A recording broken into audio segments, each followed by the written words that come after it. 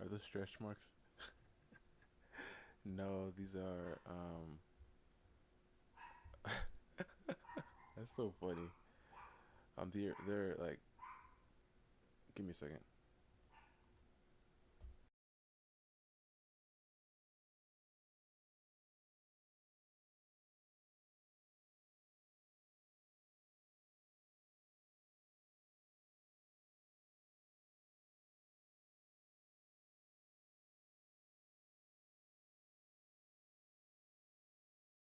They are like scars.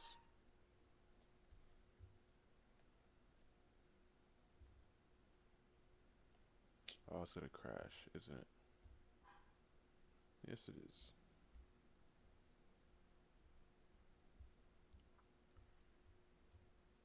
That's actually a really cool idea though, Titan.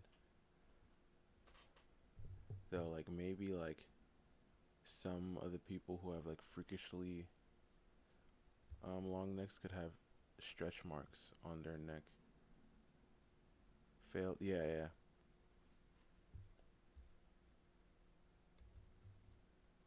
It happened like when she was younger.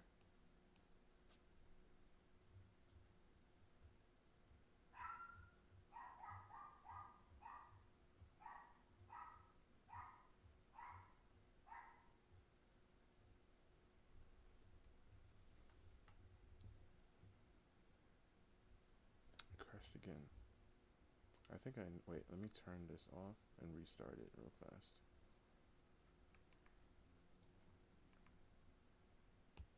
But how's your day today, man?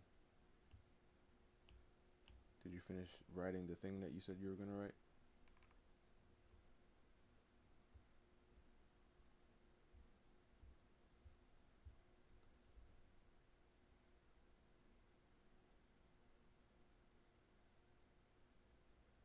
Dang, Titan. Okay. If it was me, it would have been a success. All right.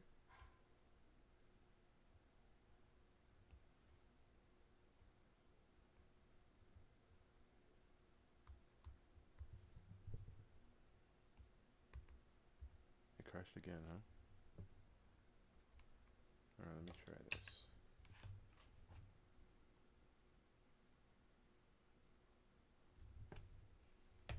I'm gonna restart the iPad entirely. Hopefully that helps. There's another character that I've been filling with. She is. I mean, he is. Um, is it the guy character or is it the female character? I'm gonna have to go check. But this person, I don't remember which one. Like if it's a female character or a male character, handles the funds. And because I was doing like some other little designs of like some of the coins, I wanted to design the character who's handling most of the coins.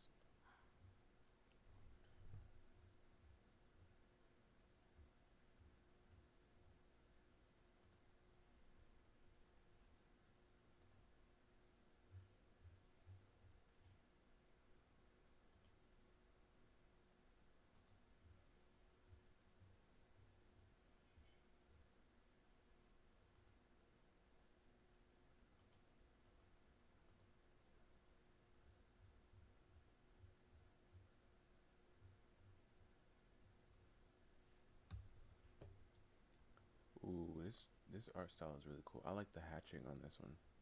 One of the coolest styles that I've seen in a minute.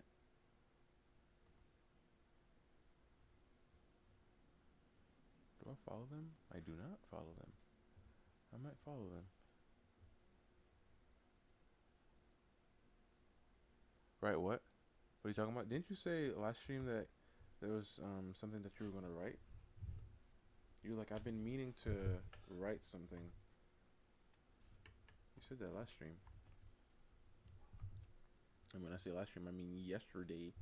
Oh wait, it was either yesterday or the stream before that one. I feel like it was yesterday though.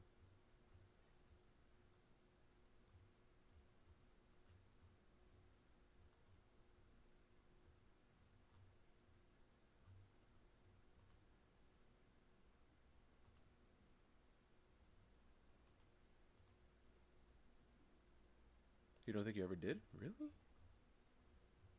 I know it was you who said something like that. I mean, it probably wasn't writing then. It was probably something else. But it had to be you who said it. Interesting.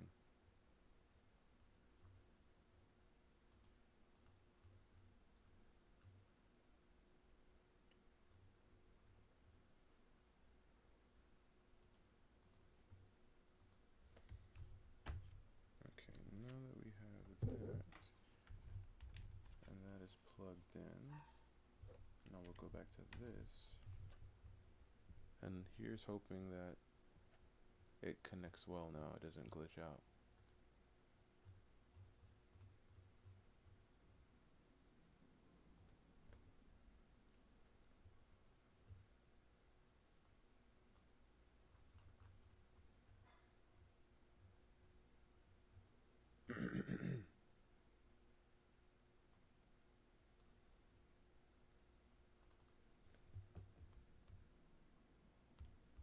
Alright, let's do... Oh wait, I didn't even turn it on. There you go. Hopefully it doesn't glitch out again.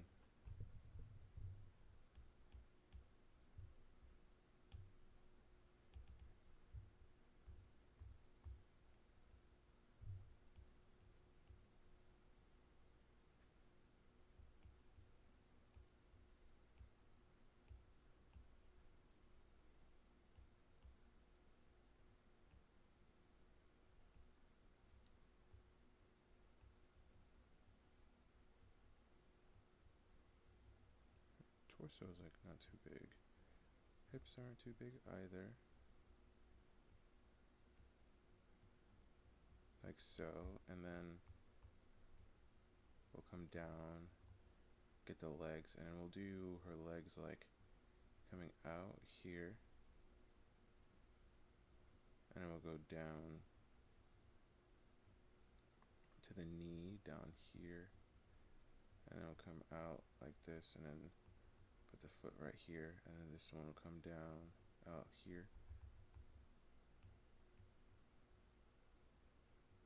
and it'll come down, ankle, foot right here, this foot is in the front, and then arm down, and then out, and then this one can go down and then forward, and then she can have like a little bag right here.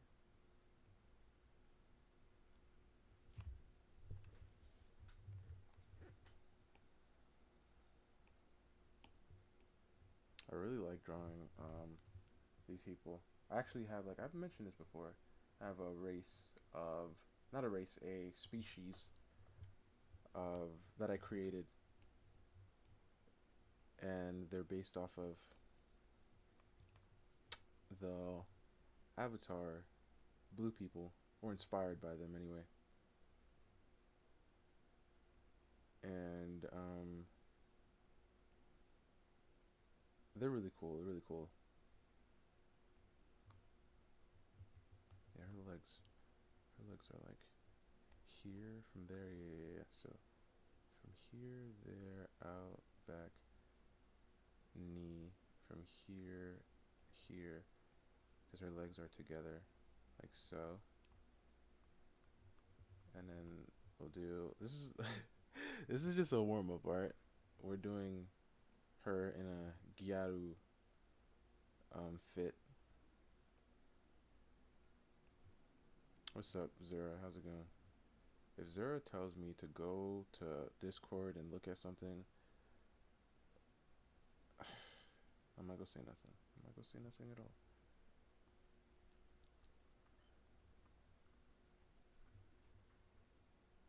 You're a bit shaken up? Oh shoot, what happened, man? You wanna talk about it? If you don't wanna talk about it, it's fine.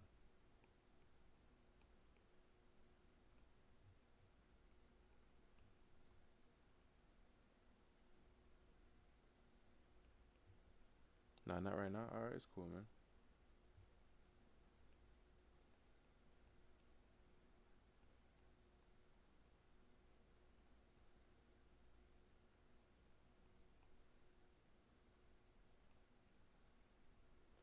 Titan, what is your favorite, like, um, era of clothing,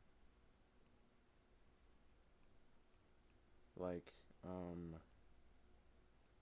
overall, you know? Like you can like some things from each era, but like what's your favorite one overall? Like if you had to choose one specifically.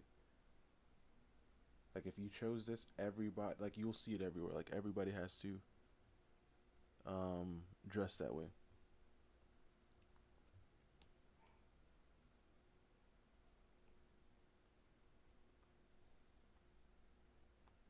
Yeah, her legs aren't too crazy.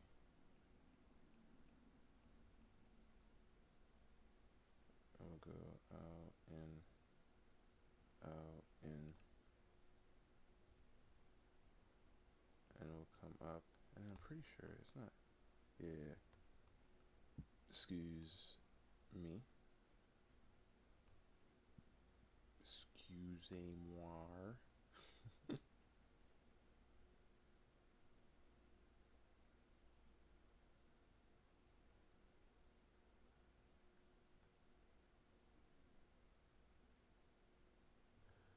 I don't. What are you saying again? I said, what is your favorite era of clothing? I mean, I wasn't. I don't mean era exactly. I mean like. Let me say. Basically, I had to help a girl get freed from a car. Oh shoot! She was.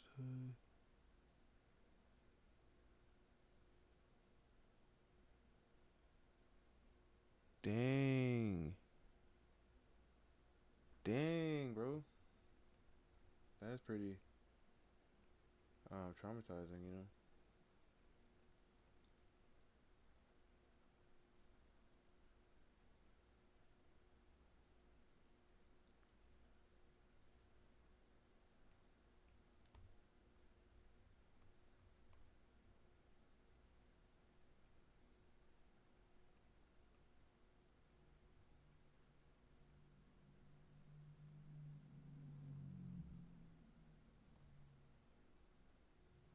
I was gonna ask if you know anything about it, but if you don't, I don't wanna, you know.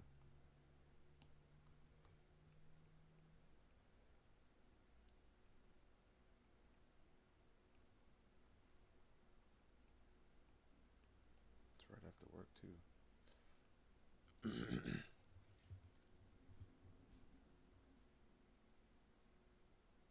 It's techwear and fashion from the 60s and 20s. That's all over the place. Oh my goodness. So it's a mixture of all of those? Is that what you're saying? Okay. Techwear, the 60s. I'd have to definitely need a refresher of the 60s exactly. I'm pretty sure I actually have a book I bought years ago. It's a book on it. It's called, wait, where is it? Where the heck is it? I'm looking at my bookshelf and I don't see it. It's like this small book. It's like a wide book though, and it's called Fashion through the years or something like that. I don't remember. It's like Fashion something, and I got it, just to for inspiration of like character designs and stuff.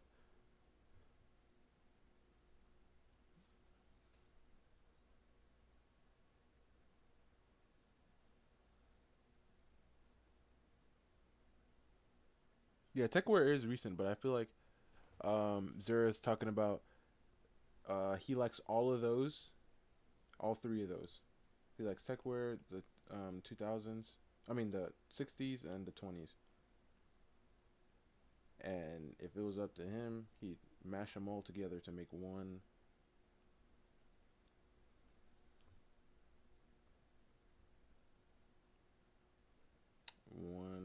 singular fit.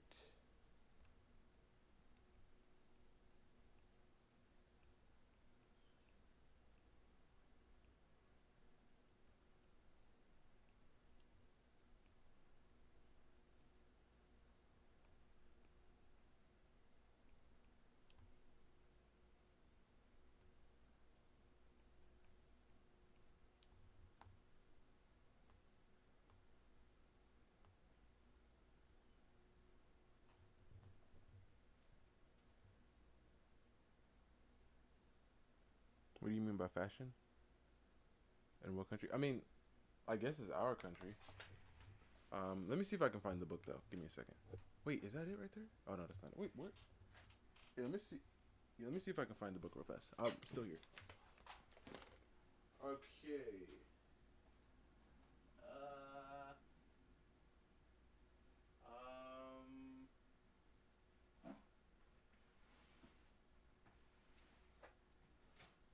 Um. I can't find it.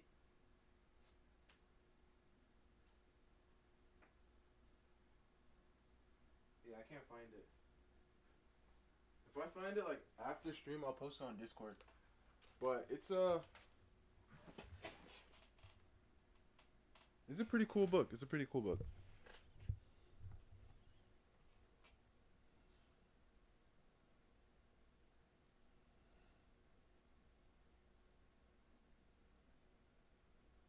Bro, what? Just answer the question. What question? You talking to me? How to color Lotus drawing whoop today? Nice, man. You talking to me, Titan? Or you talking to Zura?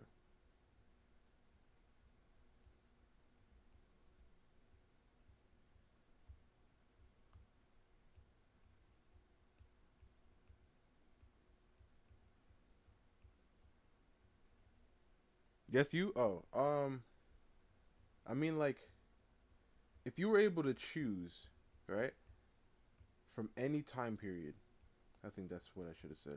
From any time period, a style of clothing that the world would have to dress in, which one would you choose?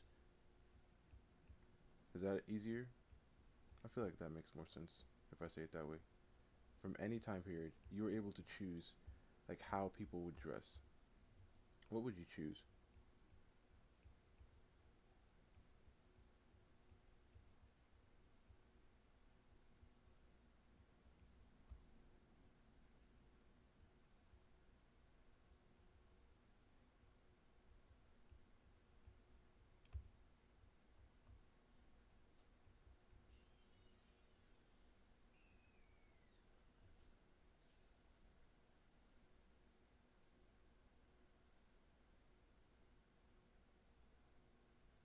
You change your hair person. Yeah, I know.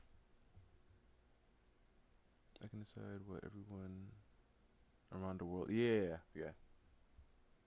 Everyone around the world. Like whatever you choose, that's how the world would dress. And obviously, there could be like subtle differences in between, but overall, they're wearing the same things.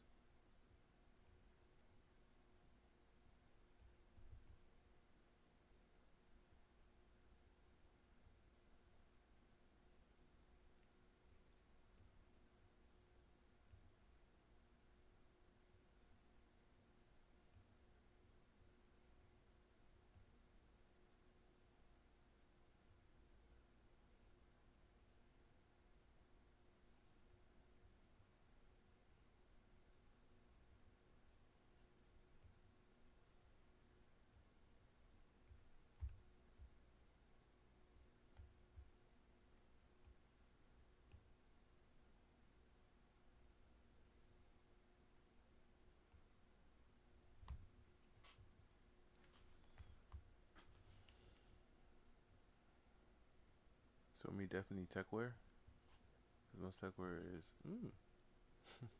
okay.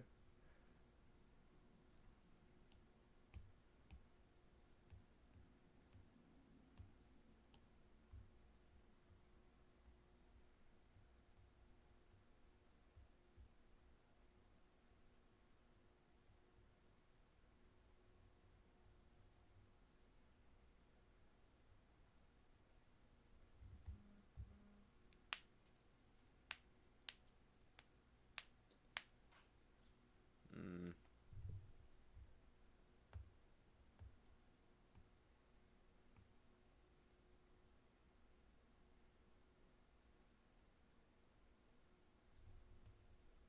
But that's actually honestly interesting though, Titan. I'm gonna keep that the stretch marks thing. Like some like characters who have extremely long necks can have like stretch marks around the base. That'd be really cool.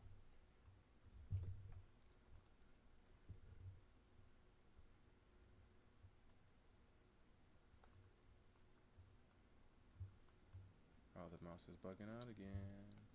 I thought I fixed it. You know what I'm gonna have to do? I'm about to go to, I mean not now, but I'm gonna have to go to the store and buy some more batteries. Because I tried to use a wired mouse, but the issue with that is that the wires are pretty short, and because I have a standing desk, when I raise the desk, the wire starts, oh, hold up, man, I can't reach that far, man, chill out. And then, you know, yeah. So, I'll definitely have to do that.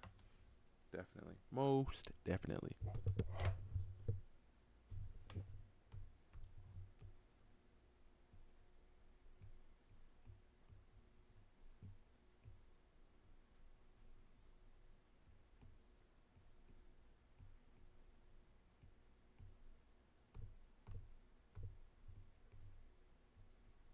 It's a nice little thing here for the proportions.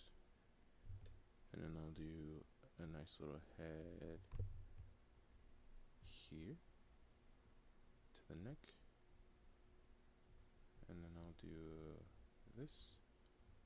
And then I'll do this. And then I'll do, hold up. The leg goes, okay, so if we're turning this like that, this part comes out and then goes in, knee, and then goes out, ankle, and then back of the foot, and this part comes out, goes down, knee, back, ankle, and foot, and then right here, shoulder, elbow, wrist, and then other, because the other side, the other shoulder, and then elbow, and then hand.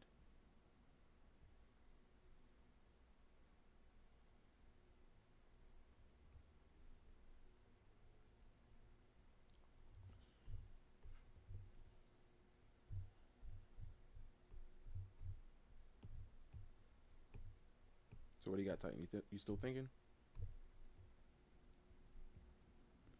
Alright, since she isn't too crazy, I'm gonna do a nice little subtle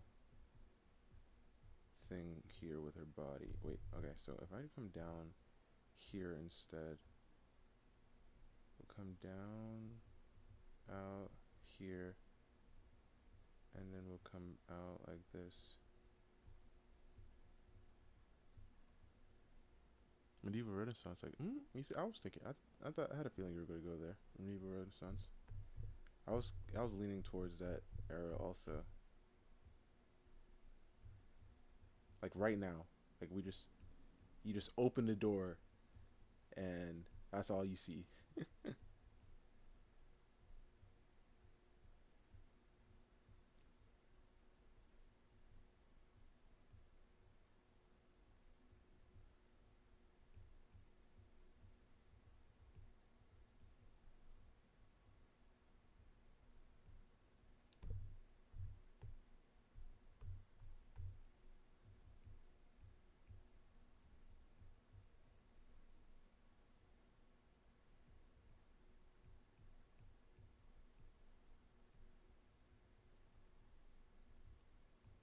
Actually, rather put the foot going this way, because this foot is coming down this way.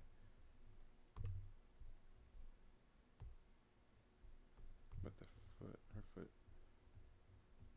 goes a bit more like a full on tube like this. There's no craziness to it. Like even this one I would do straight up. Exactly. You see, I was thinking of that. I was thinking, you see? Alright, alright.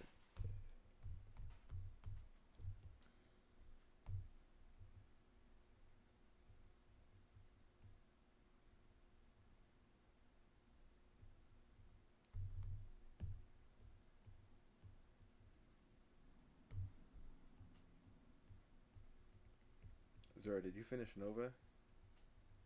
Because I've been waiting for that drawing.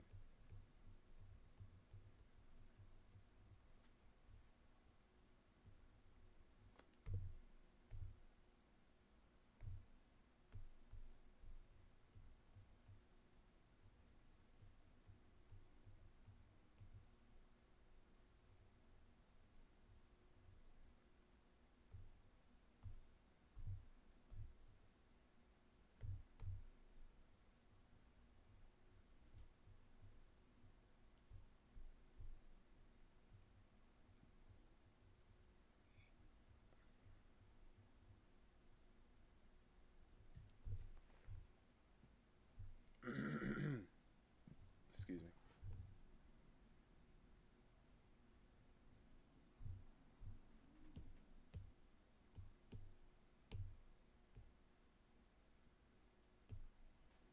This doesn't need to exist anymore.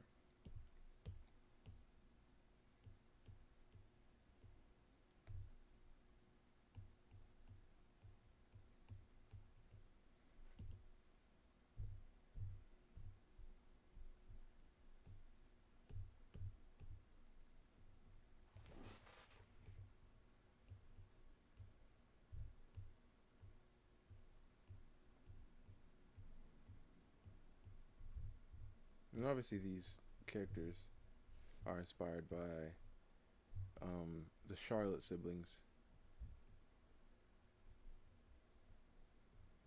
or the next anyway.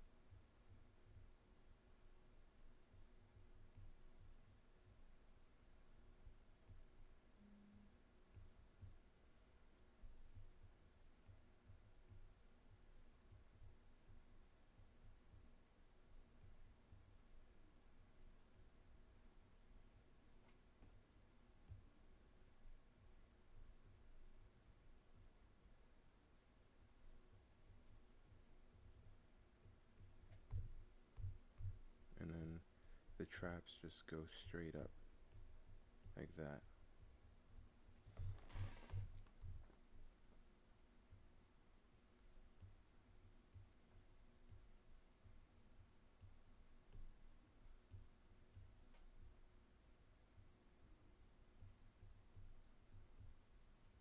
Way too big.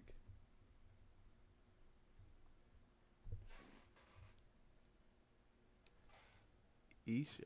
Oh my goodness. Isha, hello. How's it going, Isha? How have you been? You know, how's everything and stuff?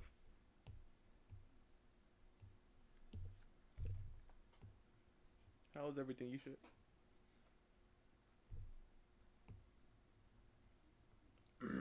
So right now I'm just drawing some sketches of my character Jula right here, or Judah, and I just was, playing around with her proportions and stuff. And these are the other characters that I was working on beforehand.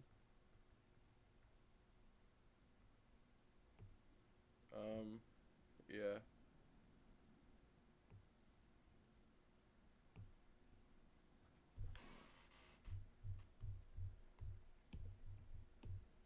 My goodness. Isha's in the chat, guys.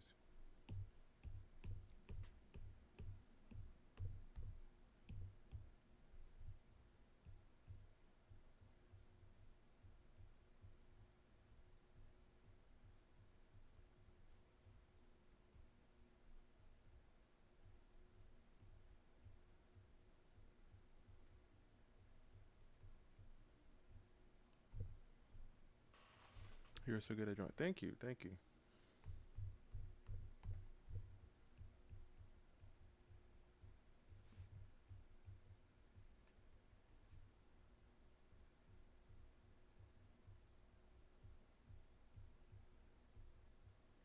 Oh, I forgot Titan didn't watch the show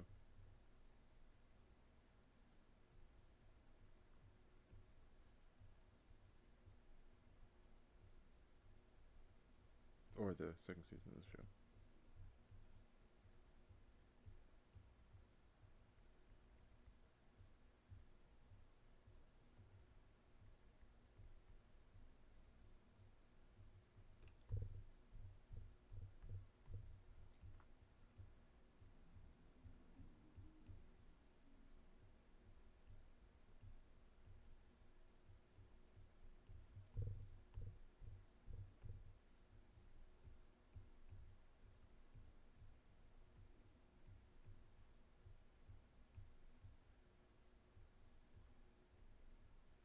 Hold up, what the heck am I doing? Hey, I guess that's better. What show? Arcane season 2.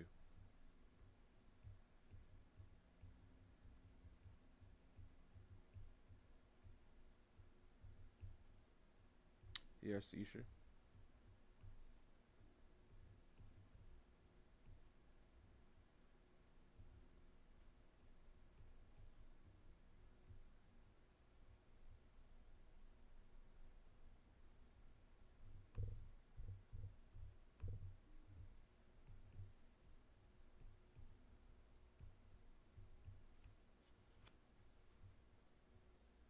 You don't have to. I'm not saying you have to finish. I'm just saying it's the character um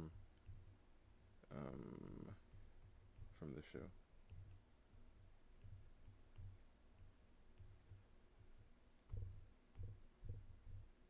Oh, and by the way, Isha, I don't know if you've seen the drawing already, but hold up, how can I do this? Wait, give me a second.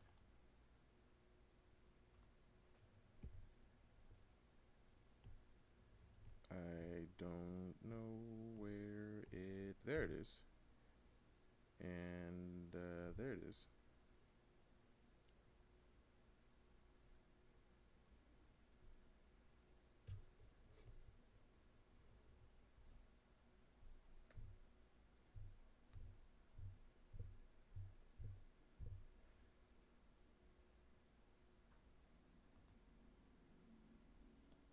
Look, I mean it's kind of like hard to see for you, but you're there. Just trust. Just trust. You're there.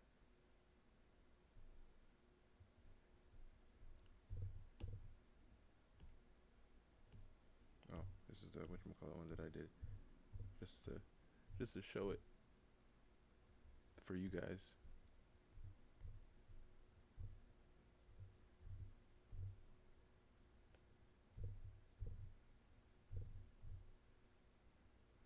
Okay.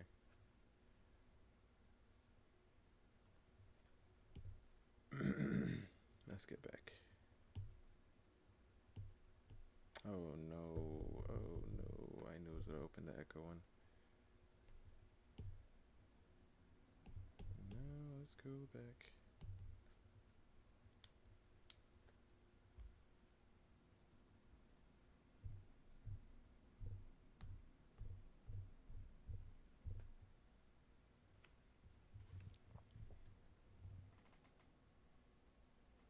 Yeah.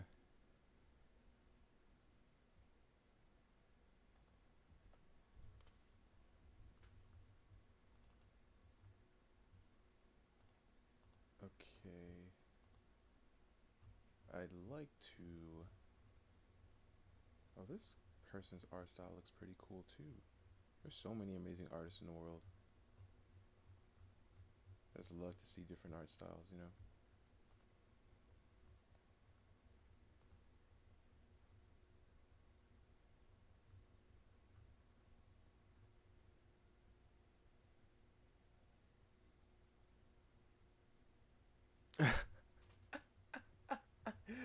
I mean, that one isn't controversial. Yeah, it's just this is what it is.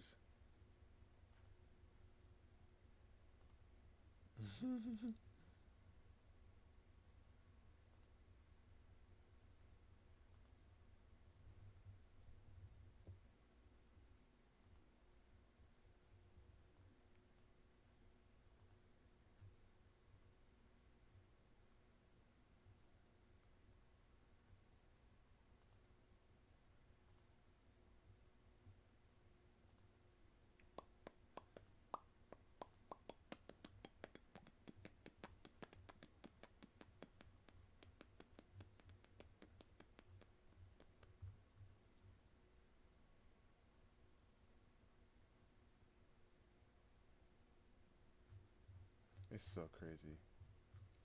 The world we live in. It's something else, guys.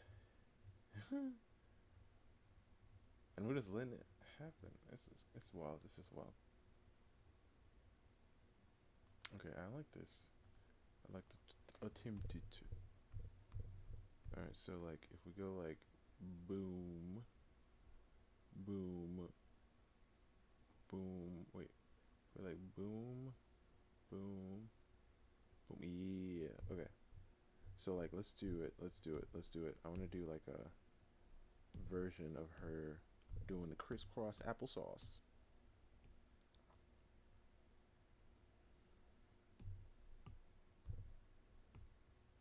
I'll do yeah. I'll do her after probably. It's like to do this just so I can remember the proportions for these characters. Alright, so we'll do this and right here, right? So this is her upper body, okay? Right here. She's sitting down to crisscross applesauce like we mentioned. So if I go like that, and then this is the bottom of her hips. So if I draw like, wait, let's make sure we got, yeah, I knew it was a little bit off. Maybe a little bit down like this. Right there, yeah. And then we'll get her hips like so. And then we'll get her rib cage. Alright, so, okay, hold up, let me think this through. Let me draw like a nice little center line.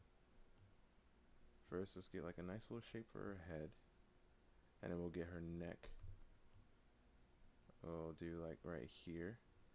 And we'll get from the shoulders, and then we'll go like in like that. And then we'll come down following this. And then we'll go out like this. Let's go back this way. So like a nice little shape like this. Let's block this in. We'll obviously adjust it more when needed. And then I miss Naya. Okay. And then we'll open up her, like draw like this shape for her hips. And then this leg will bring it out over here. Trying to think of that distance. So like if we were to draw like full body, it will end down here. And this will be like the halfway point. So this distance right here, yeah, it has to be further. You see, this is why we gotta measure, alright? So this distance will be further this way. And the other one, we also have to get it down here and then curve it here to have this part like over here for her leg. This one might be a little too far. Let's bring that in. Yeah. And then this leg will come in this way. And then this leg will come in this way. And then we can put like her foot here.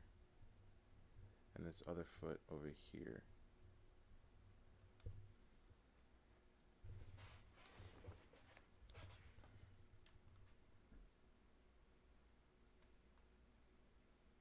Measuring is for milk drinkers?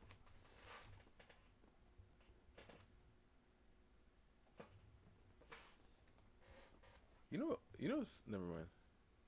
Never measure. Never mind.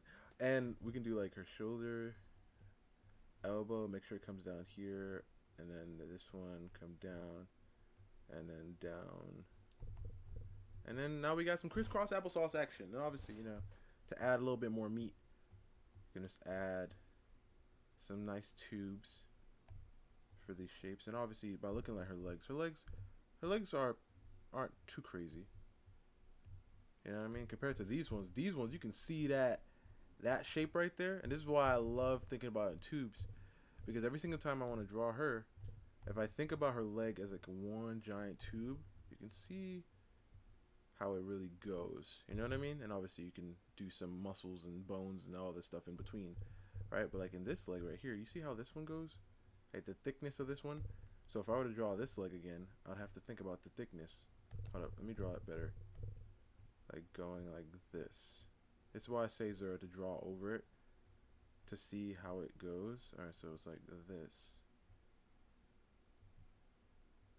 It tapers a little bit more there. So if I want to draw it again, let's try it again. Let's do this. Like there's some characters who have even bigger thighs also. You can go even crazier, but you also understand if you want to draw them again, how crazy are you going with it? How tapered are you gonna go with it? Is it like this? You know? Is it like this? I've seen artists do this and then they will come down with a knee and then get like a nice little thin, and I'm like, oh my gosh, what the heck is happening? People, man, people really know how to draw their shapes. That's all I'm gonna say. People really know how to draw their shapes. And then we have our head. Let's have our head like this way, and then we'll have this curve down, and let's round this. Make sure we remember that in this area right here, this is where the rib cage goes, and then half of this is where the pelvic bone goes, like this. Very important. And then we'll follow that rib cage down, and then we'll go like this. But remember, add a little bit more bend. Is it raining? It is raining. And then we'll add this coming down to that fold, and then we'll come out here. Just curve and then go out like this for that bone. Let's curve back. On the back side, we'll go in and then out. And then we'll continue with that thigh. And we'll come in. Since you're sitting down, we'll have it flatten like this. And then we can add like the other part of the leg. But we're not going to do that because it doesn't matter. I just wanted to get a good idea of what it looked like.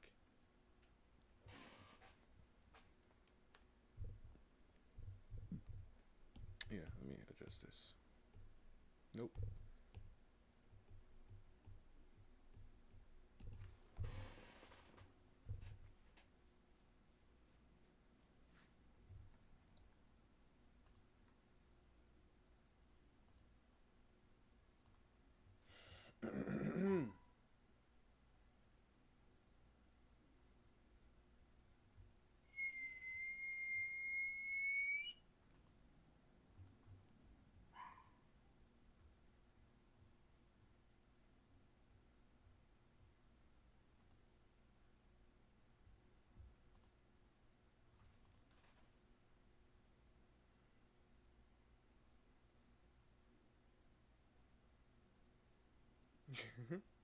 I mean, you don't have to say anything.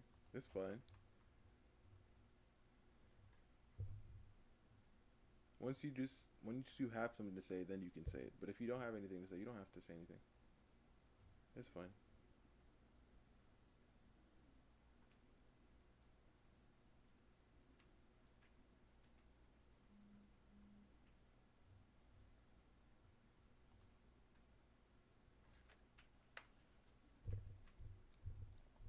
Alright, and also another thing that I learned when it comes down to proportions is like, if I'm drawing a character going like so, like if we're looking up at the person, and I draw like this thing right here, and this is the halfway part, and then I do another half like this, and this is the other halfway point. This means this is where her knees are. This is the bottom of her hips. And then we'll have to get her head to be up here, and then this is like the angle. Isn't that such an interesting thing? Zoe really said stop the lip. I never said that, Titan. Oh my god. That is not what I said. Alright. Let's do a nice box. I'm doing a nice little box like this. Alright. We'll do a nice little box like this. And then we'll do the X's on each side. If you want to get a perfect, wait, hold up. Let's draw through this box. I like to remember, or I like you guys to remember to draw through your boxes. Just so you understand how it looks on the inside. So now I'm going to draw this X. Each corner, just follow the corners. Come on. Come on now. Stop glitching out on me. And once you got the corners, the X marks the spot. That's the split in half this way, and that's the split in half this way. And then what you can do is draw the X on the other sides. This one right here didn't connect correctly. That's how you can get that to make sense. And then this one right here didn't connect correctly actually. Also, because this side of the box should also come down here. So you'll have this come out like that.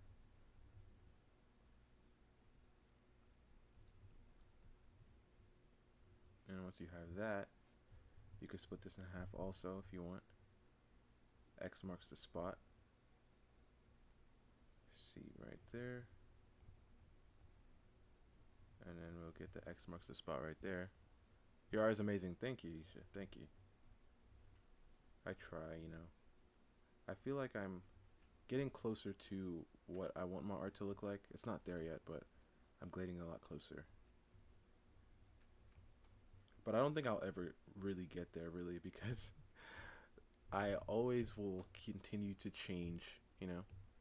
The idea of what I want my art to look like will always end up changing, which is fine, you know.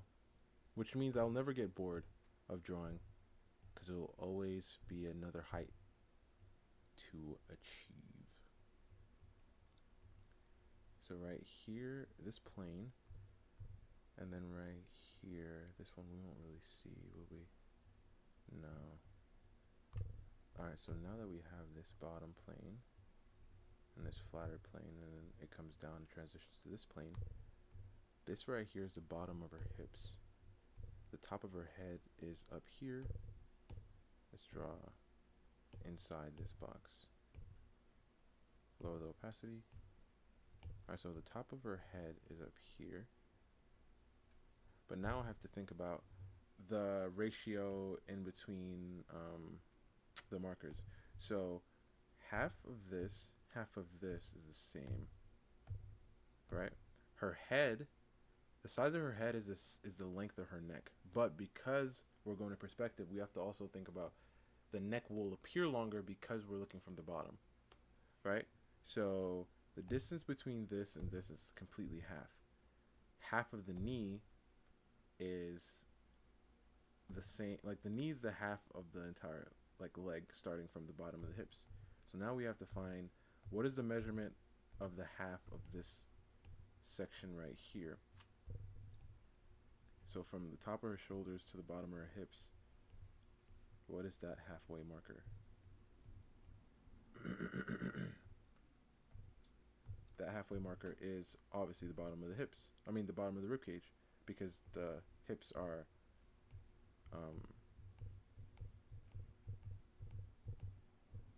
yeah.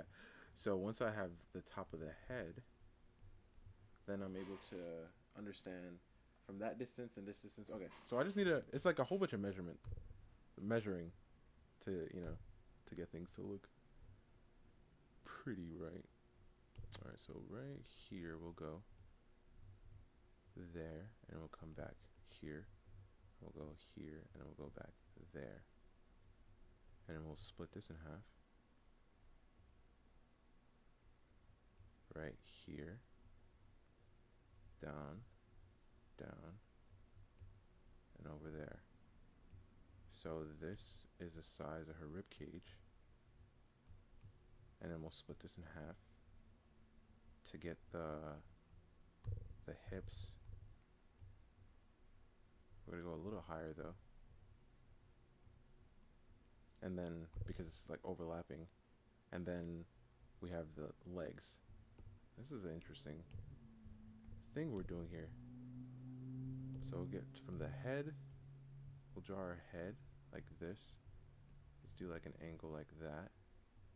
And getting that same length coming down to the rib cage, which starts here. And then we'll get her rib cage to come down, ending around here,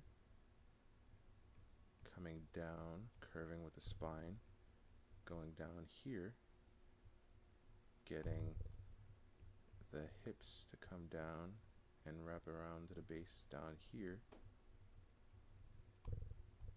and then we'll go down all the way to the knees, which come down on this line, going all the way down to the foot, which come down here.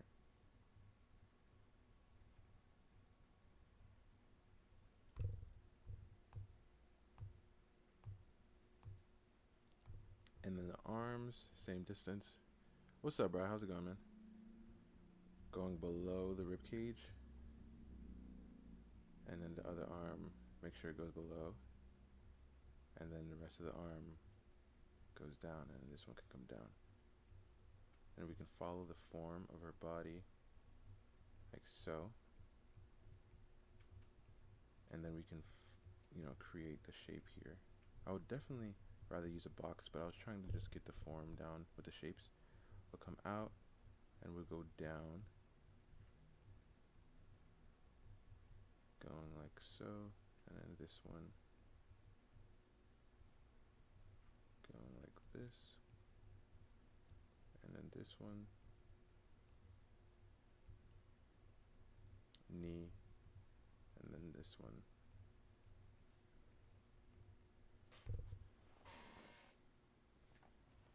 Ow. I didn't stretch today. That's my fault.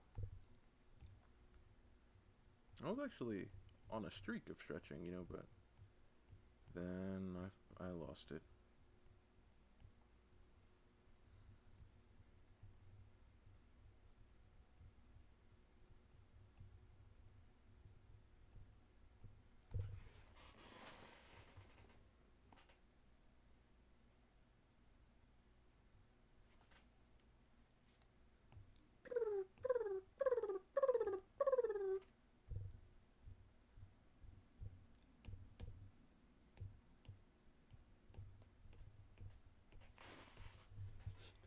Alright, once I have a nice little base here, I can start drawing our boxes. So since this box right here is above this horizon line, we're not going to be able to see the top of this box. We'll just go like so. We'll come down here because her body's facing this way. We'll go this way, and then we'll go like this. Bringing the box this way, and like I said, I want you guys to practice drawing through your boxes.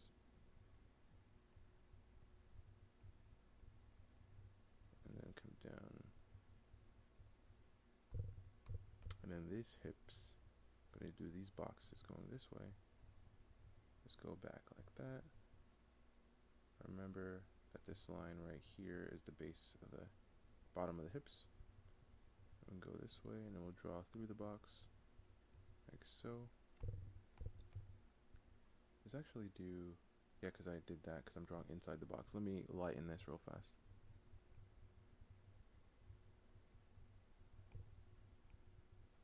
So you don't see through the box too much.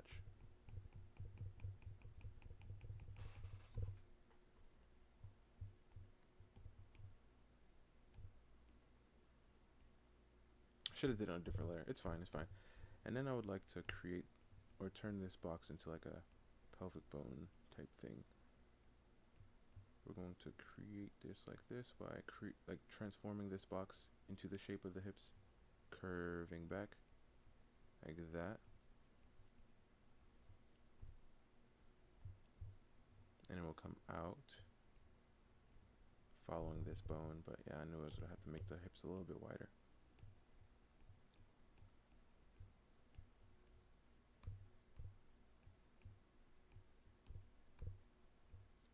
Curve this shape out, making it more rib cage like, making a sphere. This right here is where the spine is going, coming down, and then ending there, making sure the hips look bigger. I mean the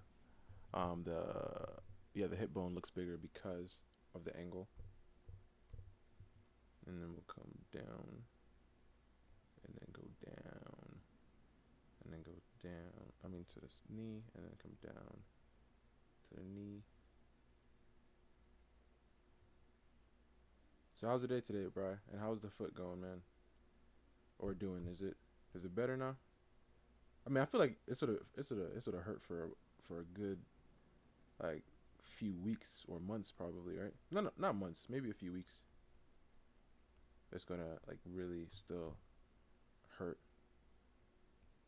What did they give you though for it?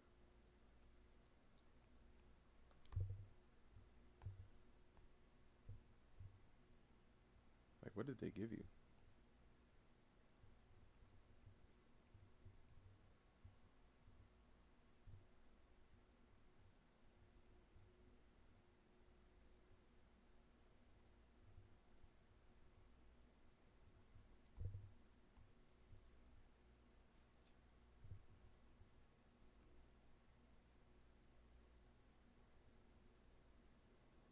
Oh yeah, it's raining, raining.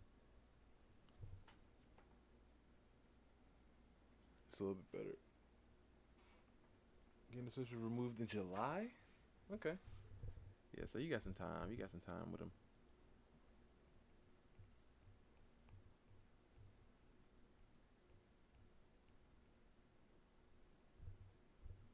Antibiotics and painkillers.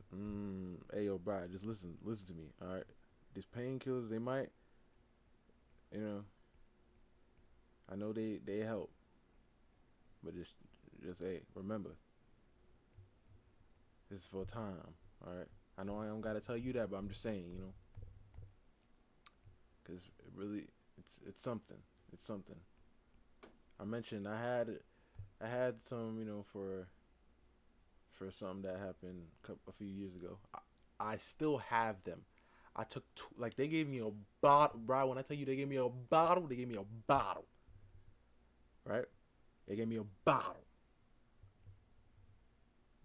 I took two. I was like, I'm gonna have to ride this out on my own because this thing is it's a little too much. You know what I'm saying? I took one, bro. I was like, I felt nothing, and like I felt nothing at all, and then I just felt like I was a little like I felt something. I was like, yo, man, I don't know what's going on with me, but like I don't feel no pain, but I don't know. So I had to chill out. I had to chill out. So only use it when extremely necessary. If you can't bear it, you know what I mean. But if it's like a 5 or 6, you can ride it out.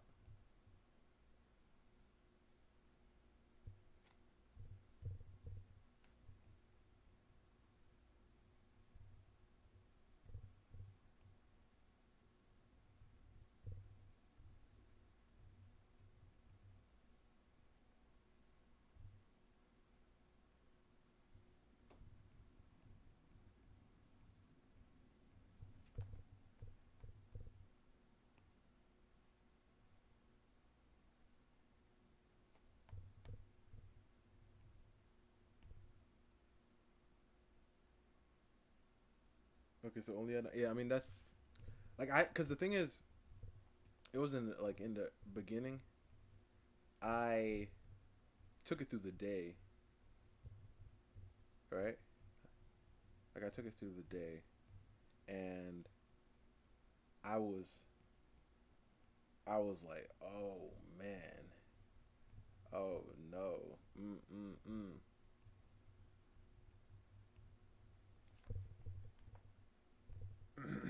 But only at night, I think it could help. It should be fine, cause you're about to knock out after, like anyways. But still, just remember, this is for a time. So if it's like super unbearable, then do what you gotta do. But if you can take it, Just ride it out, man. If you can. That's when it really starts to hurt. Yeah, I bet. Because that's when your body's like starting to like shut down, you know.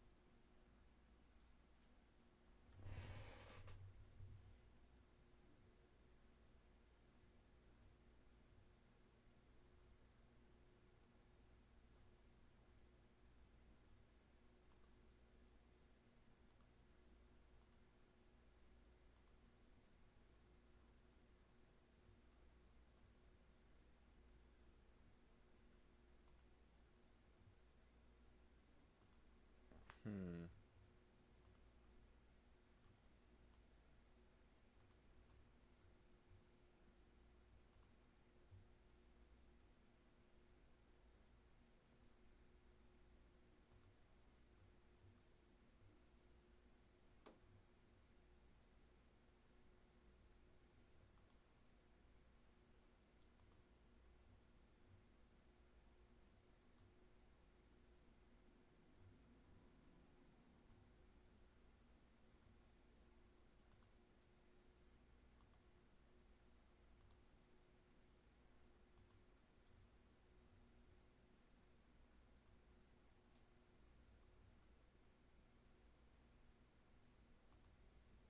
Trying to see if I can find. Wait, what? Oh, whew. That was a close one.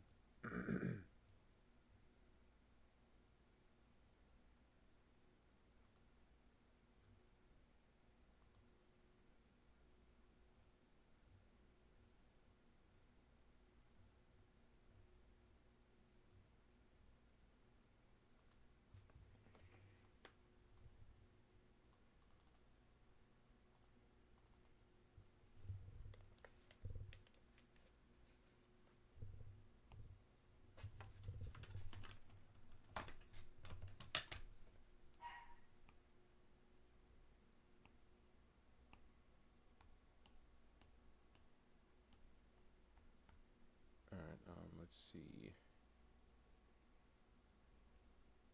if I do like. Wait, no. Let's do it on this one.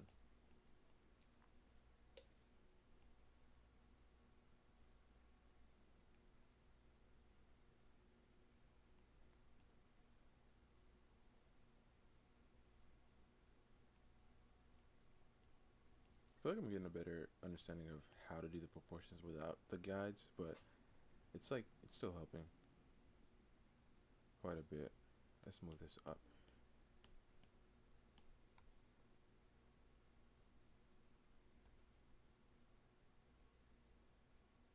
So like if I were to draw full body, I need to do it like down here and then split that.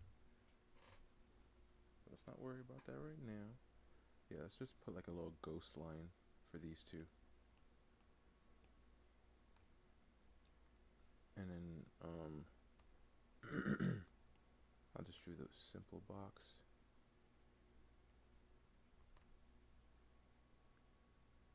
Like right here. Just make it a bit wider.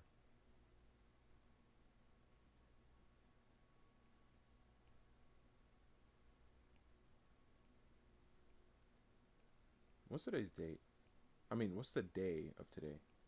Is it Tuesday? Wednesday?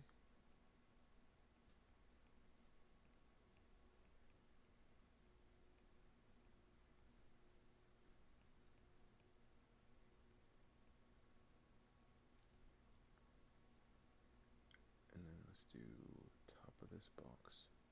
Top bottom.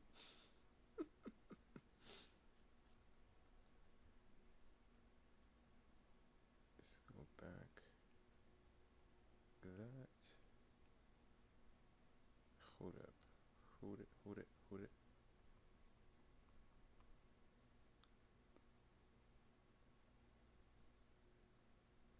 I mean, it does this. So I guess this is fun if I do it this way.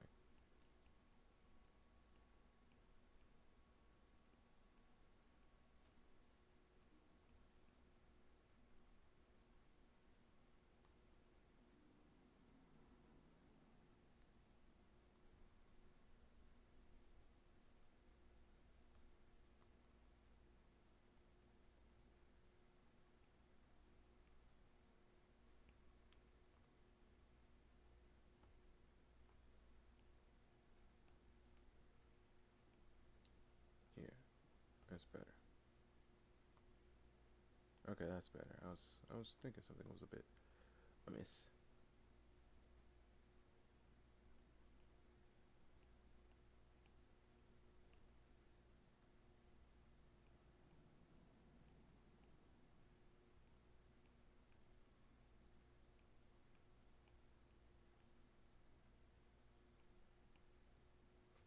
Okay, so if I curve that and I find this center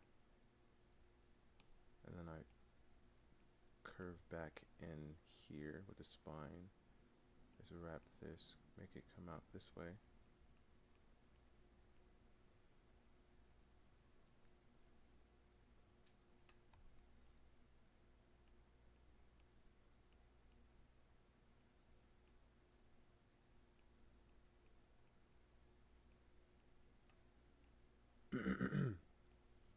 And get the center. Yeah, I think I may have made these hips a little too wide.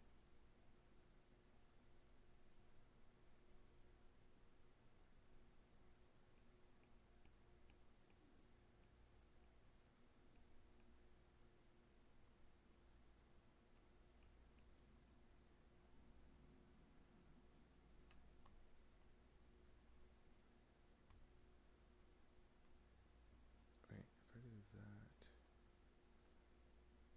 yeah, it's about right anyway. If I do this, and then I go here,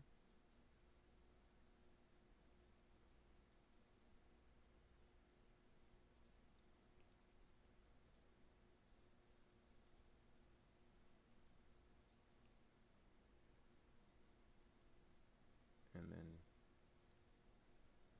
go up here,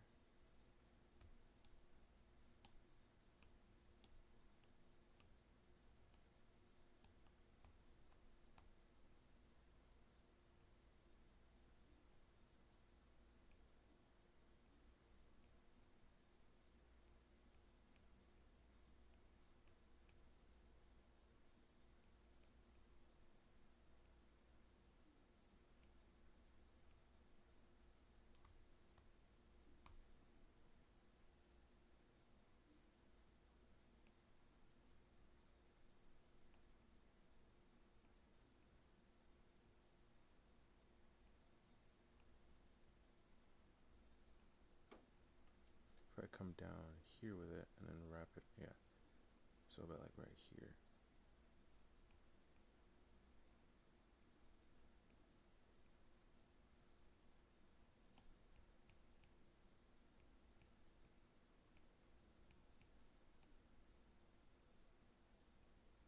Wrist and then hand. And then this one come down here and then go up.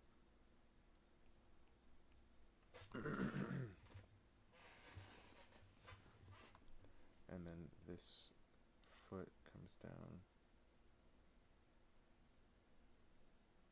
and this other foot goes down.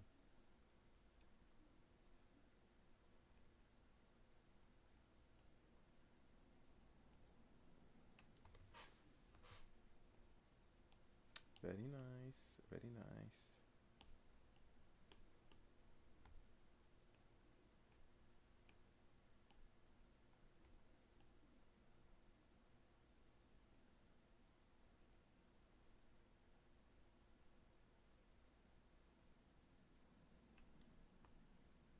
And then from here we'll curve down in here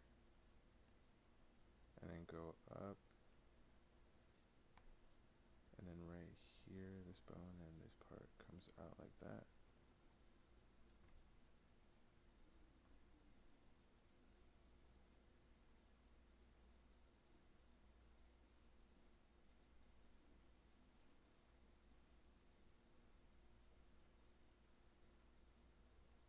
And then right here will come in like this.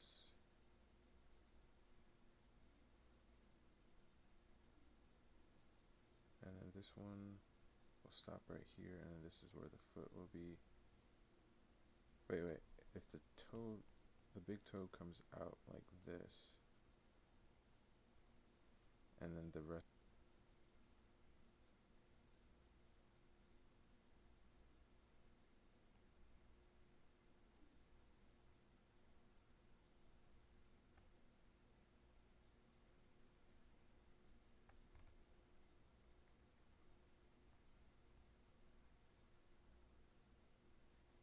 And then this one will come back and then go up and then there, and then this one will go like this. That's a bit big. Yeah, let's see, what's today? Today is Tuesday. Okay, Tuesday. Okay. Okay.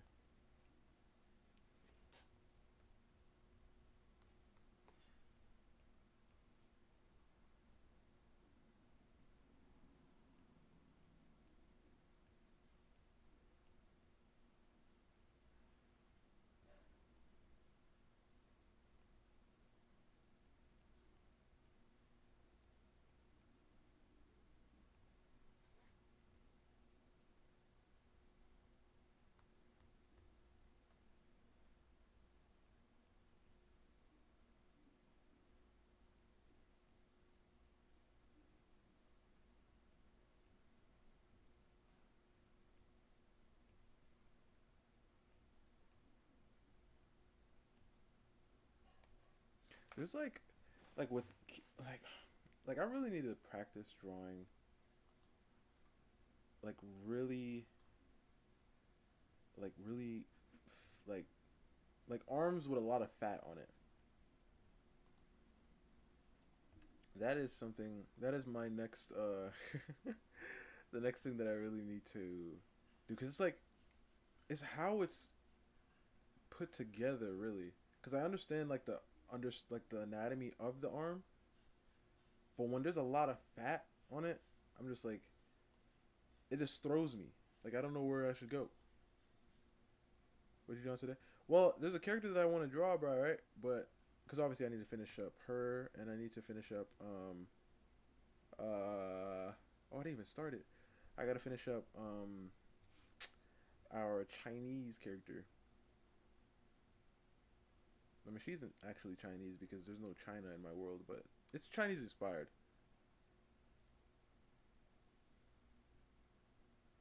The lunch lady arms. Is that what they call it? Sure, yeah, the lunch lady arms. Think about it. Have I ever had like a lunch lady that was in shape? I don't think I have. Wow, bro, you might be saying something right there, man. I don't think I ever had a lunch lady who was in shape. Not one time. Every lunch lady had the lunch lady arms. Huh. Huh. Very interesting. But I just went to Pinterest and I got some overweight women. And I want to try to see. Okay, so if I draw the circle, the sphere for the elbow joint. Elbow? Nope. Shoulder. Shoulder. Right? And then I draw like this box like shape, indicating that this is where the muscle, the shoulder muscle enters, locks in to this part of the chain, if I do that, right, I have to remember to add like softer curves to the fat on the arm, and then I'll come down to the other elbow joint. I mean the actual elbow joint, coming down here, doing a slope curve, and then right here is where we'll come out for the forearm, and then we'll do another box, and we'll come back up, and this one will go around to the other side, but we're not going to see that. And then right here is going to go down, connecting into the elbow. And then right here we'll have like the little elbow dimple thing. And then we'll curve like so, having this curve back, and then this right here will be that plane shift, the side of the elbow. I mean forearm. Side of the forearm. And right here we'll curve this back to be that part of the thing. These are lunch lady arms. Or the auntie.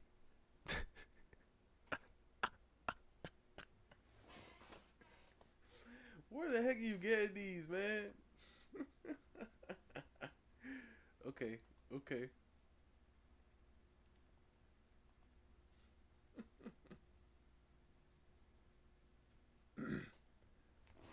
But okay, so another one of these lunch lady arms, we'll do another box, but we'll taper it like this. Make sure we add that curve. And then right here's where the elbow joint is. On this side we'll curve out, coming down to that box shape. And then this side we'll curving like this, connect to the other side, but we won't see it. And then we'll add a little bulge right here for that elbow. Make sure the fat is squeezing in there. And then this part will come out like this. Yeah, I definitely just need to do a lot more studies with these fat arms. I've done a lot of muscular arms, but fat arms I don't do much. Yo, bro, did you see the video I showed you, bro? Oh man, on Instagram, man, bro, it's sad. It truly. Oh wait, hold up. Did she post a new video? Oh wait, she's watching Blue Lock. What? I'm not. I'm not here for your Blue Lock stuff.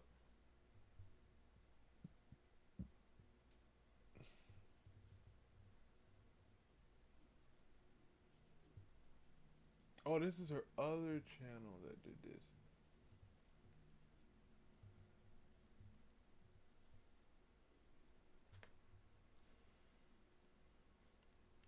It's her other channel. Cause it's the one with the multi-personality VTuber. Oh my.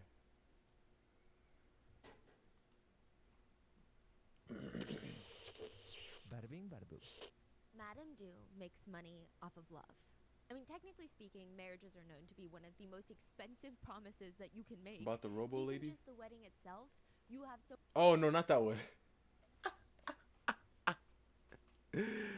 That one is crazy. Did I not send you the one with the little boy whose sister is an OF model? Oh man, that was definitely something, man. That was definitely something. It was sad. It was sad. Hold up, let me see if I can find that video. If I can, I'm gonna send it to Discord so I can watch it on stream real fast.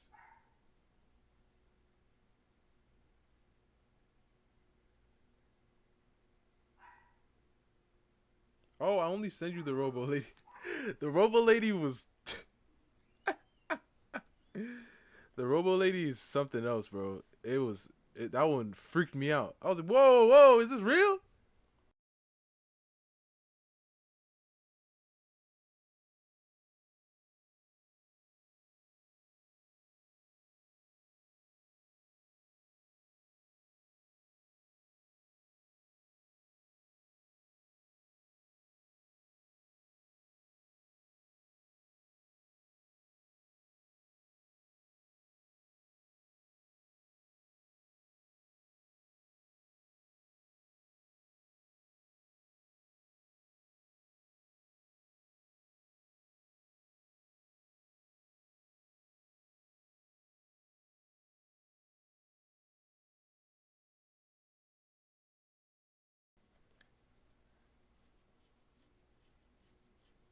And she let him on the podcast? Yeah. She let him on her podcast. It was a video of like him. Hold up.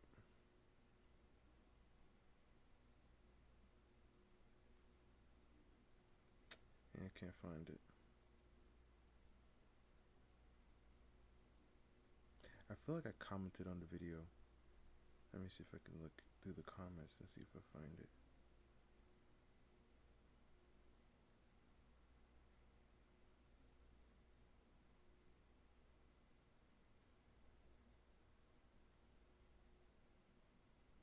Oh, there it is. This video came out 19 weeks ago? Oh my goodness.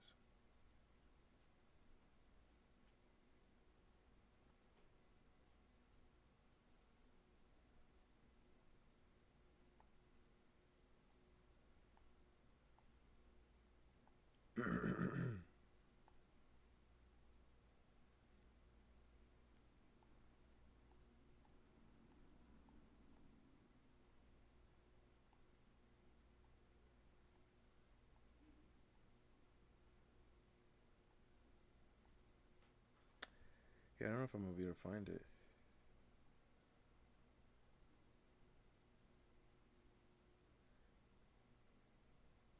Oh, found it. I'm gonna send it to the Discord real fast so you guys can see. No, I'm gonna send it to myself on Discord and then I'll show the video. Yeah, you understand. Because I don't think I have a place for me to send it on Discord. Like, where would I post this? Like on memes? I don't think it's funny.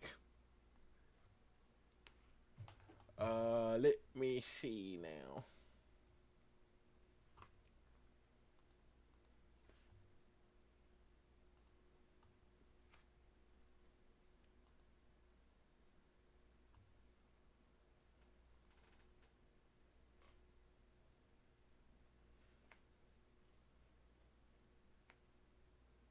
Alright, wait, pause this. Pause it, pause it. There might be some profanity, so you've been warned. I mean, I usually should start off every stream by saying that because some of these videos be crazy. Alright, let's see. This, boom, bow, bow, bow. Okay. Okay.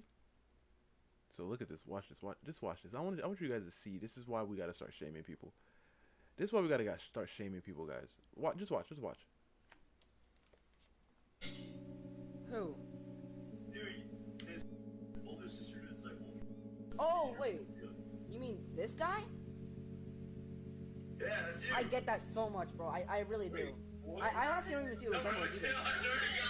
No, I don't even see it. Like, this is definitely not me. That's not me. Some random girl said, "See you later, Pinky." Pinky. Pinky. Well, it's only going up from here, so I'm only gonna become more famous. Deal with it. Don't be so sensitive, like a little bit. Do you really think I'm not a good sister? Well, it's not that you're not a good sister. It's You're just the you best gotta sister. think that your actions don't just have, like, doesn't affect not just only you, but it also affects me. Like, next year, I'm gonna be applying for colleges, and I'm not sure if I'm gonna be able to do that with things that are on the internet. I might not even be able to get a girlfriend because people, like, they already know. Bro, I'm sorry. She's not I sorry. really don't want it to affect you. There's nothing else I can say. Like, you've everything up. I'm leaving. Hey, you're really pretty. She is not sorry. And people like, oh no, he was just joking. He's not being serious. No. Like, listen, every joke has a hint of truth in it. You know how they say? This man is stressing. And regardless, wherever he go, look at he's just on Omegle or whatever this is. And some random guy in the background recognized him. What? Oh, heck to the nah. Oh, heck to the nah.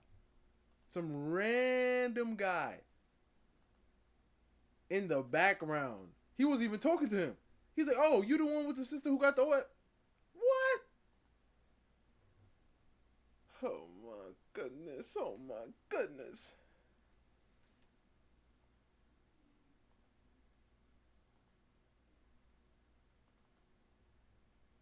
birthday party. Exactly, man. Oh, man. And she don't even care. His sister does not care. So many people that can potentially make a profit. You've got wedding dress designers, florists, venue His sister does not owners. care about him. But if Madame Duke, She says, I'm sorry. is No, you're invited not to your sorry. Because wedding, she's still doing you it. can expect to pay her $100,000 USD. And then she's gonna be like, well, it's already started, it's already out there, so I can't really do anything with it. Oh, really? So that's how things work? So let's say you're smoking like cigs around your kids, and your kids are now getting sick from that, right? What are you gonna do? Are you gonna stop because you're hurting them, or are you gonna keep going because you've been doing it forever anyway? That's so. I hate when people use that stupid logic. Because if you really cared, you'd stop it, but she doesn't stop it. She keeps going because she doesn't care. Who's Madden Duke? She is one of the best matchmakers in South Korea. And you really can't put a price on love, can you? Matchmaking services aren't as common here in the US. Like, we have dating apps, but you don't necessarily have a company that you go to and you sit down and you say, hey, I'm trying to get married. This is the person I want. But in South Korea, it's a pretty normal thing. There's a whole system built around it. Even matchmaking companies am I have tripping? their own niche. Some focus feel on like the the mass audio middle is, market. like, Some focus only on the upper bugged class. out. Or is it Some my headphones? only I don't ever know. take on the upper elites of society.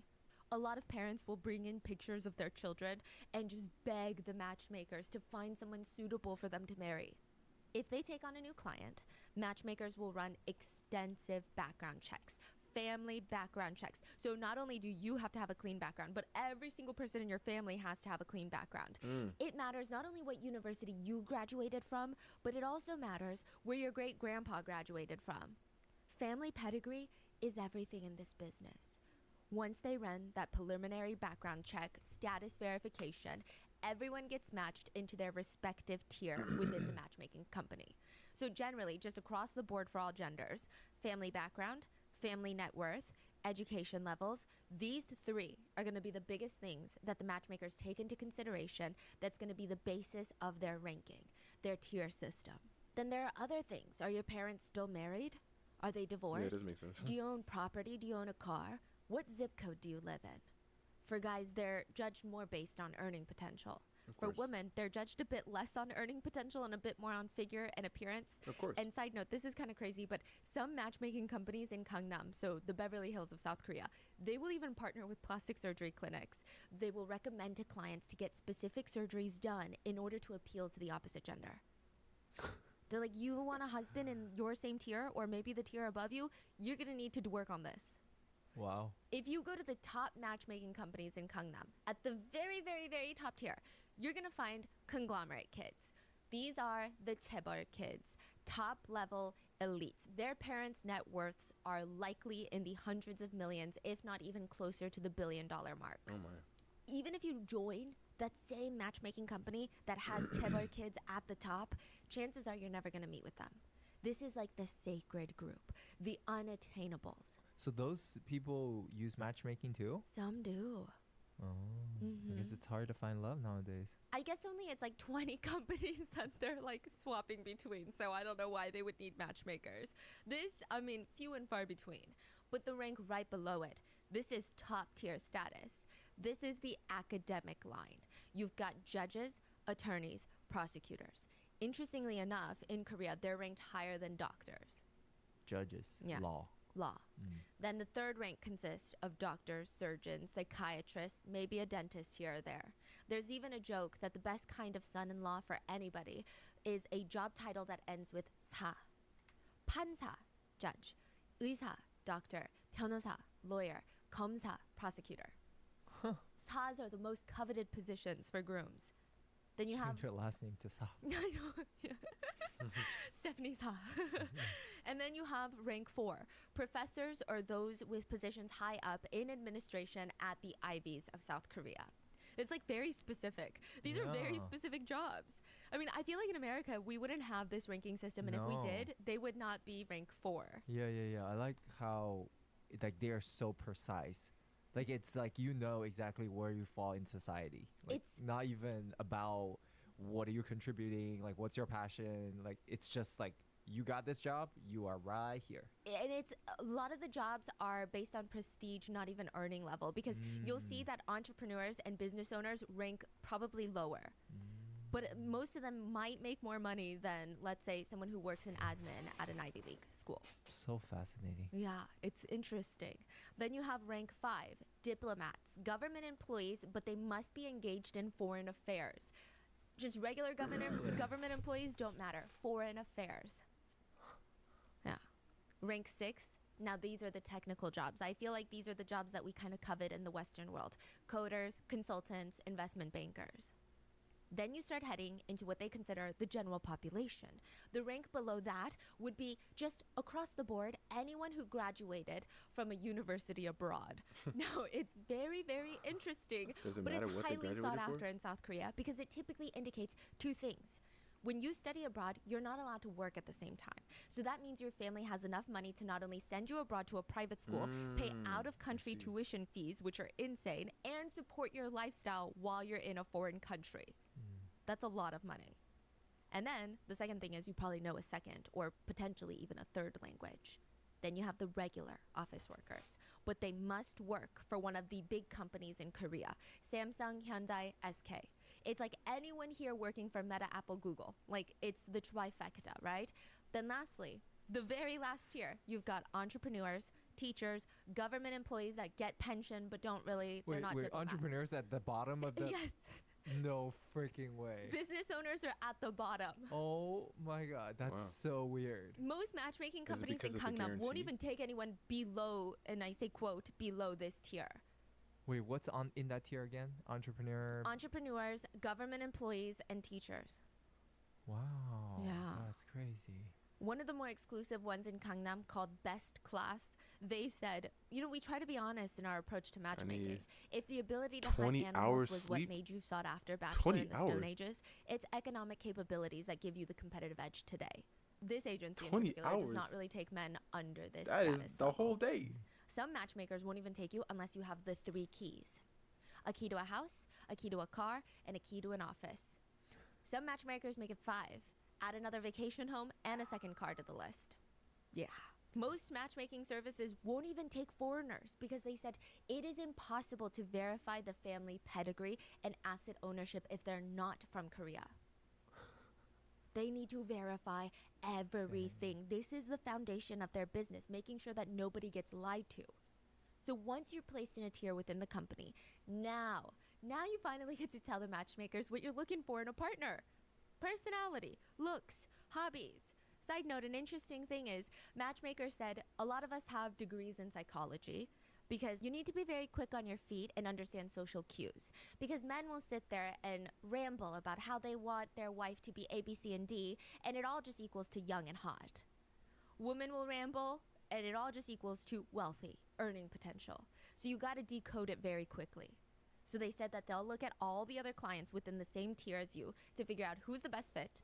And a matchmaker You from have 4 hours Korea left? said, Nah. a lot of people think that joining a matchmaking service is the easiest way to marry rich. But it almost never happens. You almost always get introduced to someone within your tier. So they're saying you join this business so you can one day marry a rich man, Yeah. but likely they're just marrying within their class. Yeah. It's a little bit easier for women to have upward mobility in marriage, but it's very dependent on looks then. And it's very superficial, and I don't think most women want that. And interestingly enough, more men are registered in these services than women In matchmaking? in That makes sense. matchmaking. So it's said that a lot of crazy wealthy women men out here. actually think it's a lot cheaper, more economical in the end, to just go straight to a matchmaker and pay them $100,000 when they're ready to get married. So they've messed around. They've done all that they wanted to do, and now it's time to get serious. Another thing that might play into this, and I'm giving you guys so much cultural background on this one, I'm so sorry, right? And this doesn't apply to every single person in South Korea. We should never generalize. But in Korea, typically the business world does She value generalizes men all the figureheads, time. and I'm sure it's the same in America. When we have presidential races, look at how much they thrust their partner into the spotlight. A lot of Korean businessmen, it's advantageous for them to have stable marriages that the public can look upon and say, see, he's not evil, he's a family man. So they're like, okay, now I need to get serious because it'll benefit my career and everything else. I need to find a wife ASAP. Why waste time trying to naturally bump into someone, go on a bajillion dates that's going to cost me money, only to find out our values don't add up, they're not ready to get married, they lied to me, it doesn't make sense. So this is just honestly the cheaper way. Also, this seems to be a thing in wealthier communities, but marriage is about love, yes, okay? But it is also about two families being united through a relationship, True. not just between two spouses. It's True. about two families coming together and how both sides can stand to benefit and solidify their social status through marriage. One matchmaker said, "It's not enough for two people to fall in love with each other. It's possible to meet people who match your style and preference, but meeting expectations is something else. What kind of house you're going to live in after marriage, how much income is expected, are all realistic details that need to be met before the match." And this is a bit unhinged, but at one point it was not uncommon for parents to come on the dates with their kids. Yeah. So the fee obviously varies, but for the elites of society, they're looking at around anywhere between $100,000 and upwards if the matchmaking gets all the way to the altar.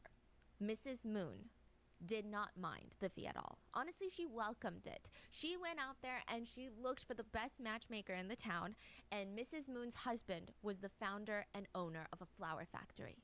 This flour factory had now turned into a big distribution company for flour and bread, like Gluten and Co. Oh, flour, they that also owned flour. some small hotels and clubs on the side. The Thought she meant Moons, like they're flowers. as new money gets. She could throw cash around like it was nothing. But her daughter marrying someone with a bit more prestige, it would be the perfect way to solidify their status, not as new money, but as a force to be reckoned with, as a classy family. You know? She wanted a Sa groom for her daughter. Remember? Judge, lawyer, doctor, prosecutor. Now, Madame Du told her she had the perfect person in mind. Wingman Okay, like a pants? list of people. She whipped out a long list of soon-to-be judges that were clients of hers and told her, it's your pick. I mean, I can't tell you that these men will want to marry your daughter, but hey, we can set them up on some dates. Mrs. Moon was instantly intrigued by a 27-year-old by the name of Kim Hyun. We're just going to call him Hyun. Soon-to-be judge, never married, no children. He was perfect for her daughter. And I guess everyone agreed because they were going to get married. And the fees were very straightforward. $22,000 from each side. The groom will pay the matchmaking company. The bride will pay the matchmaking company $22K. So total of $44,000. Now, in South Korea, there's something called bride money. This is very, very traditional. In Korea, some wealthier families participate in this tradition where the bride's family will Bride give the price, groom's right? family straight up cash. For someone at the Moon family level, Isn't that it what would be May was a talking little about over last time? $500,000. What? So 10% of that would be around $55,000 plus the $44,000. That's almost $100,000 that Madame Du is about to make. So 10% of the bride's money goes to the matchmaking. Yes. Wow. Mrs. Moon had no problem paying. She practically skipped to Madame Du with a stack of cash. She got exactly what she wanted, and she was fine paying market value for it. But Hyun, the soon-to-be judge, after he marries the Moon daughter, he's thinking, I know the law better than any of these people do. And technically, legally speaking, I don't have to pay Madame Du $22,000. Yeah? I never entered in a contractual business Oh, with her. no. So I should be fine. What's done is done. We're already married. What is she going to do? Force us to get a divorce? She can't do that. No. This guy had no idea what Madame Du was capable of. She would do absolutely everything in her power to ruin this marriage. There will be a string of anonymous phone calls, a torture room where people are hung by their limbs so they develop heart problems, accusations of incest, cheating, stalking, private investigators, a milkman that gets hypnotized, and it all ends with a family member dead and another in jail for murder. Oh my gosh, bro. Why do people play? Listen, if you already made an agreement to give somebody money, give them the money and get away. You feel me? Because if you made the agreement, do what you gotta do. Stop playing because you don't know. Because people don't play, especially with money. That's why I don't like playing with, like, I don't like Sponsors who Like, have made it playing with possible for people's Rotten money. Mango to support the National Network to End Oh my Domestic goodness. Violence.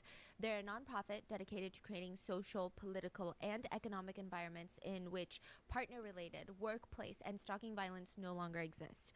This episode's partnerships have also made it possible to support Rotten Mango's growing team of dedicated researchers, translators, while they can focus on shedding light from stories from all over the world. We would also like to thank you guys for your continued support as we work on our mission to be worthy advocates for these causes.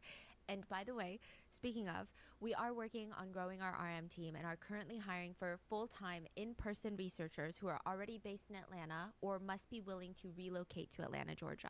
If you guys are lives interested, in you can apply Atlanta? through the Google form that's going to be linked in the description. As always, full show notes are available at rottenmangopodcast.com. thought she This was, is a Korean like- case. I mean, we she- had our she's in wonderful America, Korean but researchers and translators who reason, I worked thought she was, really like, hard to get all the Canadian. data for this case.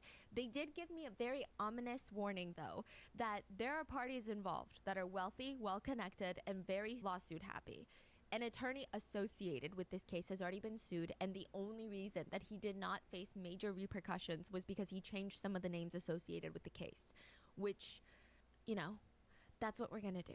It's a little bit different in South Korea because you technically can sue someone even if they're telling the truth, but just as a precaution to keep us and our researchers safe, we will also be changing some of the names. And with that being said, with all foreign cases, or really any case, if there's anything lost in communication, translation, or something we didn't cover, let us know in the comments so that we can see it.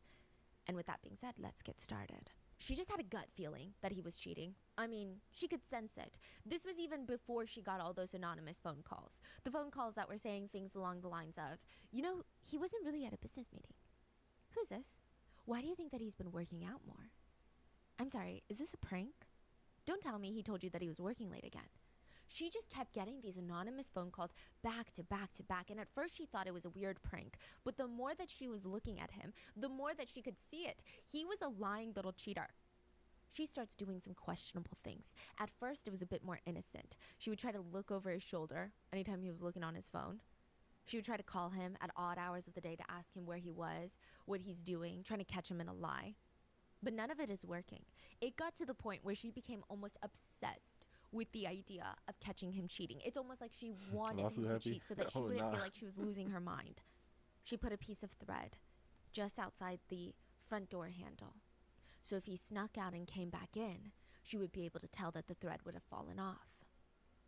But there was no way that she could bring that up as proof that he was cheating. She would just sound like a crazy woman. The piece of thread, I put the piece of thread there and now it's gone. So then she started sprinkling a light layer of sand in front of the door. That way if he stepped out, she would see his footprint in the sand. Wait, she's thinking the husband leaves in the middle of the night, secretly snuck out? Yeah. Wow. What? But even if she could match up his shoe with the print, it wasn't evidence that he was cheating. He could say that he's getting fresh air.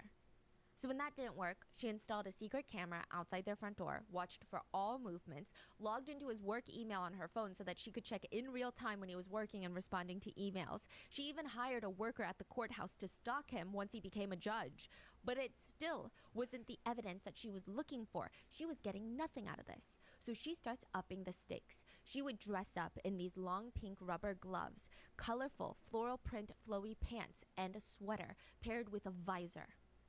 A disguise. Why is she Her so new flashy? identity was a woman working at the market selling fish. What? Another favorite disguise of hers was a gray monk robe. She would put on these unhinged disguises, lurk around the corner, hiding behind walls, hiding her face behind a basket of raw fish, just stalking the man. She felt like eventually he would be caught. One time she even flew out of the country to stalk him. He was on vacation with a woman, her daughter. But Mrs. Moon did not want her daughter to live out the same fate as she did. She was certain her son-in-law was cheating on her daughter. She was married to a serial cheater, just like Mrs. Moon was. She knew what that life was like. So the daughter's mother is stalking the son-in-law It's, the whole time. imagine we're happy, we're doing great, and my mom is stalking you, convinced you're cheating on me. Right. Okay. Even stalking us on vacation, showing up and hiding around in ajumma clothes, lurking around the corner. And I have no clue. I have no clue either. Okay. Wow. None of us have a clue what's going on. Huh. Mrs. Moon was married to a successful business owner, and she caught him cheating in the act several times, and yet there was nothing she could do about it. She couldn't leave him. One time she was driving her car, stopped at a red light, looked to the side. There's Mr. Moon happily smiling in the car with another woman. Dang. She slammed her foot down, rammed her car into his. And even after all of this, Mr. Moon still chose to keep seeing his mistress. Even fathered a child with one of them. Mrs. Moon didn't want her daughter to go through the same things that she had experienced, so she watched her son-in-law like a hawk. During one family gathering, he stepped aside to take a phone call, and he's speaking softly into the phone. I mean, he wasn't saying anything crazy or anything like that. It was just a very normal conversation. And right after hanging up, he turns around and boom, his mother-in-law is standing inches away from him. Who's that? Oh, my cousin. Your cousin? Yeah, my cousin. And there it was. The evidence that Mrs. Moon needed. Not only was Hyun, her son-in-law, cheating on her precious daughter, but the honorable judge was sleeping with his own cousin. That was the Wow. conclusion she came What? to. That's all. And it would end in murder. People think being a private investigator is a thrilling, glamorous job, and more often than not, if you go on like Reddit and you look at private investigator AMAs, I'm so intrigued by it. They say it's pretty boring, it's pretty mundane. Most of your day is sitting in the car, drinking coffee, looking at a house and nothing is happening. Or just watching someone sitting in the parking lot for 8 hours while they're in work Wait. and then having to follow them out. You're almost waiting for them to do something horrendous, but they almost never do. And this was probably one of the most boring jobs that these private investigators had taken on. If the crazy lady did not pay so much, they probably wouldn't have even bothered to do this gig. First of all, why are they stalking a law student from the prestigious Ivy League university, Ewha Women's College? Second of all the girl does is study, sleep, study, sleep. Studying is boring. Stalking someone who only studies all day is mind-numbingly boring.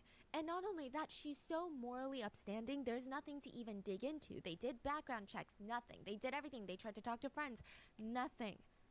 Most aspiring attorneys that make it to a school like this, they want to join one of the top big law firms because there you can stand to make millions a year as long as you play your cards right. Or maybe you want to start your own law firm one day. Again, a very lucrative business. This girl, she wanted to be a public defender. The most unglamorous, one of the least financially rewarding career paths, one of the most emotionally, mentally, Would drive you physically crazy? exhausting career paths for someone who spent the best years of their youth trying to pass the bar. So in Korea, it's very difficult to become an attorney. Oh, so you leaving? I don't want to say it's more difficult than the US because I don't have exact figures, but I don't know if it's the population pool. I don't know what it is. But the bar she ain't exam dang near to perfect. become an attorney is next level. The competition is insane. There are instances where in the entire nation, only 55 people pass the bar exam. And I mean, these people are smart people. It's not like they're less intelligent than Western counterparts. They're insane. It takes on average 5 years for people to pass, sometimes even 10. And you're talking about people that could do some crazy stuff in their heads. The person they're stalking is going through all of this just to become a public defender because her core belief is that before the law, everyone should be equal. It doesn't make sense to the private investigators why someone would pay so much money to have multiple private investigators stalk her, of all people. It's not like she's a public defender already working on a very controversial case. And all because of what? A phone call? The private investigators are like, that's weird because cousins talk all the time. I mean, it made sense why these two would talk even more because Chihae, the girl that they're stalking, she's trying to pass the bar. Hyun, the son-in-law, he's already passed the bar and is a judge. Why wouldn't she call him nonstop to get advice? Yeah. Or just to talk about some of the stress she's having? That seemed very reasonable. What kind of person hears two cousins talking on the phone, having an innocent conversation, and immediately jumps to the conclusion that they're sleeping with each other? And it's Crazy people. clear Mrs. Moon really believed it. She, on top of what she was paying the investigators, she bought $20,000 worth of spy gear, as she called it, gave it out to the PIs to use, binoculars, spy cams. One of them said, we had about 4 cars lying in wait, 24 hours round the clock, undercover, binoculars, hidden cameras, all of it, to stalk a student that did nothing but go to the library. Imagine having 4 black sedans lined up just like they're stalking Wow. the president or something. Just a college student. One of them said, I felt bad for the girl, honestly.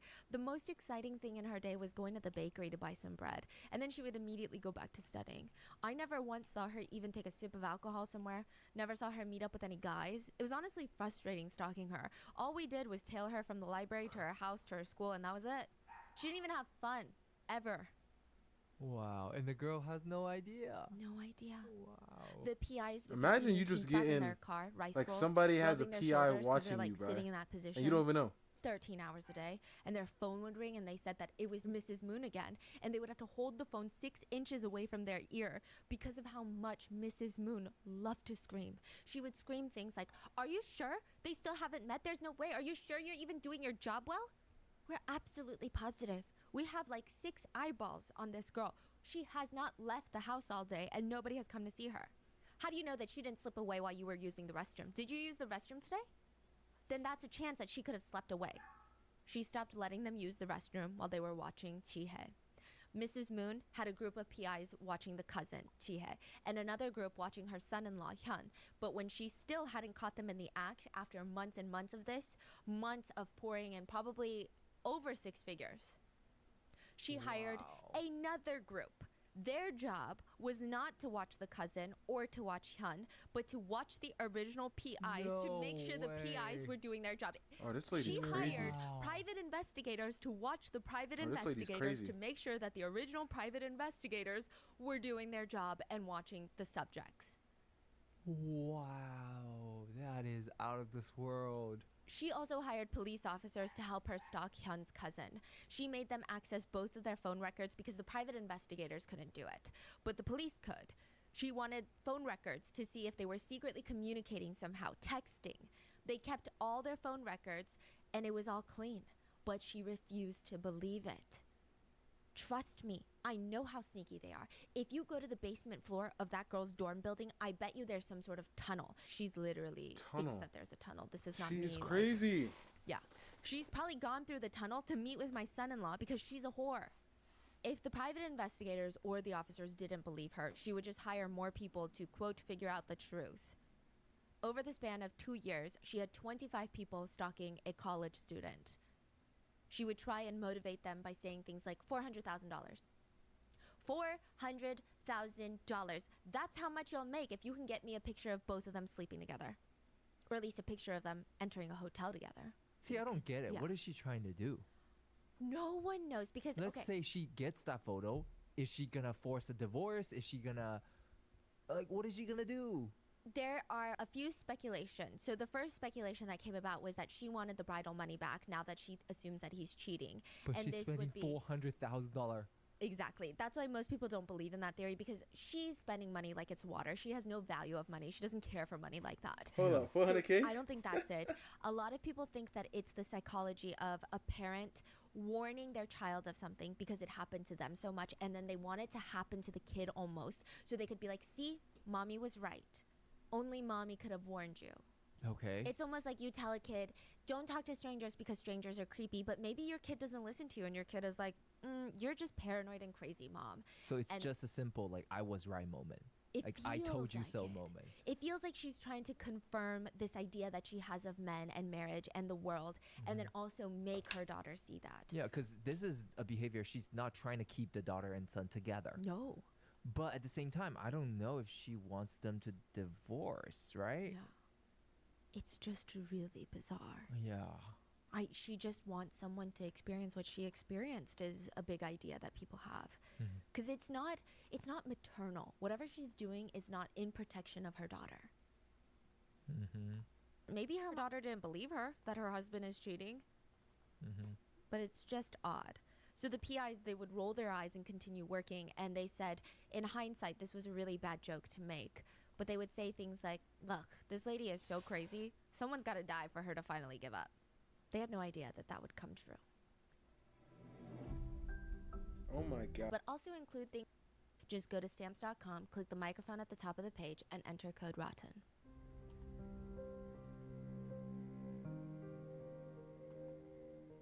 Chihye and her family knew that something was wrong long before she disappeared. Chihye came home one day and told her parents, I feel like there's this creepy man watching me, like stalking me. She said that she kept looking over her shoulder, walking back home from the library, and he was constantly there. So she did something very smart. She tried taking 4 left turns just to see if he was still there, because what is 4 left turns? It's a circle, and he was still there, walking in a circle with her. So she said she walked straight up to the guy and asked, "Are you following me?" He looked taken aback. He didn't respond. He just kind of, and then scurried off. It was so strange. Ever since that incident, being the methodical person that Chihye is, she's trying to be an attorney, she starts jotting down notes of every single creepy person that even glances her way, because she doesn't know who this could be, why they would watch her. And then the phone calls started. It was almost always the same. Chihye's parents would pick up, and someone on the other line would ask, "Is Chihye studying at home? Who's this? Why are you looking for my daughter? Are you the one following her?" The line would go dead.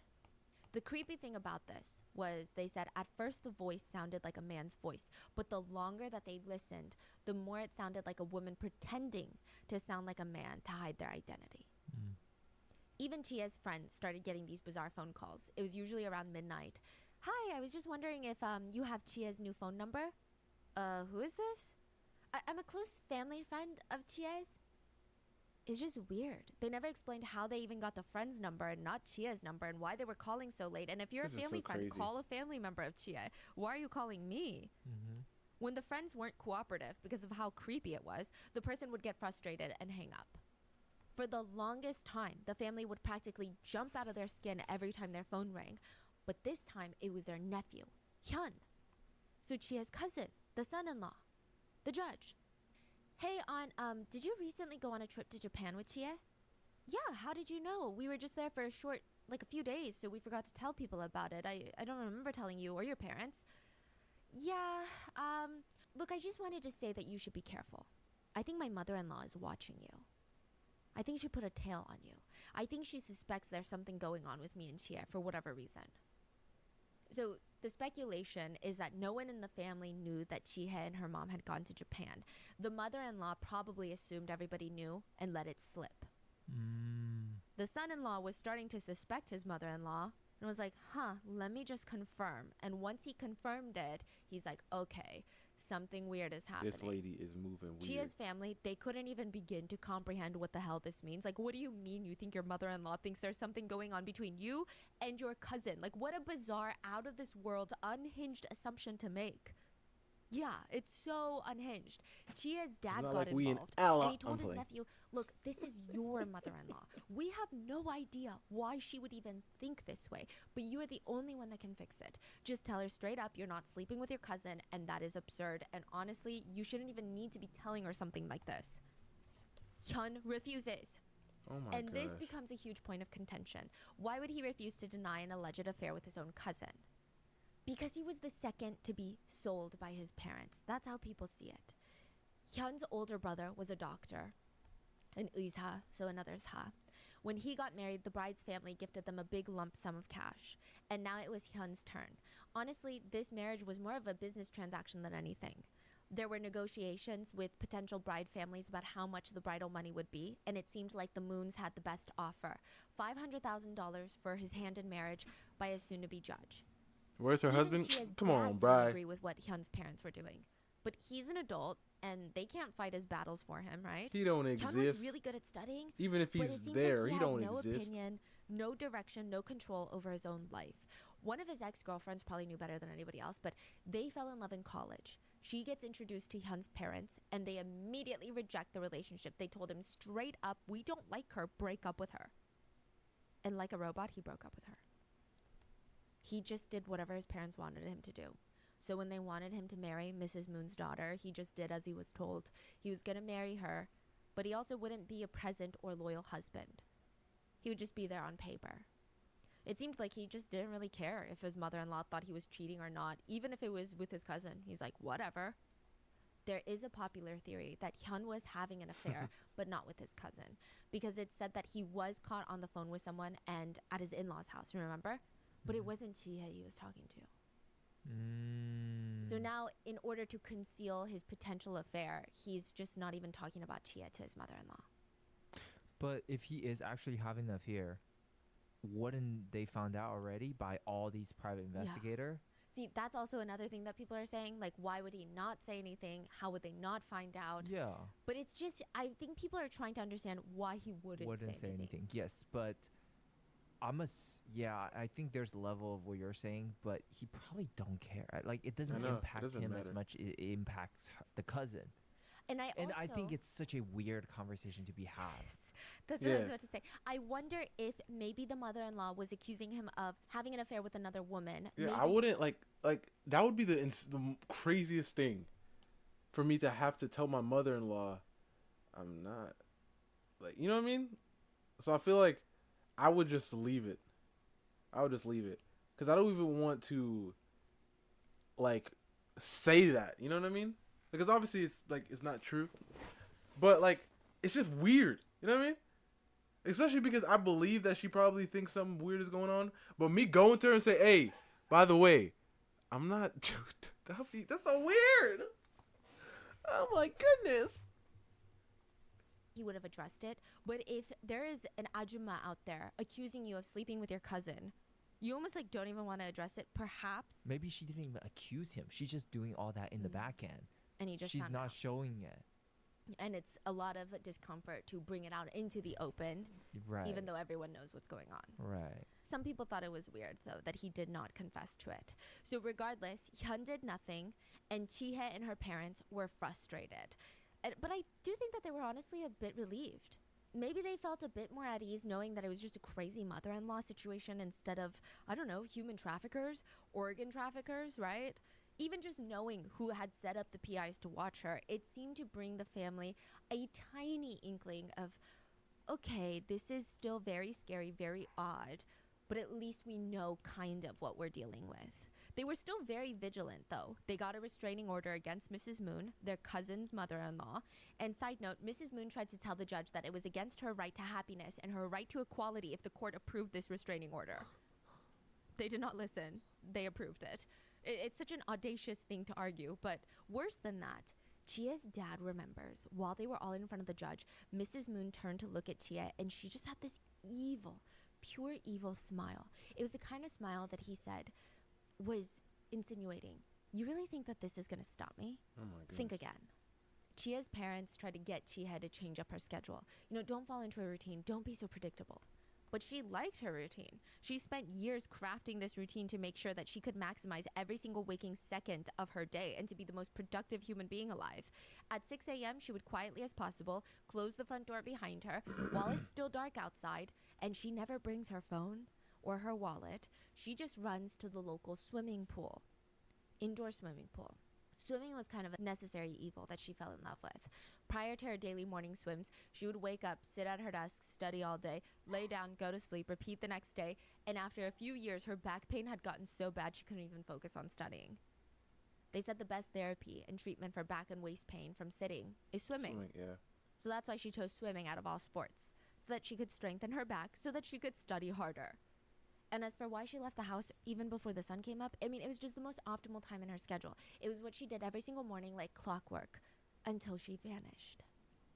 The hunt for missing Chihae started a few hours after she had vanished. Her parents wasted no time.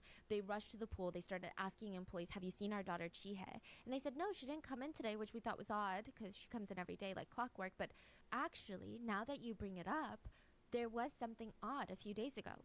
Someone called us asking specifically for Chihae, which we thought was weird, and now you're saying that she's missing. Because that's very odd. Who calls an establishment to ask about a patron? Not even an owner or an employee, a random guest. They rushed back to the apartment complex and asked the security guard there if they had seen Chihae since she left for the pool. And they said, no, I haven't. But a few days ago, something strange did happen, and we didn't mention it because we didn't think it was a big deal. But someone came asking, a monk came asking about Chihae, specifically asking to see what time she went to school and came back, even asking if she was home right now. Do you remember what else they look like? No, just a monk. Chia's parents rushed to the police. They told them everything, the stalking, the mother-in-law, the accusations of incest, the monk. They said, please, you have to believe me. My daughter is not the type of person to run away. You have to listen to me. The police did not. They told them she's an adult. She probably got burnt out from school. You're probably putting way too much pressure on her to be an attorney. So maybe, I mean, we've seen cases like this all the time. You know, the work pressure in South Korea, the studying pressure, it's too cutthroat. Kids snap, students break. Nothing new here. Just wait a few days. Most of the time they come back. Chia's dad did not have the patience to wait. He started passing out flyers in the neighborhood, getting everyone in town involved. He asked the building manager of the apartment to give him the CCTV footage from that day. This was the first big break in the case. He saw Chihye walk out of the apartment, out of view, for her morning swim session. And behind her, you can make out the shadows of 2 men following her. This should be enough to show the police that she's being stalked, right? They didn't initially believe him with the CCTV footage. He said he had to convince the police officers to do their jobs. He said, "Do you know what it feels like to go buy chicken and beer for police officers that don't want to do their jobs? And you have to put a smile on your face and give them food and try to encourage them to work and care about your daughter?" Chia's dad did most of the work for them. He asked around if anyone had seen Chihye or the figures in the footage, and the milkman, the milk delivery man, he's standing there staring at the poster and he's like, "Whoa, this is weird." The dad's like, "Do you remember seeing her?" "No, not her, but you know, there was this suspicious looking van that was parked in front of your side of the building for a few days before she went missing, and then you're telling me that she went missing like that day? I haven't seen that van since. This can't be a coincidence, right?" Chia's parents brought the milkman into the police station as proof. And, you know, look, we're not going crazy. Clearly weird things are happening, suspicious things. And the police said, "Can you tell us about anyone that was in the van or the license plate?" No. So their way of investigating the case further was to hypnotize the milkman. They didn't really get much helpful information out of this. The milkman just told them that he saw 2 men, one was skinny and one had pimples. That was it. A little over a week after Chia's disappearance, her family got a call. Her body had been found in the mountains, about 13 miles away from where she lived. Her body had been placed in a large garbage bag. Her hands and feet were tied with string, and her face had been taped up with duct tape. One of her arms was broken in 3 places, and she had been shot in the head 6 times. 4 from the front of her face, 2 to the back, all close range, so within about 4 to 8 inches, execution style. This was all over the news. In South Korea, it's incredibly rare to have homicide victims that die of gunshot wounds, because in Korea, per 100 people, 0.2 people own guns. That's almost 0. That's almost nobody. Regular uniformed police officers don't even have guns. You have to be a detective or high up on the police ladder. In America, to give you perspective, per 100 people, 120 own guns. So I'm assuming that's stating that the people who do own guns own multiple guns. Okay, yeah. Immediately, this case gets everyone's attention for that reason, because of how rare gunshot wounds are. But it's quickly explained that she had passed from an airsoft gun instead of a traditional firearm. So airsoft guns, these are guns that use air pressure only to shoot out pellets. So instead of like gunpowder, it's air pressure. They're way less dangerous than a regular gun. So think somewhere in the line of BB guns, pellet guns, airsoft guns. They're less dangerous, but that close, they can still be very fatal. Wow. It's suggested that Chia was shot up close, so they wanted to make sure that the gun worked and actually killed her. Now, this was going to be pretty easy for the police to find out who did it. It's hard to get airsoft guns even on the black market in South Korea. If you have an airsoft gun, you have a license. It's for hunting purposes only. It's like a library in Korea. You go to the police station and you have to check in your own gun. And they keep it, and then you come in during hunting season and you can take it out for the day, but you have to bring it back in when you're done. And they check it back in. So when Chia's parents went to ID her at the morgue, they said, "We're gonna get this person. We're gonna track down this gun, and we're gonna track down who did this to their daughter." And they said that one of her eyes had fluttered open when she was in the morgue. They felt it. It was a sign that she was telling them, "I can't rest until you get me justice." Chia's dad remembers leaning in and closing both of her eyes and whispering, "Close your eyes and rest. Leave the rest up to me, and I will make sure that you receive justice till my very last breath." It was a very hard promise to make. The perpetrators fled to Vietnam and then to China. It took Interpol, Chia's dad, cooperation with international police officers, even local Korean communities in these countries to track down the perpetrators.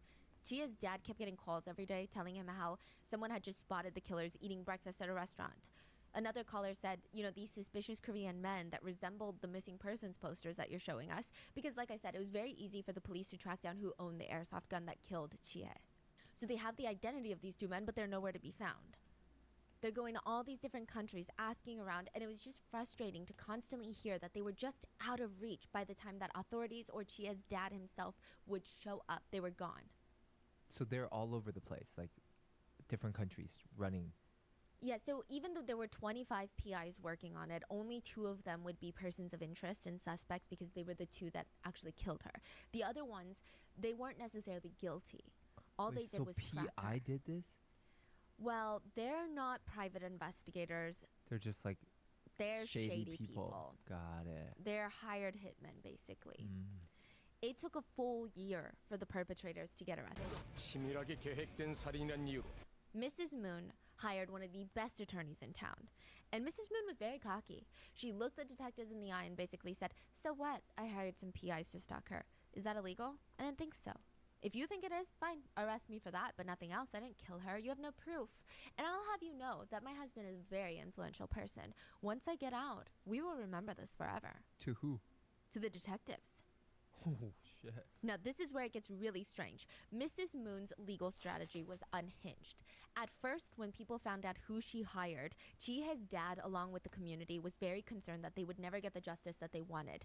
These were top-tier rankings at matchmaking companies. This is the level of professionals we're talking about. Top-tier, big law firm attorneys in the whole nation. They had power, they had connections, they were willing to play dirty, they had resources. Chie's dad was so convinced that the attorneys, because, you know, in Korea there is saying that money buys freedom, you know. I'm sure it exists in the US and everywhere in this world. The more money you have, the easier it might be to evade the justice system, evade consequences. So Chie's dad, he said that he started practicing. He wanted to prepare himself for the sentence to be read out as non-guilty and that she would get no time. So he would stand on the furthest side of his living room, grab pens and chopsticks, fling them at the wall 12 feet away. And he was trying to fling it so hard it would penetrate deeply enough into the wall that if it were a human brain, it would kill the person. Oh my. He thought, the attorneys are going to get her that not guilty verdict. So I'm going to kill her on the spot with a ballpoint pen through the eye. He didn't care if he had to go to jail for the rest of his life to do it. This is what he had to do. Oh my. But every day in court, he started rethinking his strategy. It was just odd. Mrs. Moon was putting on a scene. She was yelling at her attorneys in front of everyone. She was yelling at the judge presiding over the case. She was provoking the prosecutors, pissing them off, hurling insults at them, which that is, in lawyer world, you don't do that. Even if you think the prosecutors are dumb, you are the defense. You Of do course it's not Korea. make it known that you think they're dumb. She should have just said she was drunk. That's not going to help you get a plea deal. That's not going to help you. Oh, I get was less drunk time. when I hired them. She's just that cocky. Yes, she would speak out of turn in the courtroom, which is a big no-no. She would smirk and say things like, "Your Honor, that guy over there, he's writing novels, fiction, stories, it's lies." She was sitting there smirking the whole time. It felt like watching a bad movie of like a supervillain trope. Lawyers who were fascinated by the case commented that they had no idea what was going on in that courtroom. It was puzzling. Like, top attorneys would drop the ball this hard. You had to wonder if there was an ulterior motive. Mrs. Moon's attorneys would put her up on the stand and ask her questions about the crime and her, quote, not involvement. But they would ask her questions that would get her riled up. It's like they were poking the bear. She would have these big emotional outbursts in court, which just made her look unhinged enough to kill her family member. I have a question. Yes. At the beginning of the story, you mentioned that the husband tried to save 22K, Yes. and this is how this whole case evolved. Yes, so basically, Madame Du had planted all the seeds with the anonymous phone calls Oh with Mrs. Moon saying my. that Hyun was cheating. Oh, you see And what that- I'm telling you, bro? This is why you gotta pay your debts. So you pay what you gotta pay. This lady literally knew his mother-in-law is crazy, so she just started planting seeds. Oh my goodness. She started planting seeds in this man's head. I mean, in this lady's head, and this lady ends up taking out. Wow. Planted the seed. Planted the seed and then walked away. Now, would this murder have happened without Madame Du planting the seed? We don't know. how do we know that she planted the seeds? We And know that she sent anonymous phone calls to break To- them up. So Madame Du did not get Crazy. paid $22,000 by the groom's side, and she thought that Mrs. Moon was heavily involved. I'm sure she could pick up the signs. This is an overly emotional, overly involved mother. She's the one that facilitated this marriage. So she had someone call with no caller ID to Mrs. Moon and say, hey, your son-in-law is cheating, your son-in-law is cheating. And I think the intention on Madame Du's side was just to get them to break up, or just even cause some discomfort in the family, because she felt like she was wronged. So why should they all live happily ever after?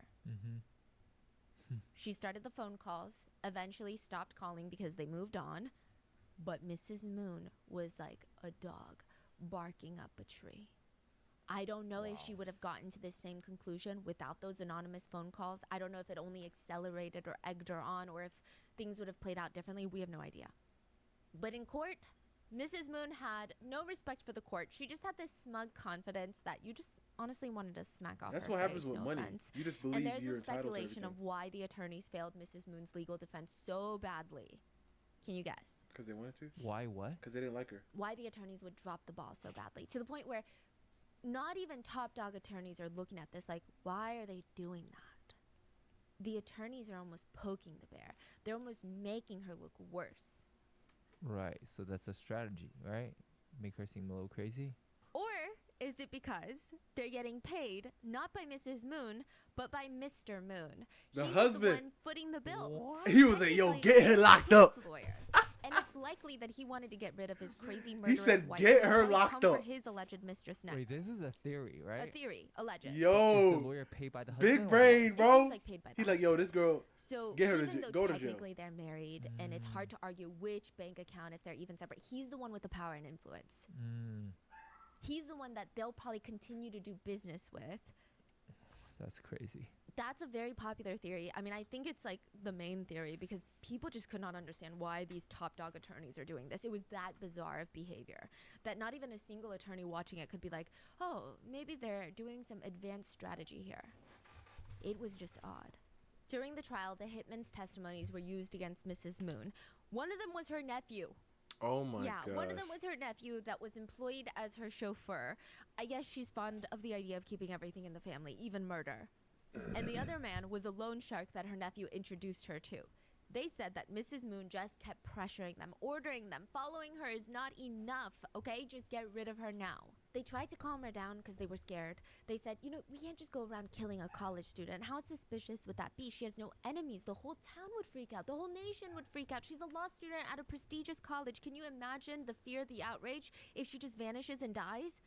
They tried to suggest a different idea. What if we do something that will get her out of the picture without directly targeting her? What would make her cut off the affair with her cousin? Maybe something traumatic needs to happen. Maybe her dad needs to die. Gia's dad remembers a new potential business partner entering into his life around that time. He introduced himself as an investor who had businesses worth $4 million and that he was looking into partnering with new people. He said that anything that you're interested in, we can check it out. Gia's dad said it didn't feel like a scam or anything, but it was weird. There was something odd about him. Every business opportunity required a ton of travel. It was always, hey, there's a new clothing warehouse in Incheon that's hours and hours away. Like, do you want to come and check it out with me? The tuna business is going really well. We should fly to Japan to check it out. I have a new idea, but the manufacturers are in China. Do you want to go and check it out? Gia's dad never went with him, and thus they never had the opportunity to kill him. That's when they decided, let's just kill Chihye to get it over with, because they said it felt like Mrs. Moon would stop at nothing. Chihye's dad would later say that he feels very guilty. He even cried to the judge and said, Your Honor, if only I could, I would gladly give up my life just to make sure that these monsters lose theirs now. He said that Chihye was the reason their family was so close. Anytime family members would get frustrated or upset with each other or start fighting, Chihye would sit them down and try to get each other to see everybody's side. And by the end of that conversation, it was very hard for them to still be upset. She was the person that reminded everyone, even when emotions were high, that they're all on the same side. We're all on the same team. We just all want the best for the family. Chihye There's would always take one of breaks those from in the studying to family. knock on her parents' door, and she would sit on the edge of the bed and massage her mom's feet and tell her about what she's been reading. Oh my goodness.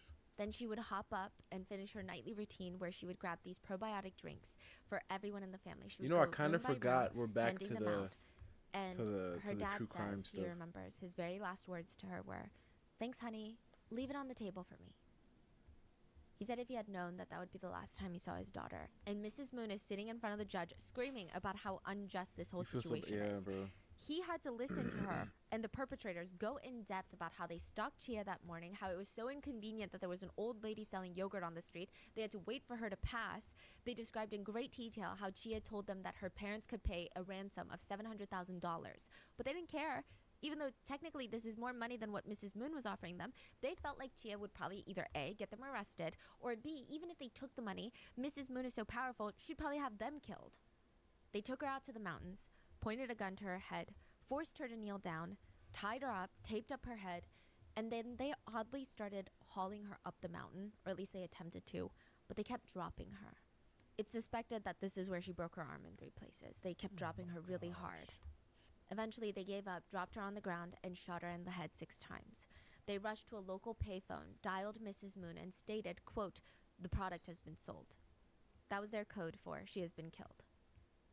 They went and grabbed breakfast. Yeah, because I guess they can stomach food right now. And then headed straight to the Incheon airport to flee to Vietnam. In the end, Mrs. Moon and the 2 hitmen that carried out the murder received life imprisonment. Mrs. Moon would be locked away so that she could never hurt another soul again.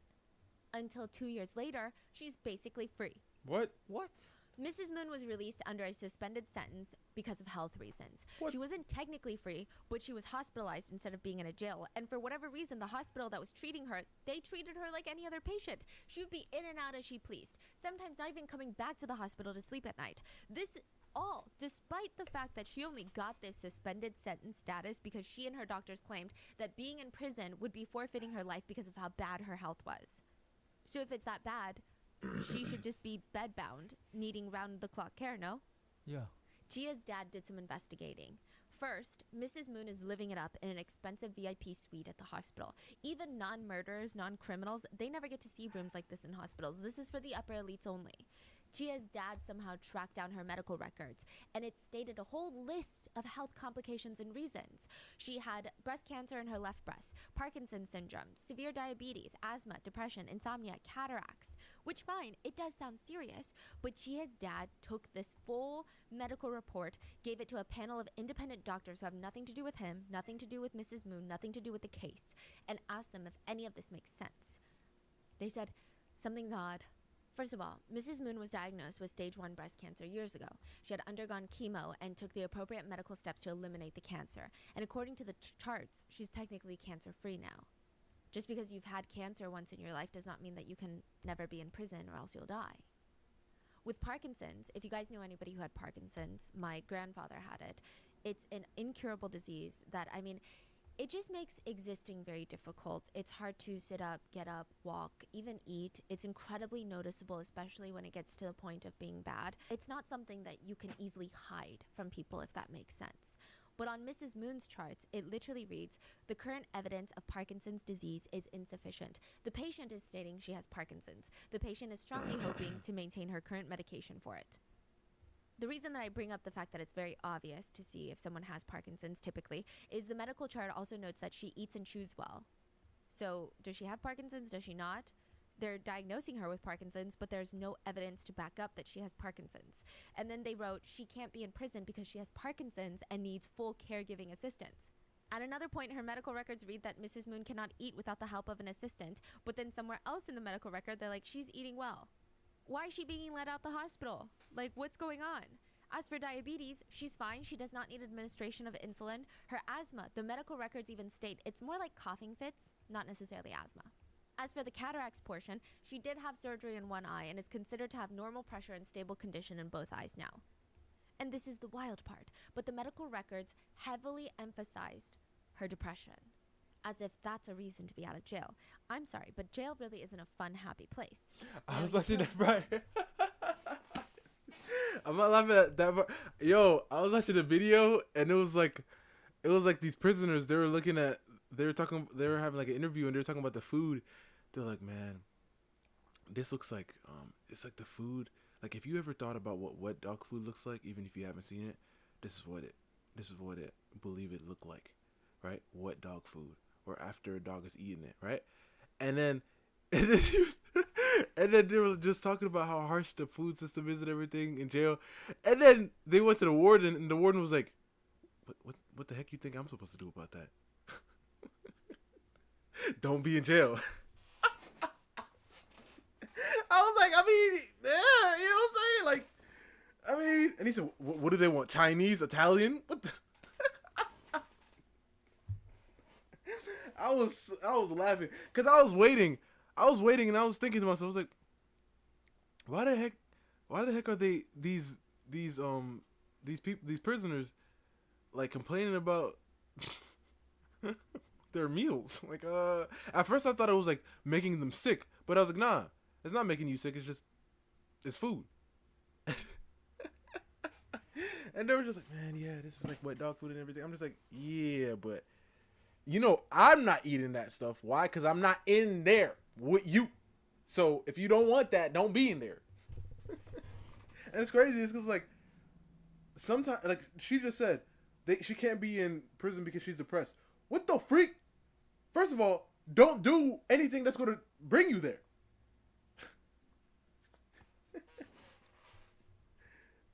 Exactly. They think it's a 5-star restaurant. Like, right after they get out their cell, they're about to, you know, get like a nice hot towel. You know what I'm saying? Get like the red tablecloth. What the heck you think this is? And he also said, yeah, and I'm gonna take away their spoons. I'm gonna save $10,000. I was like, this warden. I mean, he understand, bro. I would imagine was it's not going to hilarious. be like sunshine and rainbows in there. In her medical charts, there's a quote from Mrs. Moon to her psychiatrist, which, by the way, just to preface, I'm not saying that prisons should not be reformed. I think that there's a lot that we can do for the mental health of prisoners so that we can rehabilitate them. You know, she did not have severe depression. Man, She had like crazy. moderate depression, and just listen to what she says to her psychiatrist. She said, and this is in the medical chart, I ordered the girl to be followed. I never ordered her to be killed, and I still got a life sentence. After this, I have no hope in the system or people anymore. I was so shocked. I developed severe depression. It's so unfair that I've been sentenced to life. I You just see, want to die. this is why, like, because I understand there's a lot of people who truly are depressed in the world, and there's certain reasons and things of that nature. You know, I understand all these things, but once you start allowing people to just get away with it, or get lighter sentences, or get lighter things like this just by saying words, what ends up happening is people start abusing that. And then once they start doing that, now who are you supposed to believe? She said, oh, after that, I have severe depression, severe this. And I'm just like, really? How are we supposed to believe you? How can we trust what you're saying is true? I don't know. Let me give you $1,000 wine. Exactly. Oh, they're gonna be walking with waiters. You know how the waiter be like, they just be like this, and then hold up, how's the waiter? Yeah, arm like this with the towel. He's like, oh.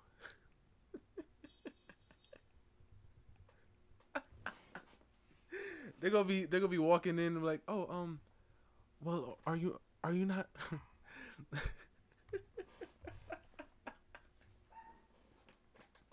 It's so crazy, man. It's truly crazy. That's the fun part. Yeah, it's crazy though, man. And it's just like with the whole thing about the whole Korea thing, and if you were drunk, I mean, obviously they said they're changing it a bit, but like maybe some people truly were unaware of what was going on because they were drunk, but now because you're letting people go free by saying that, it's not going to work. This is why sometimes, and this is why I say, like, I'm gonna bring back shame, and obviously you can say like, well, what are you getting at when I'm saying shame? Well, the reason why I'm saying that is because like what shame does, shame makes other people rethink their decisions, right? Showing them that just because this works for this one person doesn't mean it's gonna work for everybody. So if somebody is truly depressed, and we actually have records showing that they've been depressed for many of years, sure, but somebody's not gonna go off and commit mass slaughter and come out and say, well, I did it because I was depressed, and they're gonna get a lighter sentence. No, they're going to jail for life. We need to We need to show people. Oh no, this is serious. This is serious. This is not like we're not. You can't just randomly out of the blue say that that you do this. And people who say, "Well, I was drunk and I didn't know what I was doing." Oh, we're gonna have to also check your history to see if you were drunk in other occasions. We're gonna ask your family, your friends. If none of them say you rarely drink, you rarely get drunk, you rarely oh, you're definitely not gonna get away with it. But we also have to do more digging. Come on, people. I just want to be treated in a stable environment and recover my health. And, this is wrong. The psychiatrist wrote down, at the age of 67 and an inherently weak constitution, the stress of the life in prison ought to directly affect the shortening of a patient's life. So I believe the patient cannot handle imprisonment. All the other doctors who reviewed her patient charts anonymously, they all unanimously stated, it just doesn't make sense. When reporters tried to track down the doctors who diagnosed Mrs. Moon with all these different ailments and conditions, they were threatened. These doctors just straight up said, yeah, I'm going to sue you. I'm going to sue you for talking to me. But if you follow the money, you get a sense of why Mrs. Moon wanted to be at this specific hospital, because she requested this hospital. The hospital was exposed for some really, really shady That's stuff. crazy. She can request hospital. She can request this. That's like, what you she can do with money. whatever. It's actually a big conversation in Korea, so it's kind of the opposite. Here, the conversation is usually prison conditions are so deplorable, right? In Korea, people are like, wow, the prison conditions, most of them Live better. like they're living better than most citizens. They're getting nutritious free meals 3 times a day. That's interesting. Yeah. That's the conversation. Wow. I mean, there, of course, is prison reform conversations, but this is a conversation that I see popping up more frequently amongst, like, general K netizens. Wow. Again, not to say that there is no abuse or deplorable things happening in Korean prisons, but the viral picture of prison food that went crazy on the internet. Oh my God. Food was good. In Korea. What the heck? Man, they eat good over there. Hold on, let me zoom in. It look like they got a side of rice, some curry. What the heck? Man, they got a slice of pizza up there. Oh, come on now. I think this is what those prisoners in America were asking for. Bro, look, they got some greens. They got a balanced meal right there, bro. It's balanced. Truly balanced. Oh my. Oh my. Korea. Yeah, they're Lock like, me this up. is so unfair. Like, we don't even get access to this type Bro, of nutritious meals. Ain't no way this is the chef. I just think the Oh, that fact had that to she be- can that had request to be this hospital picture. is Yeah. something else. Yeah, she requested, I think there were 28 Oh other my hospitals gosh. closer to the They prison, eating but she good for requested real. this one specifically. I would this never hospital, miss they a had meal, process man. of making money that didn't I will never involve forget a treating meal, people. bro. They would go out and start building rapport with the local unhoused population. They would buy them meals, cigarettes, and ask about their families. And then one day, casually, as if this was just a new idea that popped into the nurses' heads, hey, you know you could get money from the government if you're a patient at our hospital, right? They would lure them into the hospital, lead them to a windowless room called the stable room. They were thrown onto a bed, and their arms and feet were tied up towards the ceiling. So they're able to lay on their back, but all their limbs are raised above their chest. They would keep them like this for a full week because this position, all the blood is pumping towards the chest, and it puts a lot of strain on the heart. So No. after a week of this, what do you know? They do some scans, and the person's heart is weak. It's not looking too good. It looks like they have a heart condition. They need to be That's kept in the crazy. hospital longer. And because they're Wow. unhoused, the government must pay for it straight into the hospital's pockets. I truly hate. Hundreds of Yo, people I'm work. gonna say this right now, and this is the last time I'm gonna say. I hate when people say the government's going to pay for it. Who the heck paying them? Hospitalized like this just based off Yes, this you would. torture Yeah, room you're right, tactic. Titan. I might They still were miss a earning like meal. 7 figures a year, the hospital, from the government. But not on purpose. That is crazy. People died from this And no, this is not like a huge thing that people talk about. because it was a huge thing after it was exposed. People didn't know because they would target unhoused populations, and they would specifically ask if they had family. And if they didn't, that's when they were brought in. So with no family around, they're vulnerable already. People didn't even notice that they were missing. Everything was just swept under the rug. But now, the hospital was shut down and Mrs. Moon was thrown back into prison, where she made several complaints. She stated she argued with her 2 cellmates too much. They didn't see eye to eye. She felt like it would be best for her if she didn't have to coexist with others. She said, "I don't think we are the same level of humans, my cellmates and I, but I treat them with sympathy. Please stop putting people who worked in this industry in my room." She demanded a private room. She stated because of a herniated cervical disc, she would unfortunately not, with a heavy heart, not be able to participate in the cleaning or laundry of her cell that was required by all inmates. Anytime she came down with a tiny little cough or flu, she demanded to have a full body scan done, quote, from the tip of her toes to the top of her head, all on taxpayer dime. She kept rejecting food that was given to her because it, quote, had a weird smell. She stated she could not drink water from plastic cups since she was a cancer patient and plastic cups had endocrine disrupting chemicals. Oh, I'm glad She she also understands. requested only That is drinking true about vitamin plastic, infused- period. Not just plastic cups, plastic, period. That's why we try to, avoid plastic. Like I told you guys this before, but I threw away all my plastic Tupperwares, all my plastic utensils, plastic cups, plastic everything. Move straight to glass. And mineral stainless steel. water. She also wrote, "Here, they And, don't have the bed that props wooden, you up like like they do in bamboo. the hospitals. There's no humidifier, so it's very hard for me. I think I need to go to the hospital for a month. Please report this to the head office." She acted like she was a guest at the Four Seasons and not in prison for murder.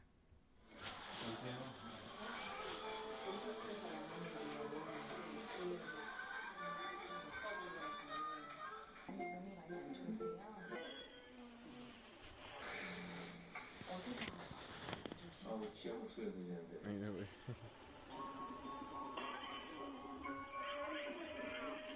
Ultimately, the case did result in a lot of divorces. Mr. Moon ended up divorcing his wife while she was in prison.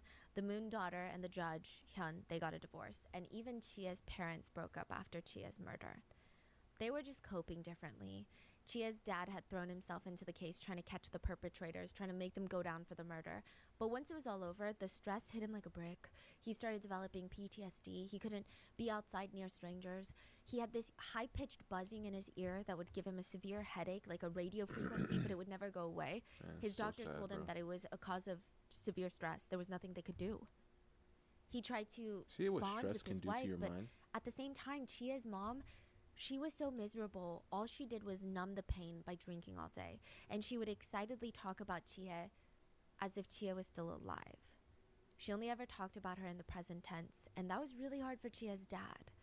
Chia's room and things were kept exactly the same, even 11 years after the murder. Chia's mom was hoarding anything and everything that once belonged to her, even tissues. For her, it was comforting. For Chia's dad, it was terrifying to open the door and see Chia's room exactly the way she left it when she went out for a swim. They had even moved after Chia's passing, so Chia's mom was intentionally setting up the room like this. To her, this is how she would remember her daughter. Ultimately, she ended up passing away 13 years later. In a letter, Chia's mom wrote, "I want to touch your pretty face, Chia. I want to feed you tasty things. I want to buy you pretty clothes. Just But because why is a it lady that was even crazy. in my dreams, you do not appear?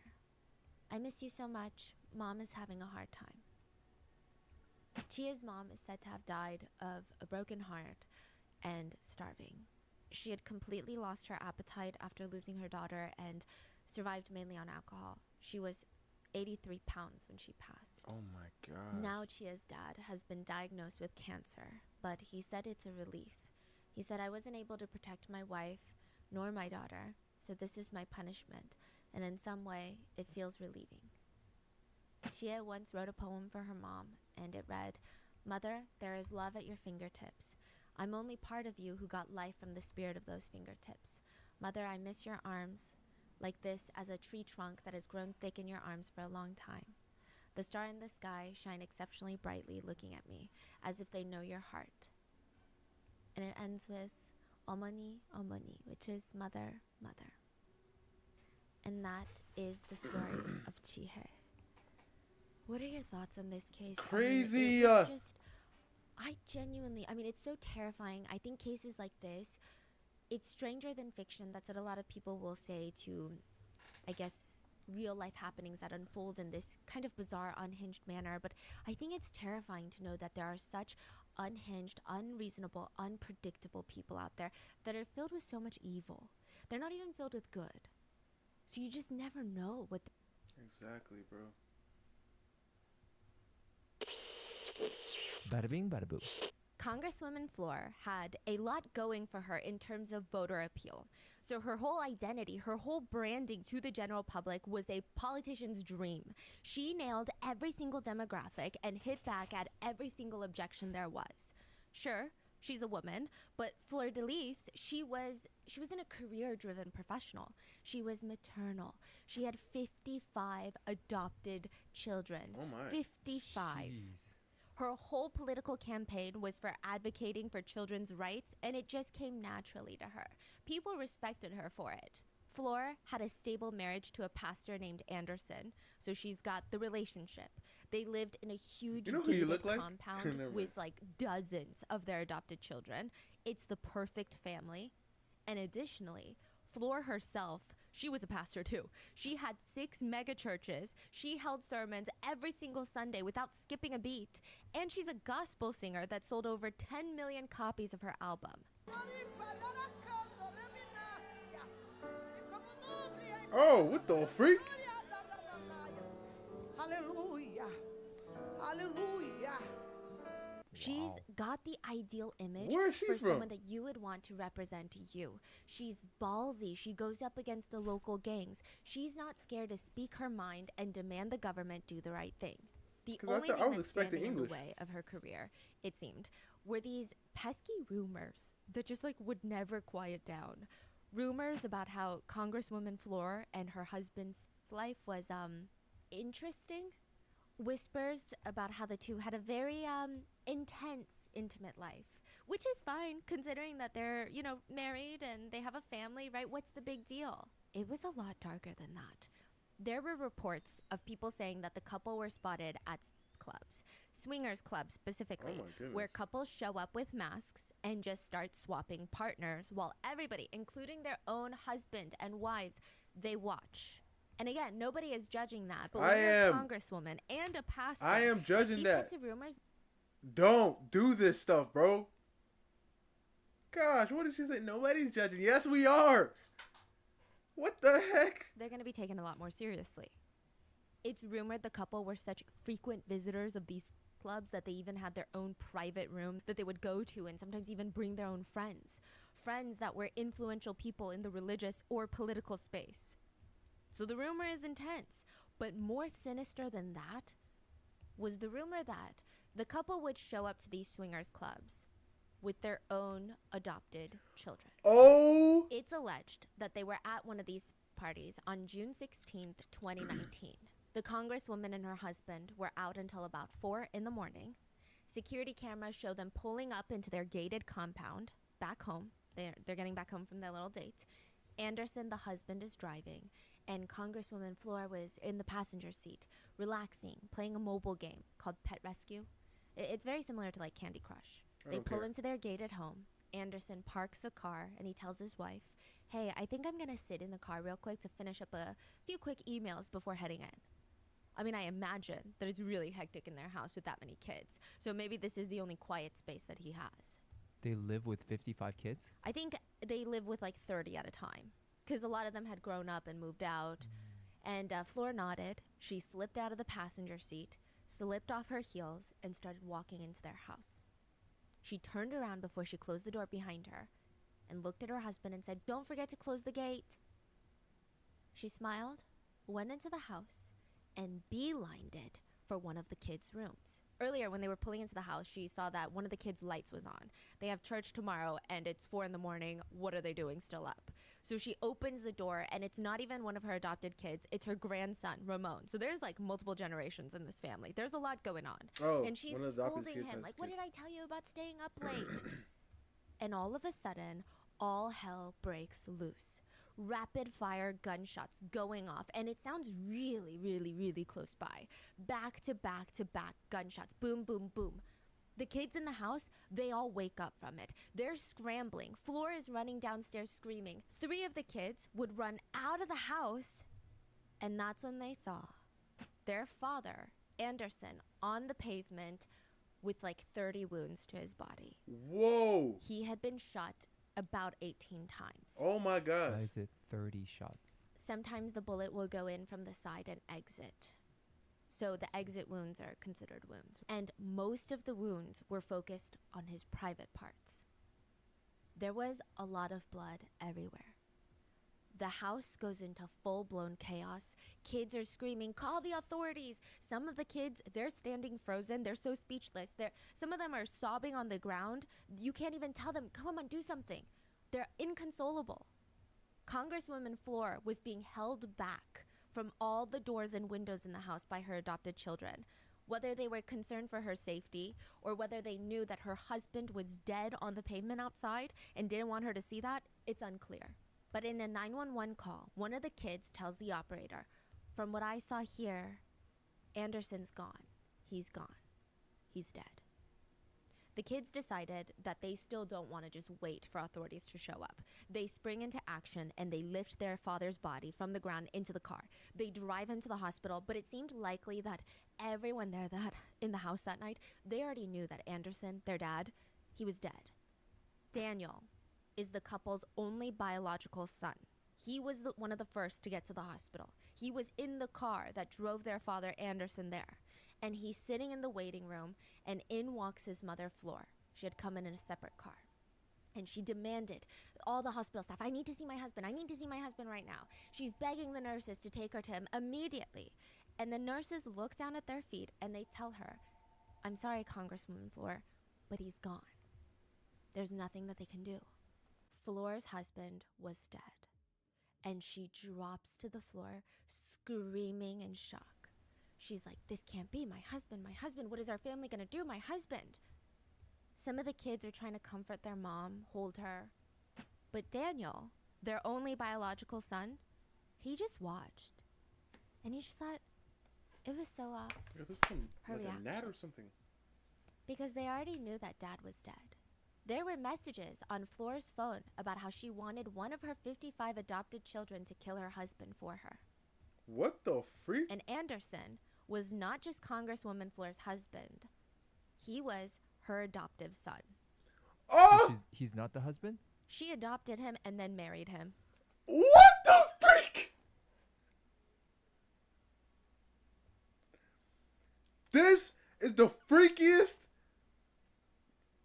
Like,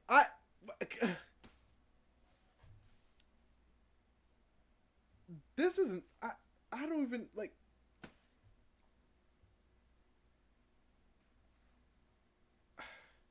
hold on, can I go back? Because this man look old. Can I go back and see what this man look like? What is that, 713? I didn't even get, hold up. I need a picture. Where's the picture? Where's the picture of this man? Okay, right here. Rights, and it just came naturally to her. People respected her for it. Fleur had a... I mean, I guess, but this man looked like the same age as her. Like, when did she adopt him? How old was he? Because you can't adopt a 30-year-old last I checked. I mean, I never checked, but I'm pretty sure. What the freak? This girl adopted him and then married him? Man, there's some weirdos out here, bro. her adoptive son. So he's not the husband? She adopted him and then married him. And then she wanted to kill him. Allegedly. And his murder would blow the door open right into Congresswoman Fleur's home. There will be allegations of SA, abuse between mother and son, father and daughter, even between adoptive siblings, sister and brother. Oh there are my allegations gosh, of dark bro. magic being used, rituals, sacrifices being held to gain status, money. Get me up out of this video. Get me the freak about this video. What the freak am I listening to, bro? I'm gone. I'm gone. Bada bing, bada boo. What would be considered a normal reaction to have when detectives come to your door and they tell you the other woman that your fiance has been seeing, she's dead. It's nighttime. The hallway of the apartment complex is not well lit. It's pretty dark. But the two homicide detectives, they don't have time to waste. They knock on the door to Daniel's apartment until it swings open, and instead of Daniel standing there, they see two women. One of them is definitely older. She's 27. Her name is Antonetta. She clearly seems like she's the one in charge when she opens this door. The other girl, Janine, she's 17, and she has this energy that's similar to those side girl in the movies. That one follower of the mean girl who just follows the main character mean girl around, smirking in the background while she's bullying other people. That is the 17-year-old Janine's aura. Antonetta leans up against the doorframe. Janine, the side character, is like behind her, leaning up against the wall. Her hip is popped out on one side. Hey, this is Detective Poppy or Sergeant Poppy. Hi, nice to meet you. We know that there was like an incident that happened earlier today. Has anyone called you about it since? No. Was somebody supposed to? Well, we just got another call about it. So I guess the girl went to the hospital and she died. She died? She's dead. Both of them are quiet for like a moment.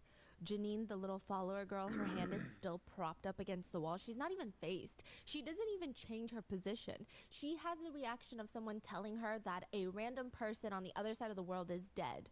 Actually, less reaction than that. The officers continue. So, but we know that there was like an altercation that happened beforehand. And that was mutual, and she came here. Yeah, we understand that. Yeah. So, but because of it, I wasn't going to kill anybody. Yeah, I'm not that person. I get it. Yeah. But because of that, we have to kind of talk to you guys and get a more formal statement. Sure, okay. Wow, I'm so sorry about that. That was not my intention. I've been mentally going through a lot.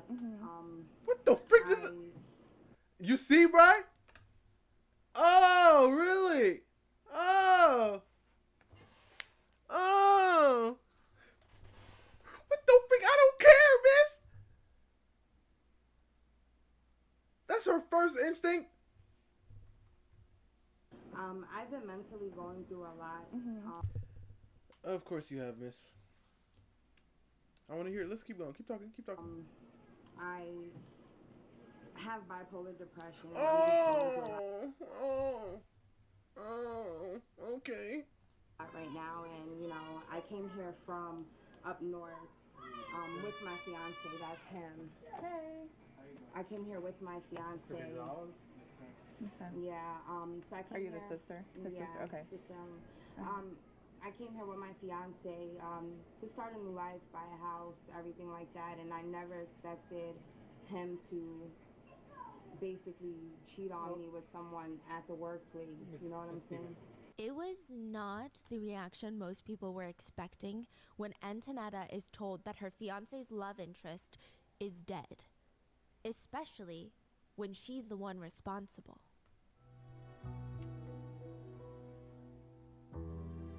As always, full show notes are available at RottenMangoPodcast.com. Now, with that being said, let's get started. What does one do when they find out that their partner is cheating on them? One person said that they held a mock funeral for their relationship to mourn the death of their marriage. They went and they buried all of their photos together. They held eulogy. These people got time. These people got time. They held a funeral for their relationship. Oh, these people got time, bro. With all of their friends for what the relationship was like in their lives, and then they walked away to grieve. Another person said they just immediately started throwing everything out of the house. Yeah, that makes sense. That was the only appropriate response she felt in that moment. She just wanted to get rid of everything that had to do with him. Gone, go away. There needed to be a new space that was untainted by their whole relationship. Antonetta, on the other hand, had quite a unique reaction, I guess you could say. Antonetta and Daniel had been together for the past 5 years. They have a child together, and for the past 5 years, ever since she became a mom to his baby, this is her main priority.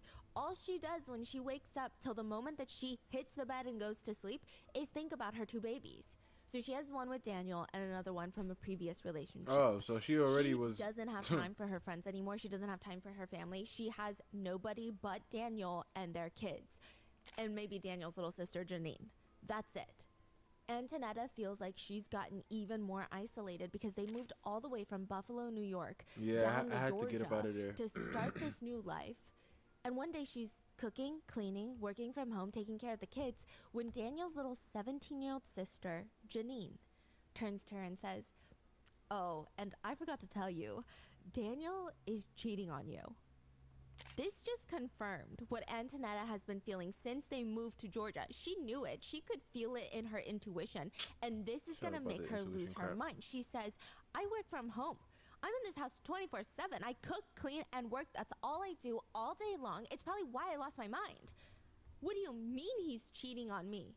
"She has no family's house to stay at. She just has Daniel. That's it. And he's over there cheating with the manager of his workplace." She says, "I put all my eggs in one basket just for this to happen." I don't know. I don't know what Antonetta was expecting when she confronts Daniel. Maybe she thought that he was going to grab her leg and beg her to stay, promise he'll never do it again. But instead, he says, "The love interest has been gone, Antonetta, okay? It's gone, and it's not the other girl's fault. Our problems are deep, okay? We got a kid and everything, so, like, I have a kid with you. I'm going to respect you regardless." This is his quote. "But if I'm not with you, then I don't have to do that part anymore, the romantic part. I'm just going to take care of my kid, and if you need help, I will help you." Oh, like he's trying to break up? Yes. Wow. Daniel explains his side of the story. He feels like he's not even cheating on Antonetta. He thought the feeling was pretty mutual. It was understood by both parties that they're not getting along, that they're just together right now physically for the kids. He says, "This is like crazy to me. Like, it's not like this fresh, like I'm over here cheating on this woman. I'm not. This has been a toxic environment and she's just been trying to figure out what to do. I've been trying to figure out what to do, but she doesn't want nobody to leave. And I'm telling her, like, I'll leave. I'll live in my car. I will do whatever. But it's just like I've been through this before. Antonetta used me, abused me mentally, and I was in the wrong because I'm a man. Like, I'm not going to do that again. I refuse. This is not happening." What part of Georgia are they in? Buford, Georgia? Oh. Antonetta feels betrayed. She just found out that Daniel cheated on her with someone from work named Ashley, and she feels devastated. Daniel, on the other hand, feels like it's not cheating because their relationship hasn't been good for a very long time, and that they should both just move on. Daniel's like, "I thought that was the plan." But that is not what ends up happening, because within 48 hours, Ashley, the woman from Daniel's workplace, will end up dead. There's a saying that a chain is only as strong as its weakest link. The last ones to be seen with Ashley, the quote-unquote other woman, were Antonetta and Janine. So naturally, they're brought into the police station to be questioned. Because how did Ashley go from being completely fine in the morning, meeting up with the two of them outside of Daniel's apartment, and then being immediately hospitalized? The two girls, 27-year-old Antonetta, Daniel's fiancée and the mother of his child, and 17-year-old Janine, Daniel's little sister and Antonetta's sister-in-law, are sitting in separate police interrogation rooms. And Antonetta tells the police officers, "I haven't slept since last night. Like, I've just had a really long day and night, and I understand this is all voluntary, so I kind of, like, wanted to know, or if I could just, like, is it going to be much longer? Can I come back or something?" Oh my goodness. The officer tells her, "No, we need you to stay." As in, I have to stay? Mm-hmm. Okay. Ashley's a baddie. Ashley, no. This is when Antonetta starts realizing how...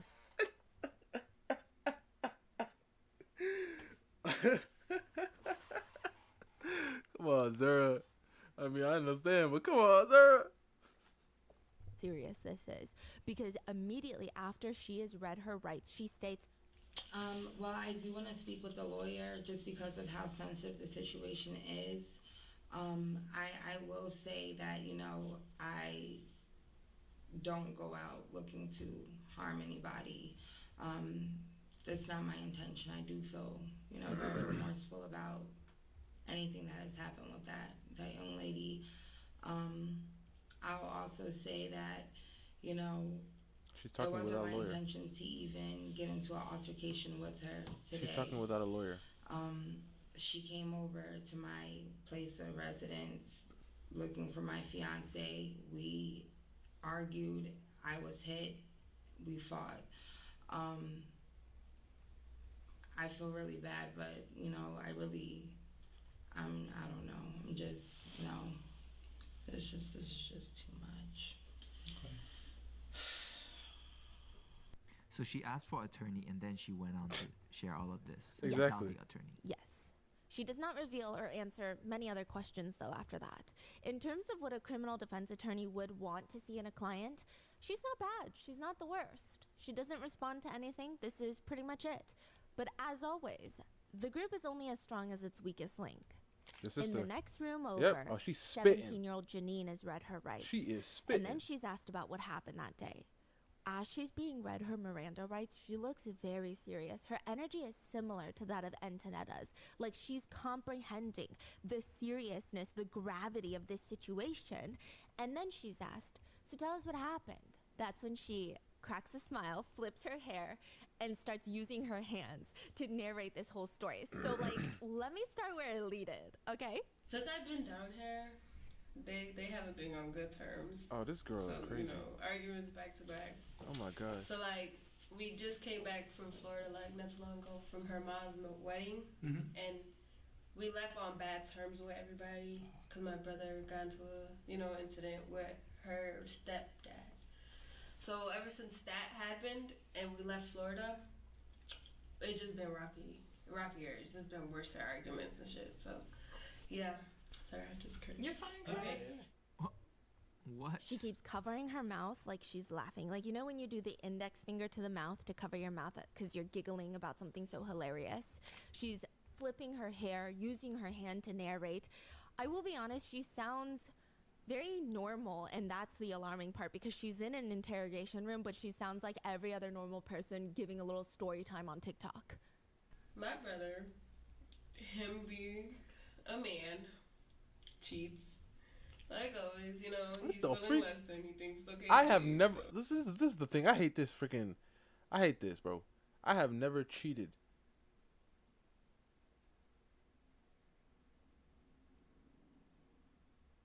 I have never cheated in a day in my life. What the heck is this?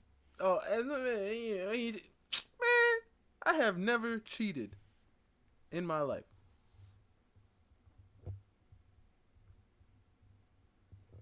Okay, I have never, cause I've never cheated a day in my life. Nah, come on now. You know, he tells me who's he cheating with and stuff. Now, me and my stepsister, not my stepsister, my sister-in-law, we're very close, like so close, like you understand. Like she's more of a sister to me than my brother's a brother to me, you know? Oh, yeah. Very so close. like we're very close. Yeah. So once he told me, I was just like, ooh, I just tell her. It's girl code. Yes, right? You see The whole time she's the cops are laughing and smart for giggling. that. She's flipping her hair. She's like, Just play it around. Let her have fun. She's having fun. Let's talk. Let's police laugh keep too. egging her on. Yeah, of course. It's girl code. Literally, the detective is playing into this. So then she puts her hand on the table and she keeps covering her mouth. So, especially right after he told me what he was doing, he wanted to do it with her. So I was just like, I'm about to tell her. So she won't do it with him. So I let a few days go by because I wasn't sure. I didn't want to stir up the pot because I already know they had problems. So I'm like, maybe it'll come to light before I have to say anything. Obviously it did, but I still told her.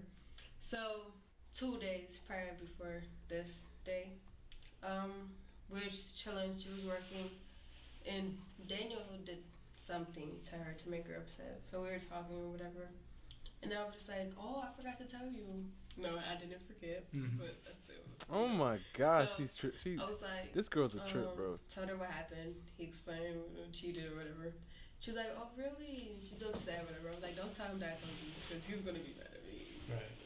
Okay, so after that, he explained how the girl looked to me though, and curly hair, Puerto Rican, skinny girl. So again, the Puerto way Rican she's skinny talking girl, is so hey. normal. I feel like this is how I would talk, maybe not in this setting, in this context, but if I was just talking to a girlfriend about something unserious, something that happened at the grocery store that resulted in no negative consequences. I accidentally bumped into my sister with my cart and we got into a little argument. Yeah. She uses her finger to emphasize words as well. The next day, we went to the store last night. We went to the store last night to Quick Trip.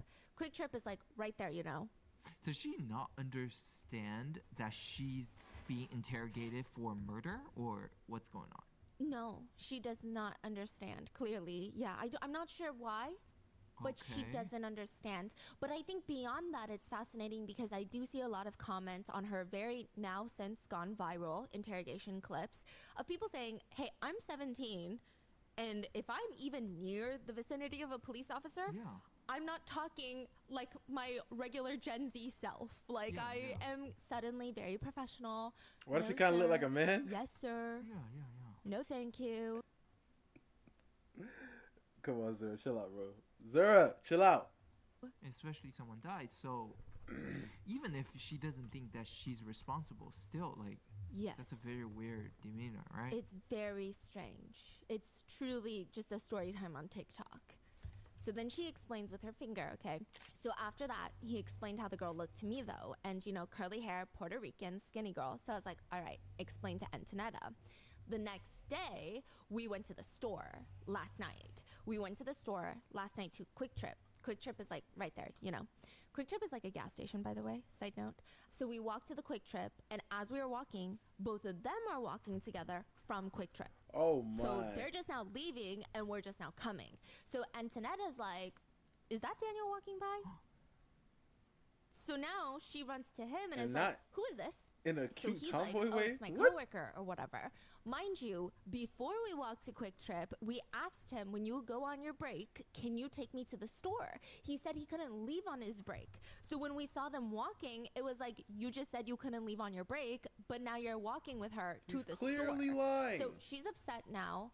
I mean, you wouldn't take me to the store, and now you're walking with the girl. She just explained to how she looked, and she fit the description of the other woman. So, you know, she's upset.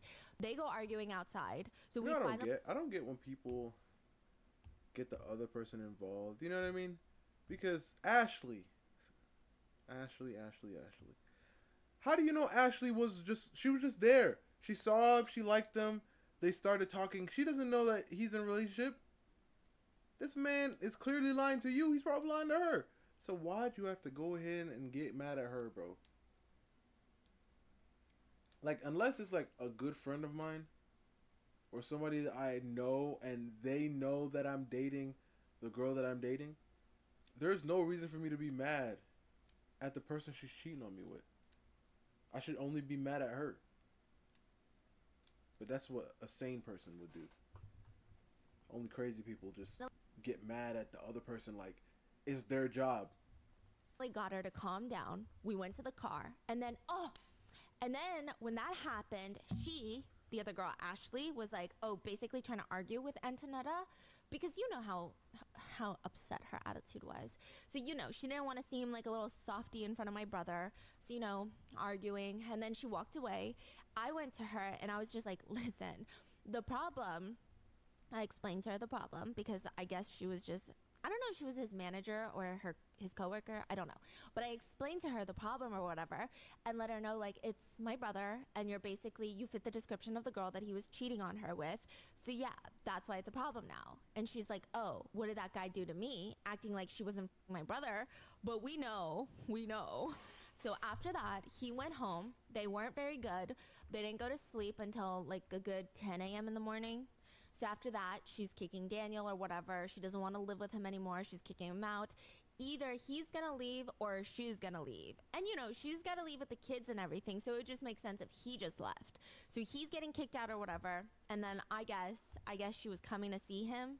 Ashley was coming to see him. He was getting kicked out. I don't know. I wasn't in those messages. I'm not sure what that was. But I guess she was coming to see him because he was getting kicked out. Antonetta saw those messages. And the way Janine leans over, she's like leaning on the arm of her chair now. And she looks like she's giving the officers the energy of, now get this. Like, you know when you tell a story and you move your body to kind of narrate and you lean in closer so that the audience gets the attention a little bit more, like, hold on, it's about to get crazy. Mm-hmm. You're adding in these little cues, like you have something so juicy to tell your friends. That's the energy she's giving. She continues. Like, yeah, now she's about to come see you. Now I'm about to beat her up. Because you just saved me from her the other day. No, you know that's how it was. So, she's coming. So, Antonetta and me, we go And she comes to the house, you know, big fight. Big fight. So The boyfriend's getting kicked out. Yes, Janine's version of the story is that her brother Daniel is getting kicked out of the house, and I guess he was texting Ashley, have to his believe her. manager that he is also in The a sister, romantic 'cause I'm relationship with, that he's getting kicked out, and she said, "I'm gonna come pick you up. Got it. I'm gonna come see you." So she's on the way to Daniel's apartment, and Antonetta and Janine read those messages and decide, you know what? Let's beat her up. Okay. Yes, and big fight. Janina is smiling while she's making her eyes big to emphasize just how serious this big fight is. But at the same time, she's relaxed and smiling as if, again, she's just sharing a wild little TikTok story time. And she continues to recount all the things that they did to Ashley with this very nonchalant smile on her face. She smiles and she tells the detectives in the room, I never, out of all fights I've been in, I never saw somebody talk shit during a fight, like, while you're gonna be up talking shit. I never met somebody that ever. What was she saying? She was just, you know, straight talking. Oh, he doesn't want you. That's why he's no longer with me. Just shit like that. Throwing it out in the air. And then, like, it was just such a weird fight. Like, she was just like, she just was kept on talking. Then she was like, "Aren't you his sister?" And it was just laughing all types of shit. It was just weird. She was a weird person. Never. I was like, okay. Ashley came over to pick him up. yes. When was the fight happening? Outside, they met her downstairs. Ashley was walking to pick up Daniel. And where's Daniel? Inside sleeping. Oh, it's gonna get crazy because none Wait, of this is all happening while Daniel is sleeping? Yes, because he This was is not crazy. actually getting kicked out. Oh yeah, it's all gonna make sense in a second. This is Okay. Janine's version of the story to the police, and the police are already putting together, this doesn't make sense with what we've discovered. Oh. So this is not the most accurate version of events. This I is Janine's see. version of events. The detectives are laughing with her. They're joking around with her. I mean, Detective Carter really nailed this one in the interrogation. I don't even know how to explain it. The way that she is instantly so buddy-buddy with Janine, the way that she built rapport is probably one of the more impressive ones I've seen so far. I was about to judge you. You were like, I never went to Niagara Falls. I'm like, girl, did you even leave your house? Like, Oh my god. like, no. And so she's joking around with her, even when she explains how they took Ashley's phone. So Janine is like, during the fight, we took Ashley, the other woman's phone, because Ashley has a husband. So we were going to tell Oh, the husband shoot. that she's cheating Oh, never mind. on her husband with Daniel, on, Ashley. who's cheating on Antonetta. Come And on, it's all Ashley. funny for the detectives. The detectives are laughing with her like it's the funniest thing in the world until it's not. So we're going to have to book you into jail. Your charge is going to be aggravated battery, all right, for the fight. So basically just a little more serious than just a regular battery. So what's up with Antonetta? Same thing. So you're clear on your charges, Janine? So it's robbery. Janine's mouth drops open. Robbery? What? Robbery? Yeah. We didn't steal her phone. We took it so she could come to the house. Oh, you took it. Yeah, You didn't steal it. she got her phone back. Ah. I told you she wasn't leaving unless we gave her back her phone. We just did it so we could call her husband, but we changed our mind. Okay. And once the police tell her, yeah, okay, that's robbery, she covers her mouth and starts laughing. Like, oh, literally. The other charge is murder. Murder? Yep. You're being charged with murder. Me? Yep. That's too deep. bad. That's deep, right? Yeah, that's fucking insane. Yeah. That was real. No, what? And she starts wagging her finger in the air. No. Murder? I barely laid hands on her. That's her realization. Yeah, that's her realization. And she keeps trying to argue that it wasn't murder. But the whole time she's like half laughing. Later when they take pictures of her, she's posing. She's not drunk, by the way. A lot of people have compared her to Stephanie Malgoza, the drunk driver that killed the couple that we covered recently. Oh, but yo, she's not drunk. you know what's throwing me off? It's like No. every single reference she's giving in these videos, I've seen those videos. It's just the most bizarre interrogation, and the way that she's sitting there she keeps talking to herself after they leave the room. So they tell her charges, they leave the room, and she just keeps going, me? And she's thinking. Sometimes I see that she looks stressed because we got the original full interrogation clip from the police. Sometimes it looks like she is about to feel how serious this situation is. But then she'll start talking to herself again like, me? In jail? No. What?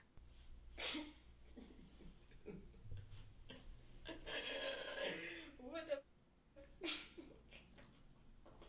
Yeah, it's How long so was she bizarre. in there for? Like an hour, 2 hours? The whole interrogation, I want to say the actual when she's talking to the detectives was maybe like 30, 45 minutes. She's in there for a good 2 hours. There's about 30 minutes in the beginning before she even talks to the detectives where she's just singing. She's singing in the interrogation room. Like She's humming? singing. Like random No, like songs? full on Hotline Bling by Drake. He says all I do is wonder if you're bending over backwards for someone else. Wonder if you're running up a backwards for someone else. Doing things I touch you getting nasty for someone else. What? She's using finger guns and everything. I think that's why a lot of people think that she is reminiscent of Stephanie Malgoza. 30 minutes of singing. The police came in, talked. Story time. And then told her that she is going to be charged for murder. Then she's left alone for about another 20 minutes where she's just kind of talking to herself. And at certain points, it seems like she's getting serious. But then she'll start yapping to herself again about like, me in jail? No. And then she'll put her head in her hands.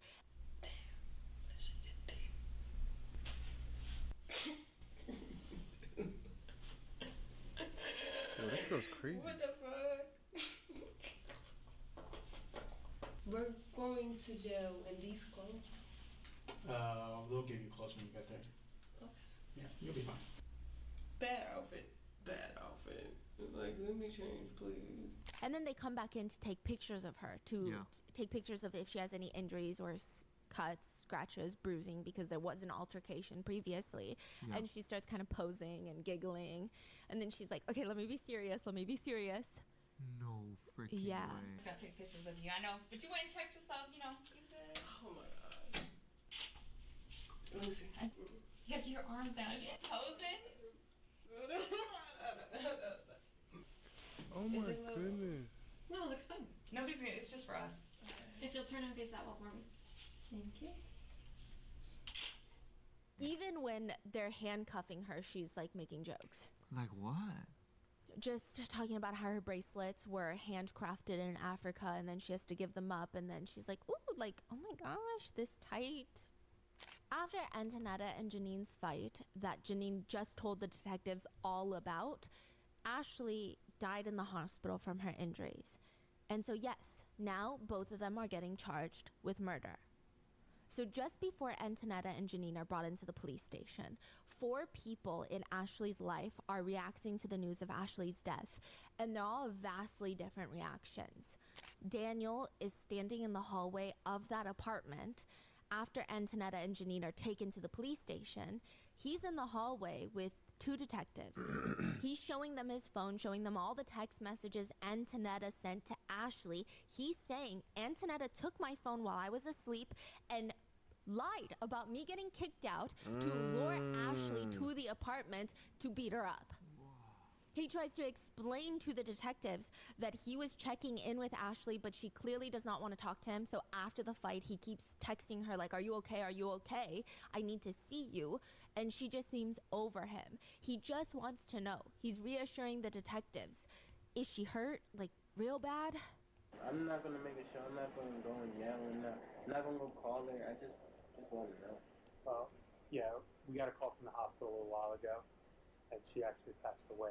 I will say Daniel's reaction is very difficult to witness. He immediately steps down the stairs, walks straight up to the male detective that just told him the news, almost like he's about to start a fight. But he's begging. Bro, stop playing with me, No, please. seriously. Please stop playing with me. Please stop playing with me. Sit down. Bro, he was in love, bro. Breathe. Dang, bro. Ashley, man. Ashley, bro. Breathe. Please stop playing with me. Dang, bro, he was in love, man. Look at me. Look at me. Please.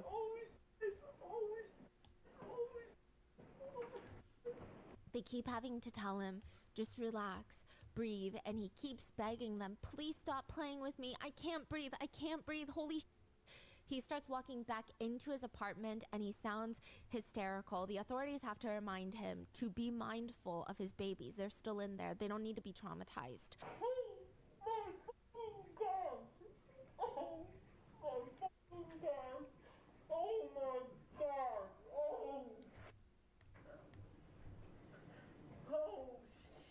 I'm never gonna find that again, bro. Hey, man. Hey, come here. Come on the couch and sit down. We know it's hard. And it's actually very difficult to listen to. The authorities are trying to calm him down. I know this is hard, but at the end of the day, you still have your child in here, okay? You see, And this is why. This is why you guys gotta know who y'all with, bro. Oh my. Oh my. This man lost. He lost Ashley, bro. He lost Ashley.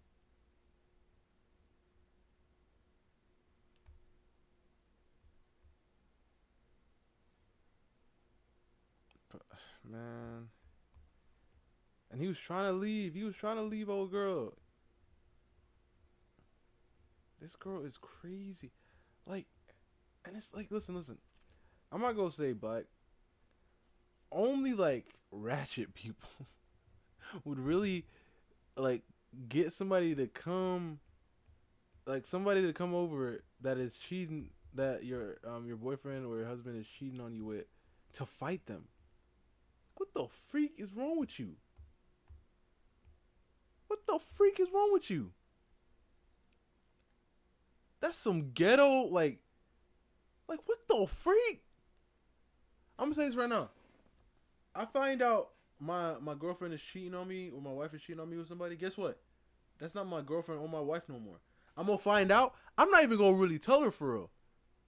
I'm gonna sort of be like, all right, if I'm living in the same house as her, I feel like I most likely would leave, depending on, whatever. I'll either put her stuff out or I will leave, right? And then I'll like put like a note or something saying, yeah, go be with whoever that guy is or whatever. And I'm done. No more conversations.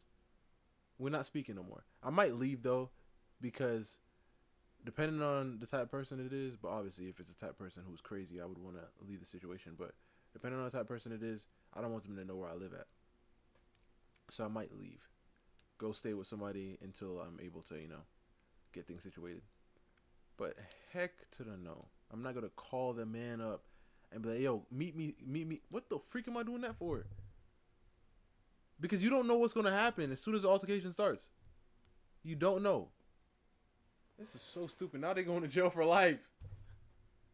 Most likely the grown lady is. I don't know about the girl because she's 17.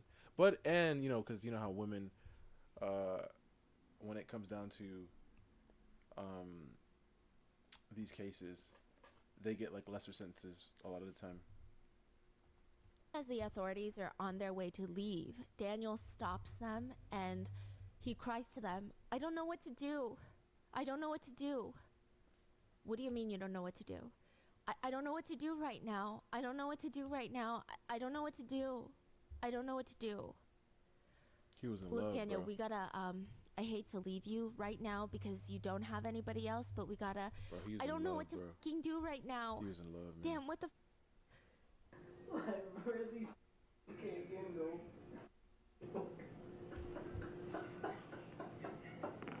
You caught a frog? What the freak you caught a frog for?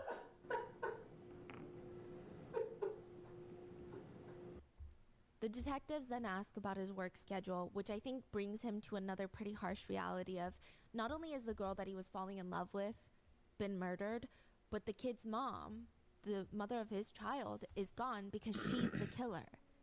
The police ask him, do you work tomorrow? Or you said you work only at nights primarily. I work at night. I'm not even, how am I gonna fucking do this? Listen, you just gotta take a breath and give yourself some time. Do you have any other siblings you can call? No, I don't have anybody.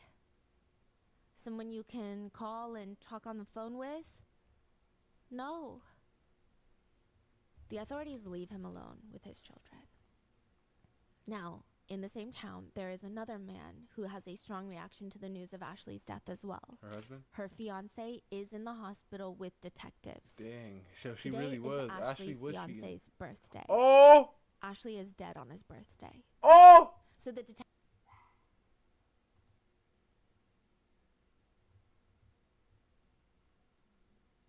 I ain't even gonna lie to you.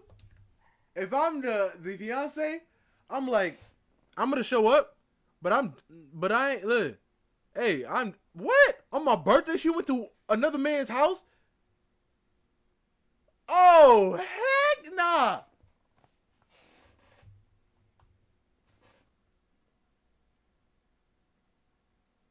Oh, man. Ashley. Ashley. Oh, my. Oh, my. Dark. He doesn't know that she was seeing a man named Daniel. I just don't get it. There's no reason why anybody would want to do this to her, and it was just random. I don't know why. She was going out to get me a birthday cake. That's what she said. Today was my fucking birthday. She was going out to get me a birthday cake, and it just happened, you know? And we have a 7-year-old son, and I have to go to my son and break the news. And that Ashley. He explains to the authorities how 8 months prior, they moved back to Georgia from the Bronx in New York because his mom had passed away. Ashley. She was very sick. They wanted to be with his mother who lived in Georgia. And now 8 months later, this happens. Just no reason. Ashley. It doesn't make sense. He tells detectives that all of them are originally from New York. His mom moved down to Georgia first, and they came because they thought, quote, New York, I mean, you see all the random shootings, beatings, stabbings. We thought, we don't need this. And everything we did was just for our son. But now we come back to Georgia and deal with the same that we tried to leave. You know what I mean? I never felt safe having my child and her alone in the city in New York because of shit like this. And now we come over here and I make sure we find a gated community so we're a little more safer.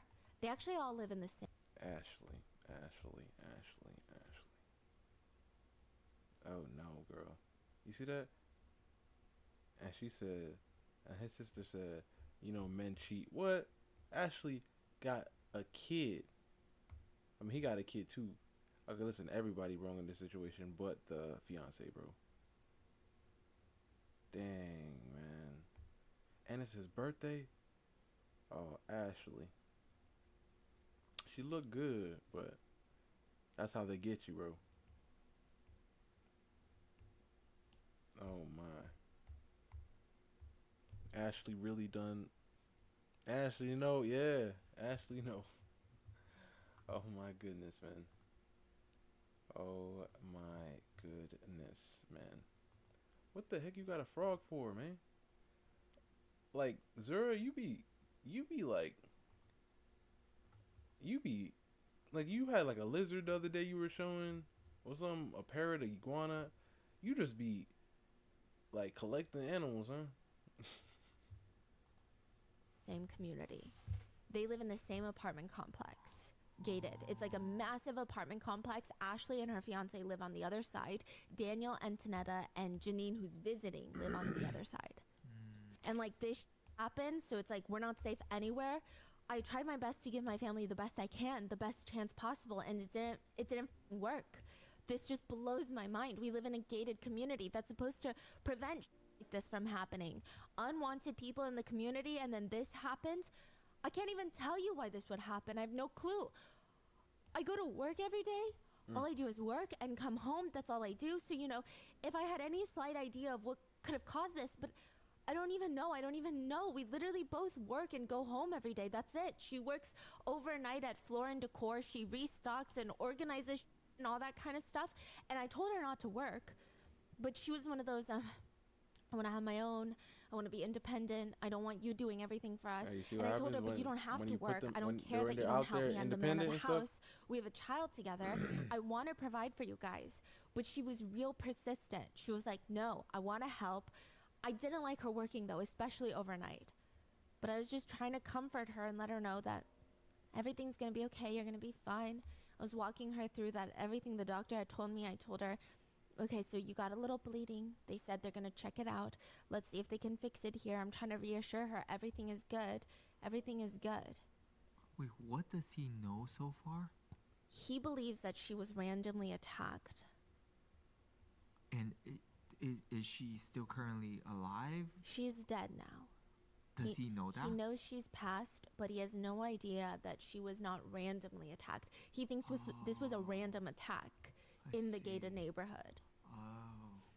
And the police, I mean, it does seem like they feel a little bit more awkward about the situation because I think they know, but I don't think that they have confirmation of the affair. So these are different detectives from the one that are talking to Antonetta, Janine, and Daniel. So they're not confirmed that there was a relationship involved, so they can't tell him that yet. Right. So just to be clear, just to your understanding, this looks to you like there's just a random beating for no reason. From what was told to me, yeah, she said she doesn't know who the girls are. She said she walked out the building and saw two girls roaming, and they looked suspicious. They looked like they were up to no good. And then they seen her, approached her, started swinging right off the gas. Without saying anything. Without saying anything. So I don't know. Okay. You know, and I feel like I'm to blame. You know, because it's my birthday and she would never went out there to get me a cake. Maybe that's what it is. No. You know, but I have to, because it's like, I just feel like You can't do that. It's going to eat at you for forever. It's like, you never predicted this. You didn't see this coming.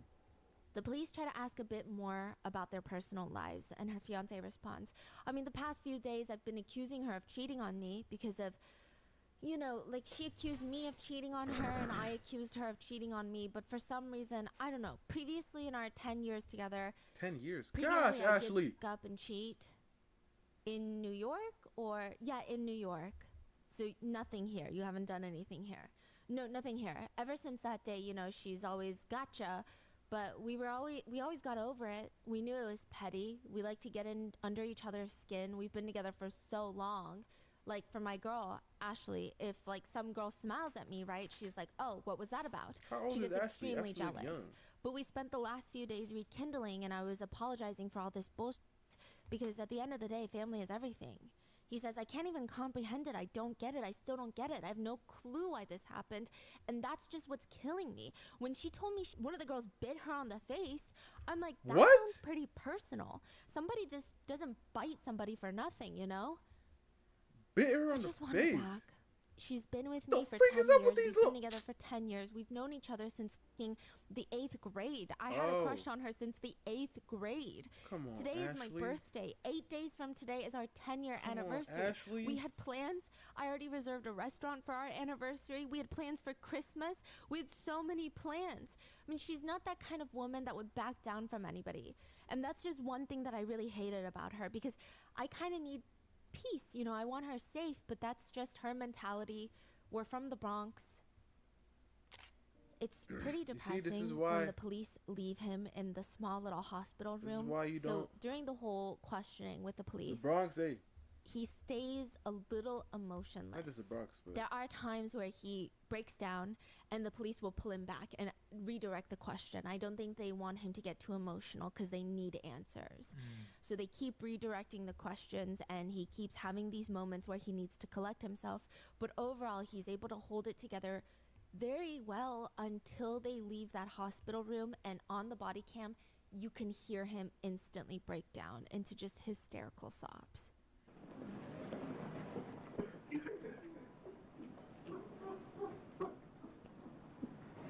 Man, Ashley. They don't tell him, though.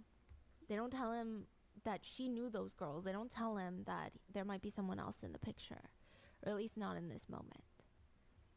Antonetta and Janine, are told right before being brought into the police station. And like I said from earlier this episode, their reaction is very mild. Antonetta's first thought was how she's been having a hard time. And Janine, in the police station, she thinks this is all hilarious.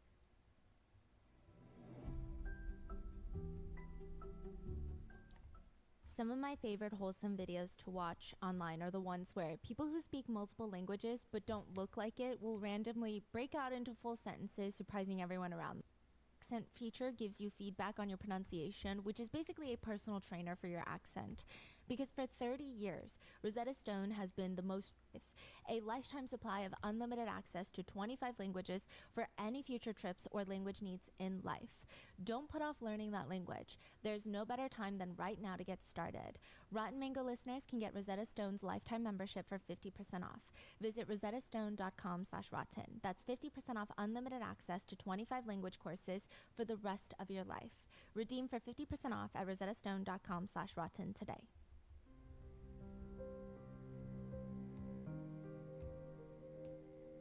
As many of you guys know, I've never been a big drinker. My stomach is already so sensitive to certain foods and drinks that I can never really bounce back the next day. It just ruins the whole next day. First order when you use Rotten at checkout. ZBiotics is backed with a 100% money-back guarantee, so if you're unsatisfied for any reason at all, they'll refund your money, no questions asked. Remember to head to zbiotics.com/rotten and use the code ROTTEN at checkout for 15% off. Thank you, ZBiotics, for sponsoring this episode and our good times.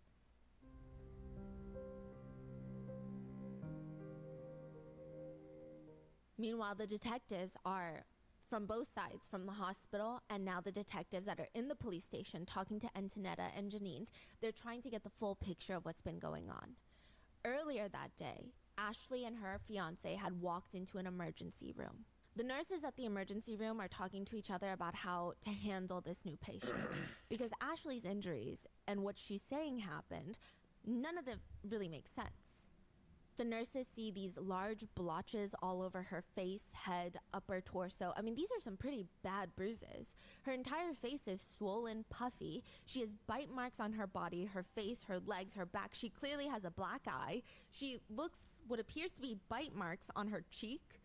Scrape marks all over her shoulders, like she was dragged, like somebody dragged her shoulders onto the concrete outside. Her elbows are completely scraped up. Her knees are bleeding. Other notes on her medical chart include possible collapsed lung, patient in need of a CT scan. Oh my evidence gosh, of did a they run her lacerated over or liver. something? There's not much explanation on how she got these injuries that don't include severe abuse, at least none that the nurses can think of.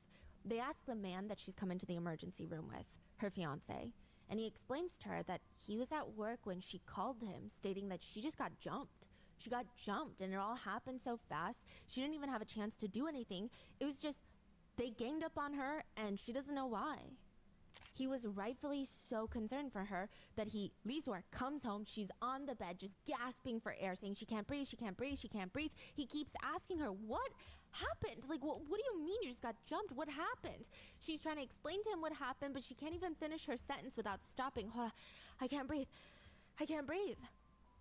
She does have a pre-existing heart condition, so it could be that. He gets her dressed, rushes her to the emergency room, but as they're leaving, she's throwing up. It's red blood. The entire time in the car, he keeps telling her, trying to comfort her, it's all right, we're almost there. That's what he explains to the nurses, which only gives them more confirmation. Yeah, we gotta call the police. This is weird. Did they think it was him at the hospital? They might have. Because it's just weird. The whole thing, none of this makes sense. They called the police because they feel like there was something a lot darker here. Yes, either it could be him, which is a natural thought until you realize what happened, right?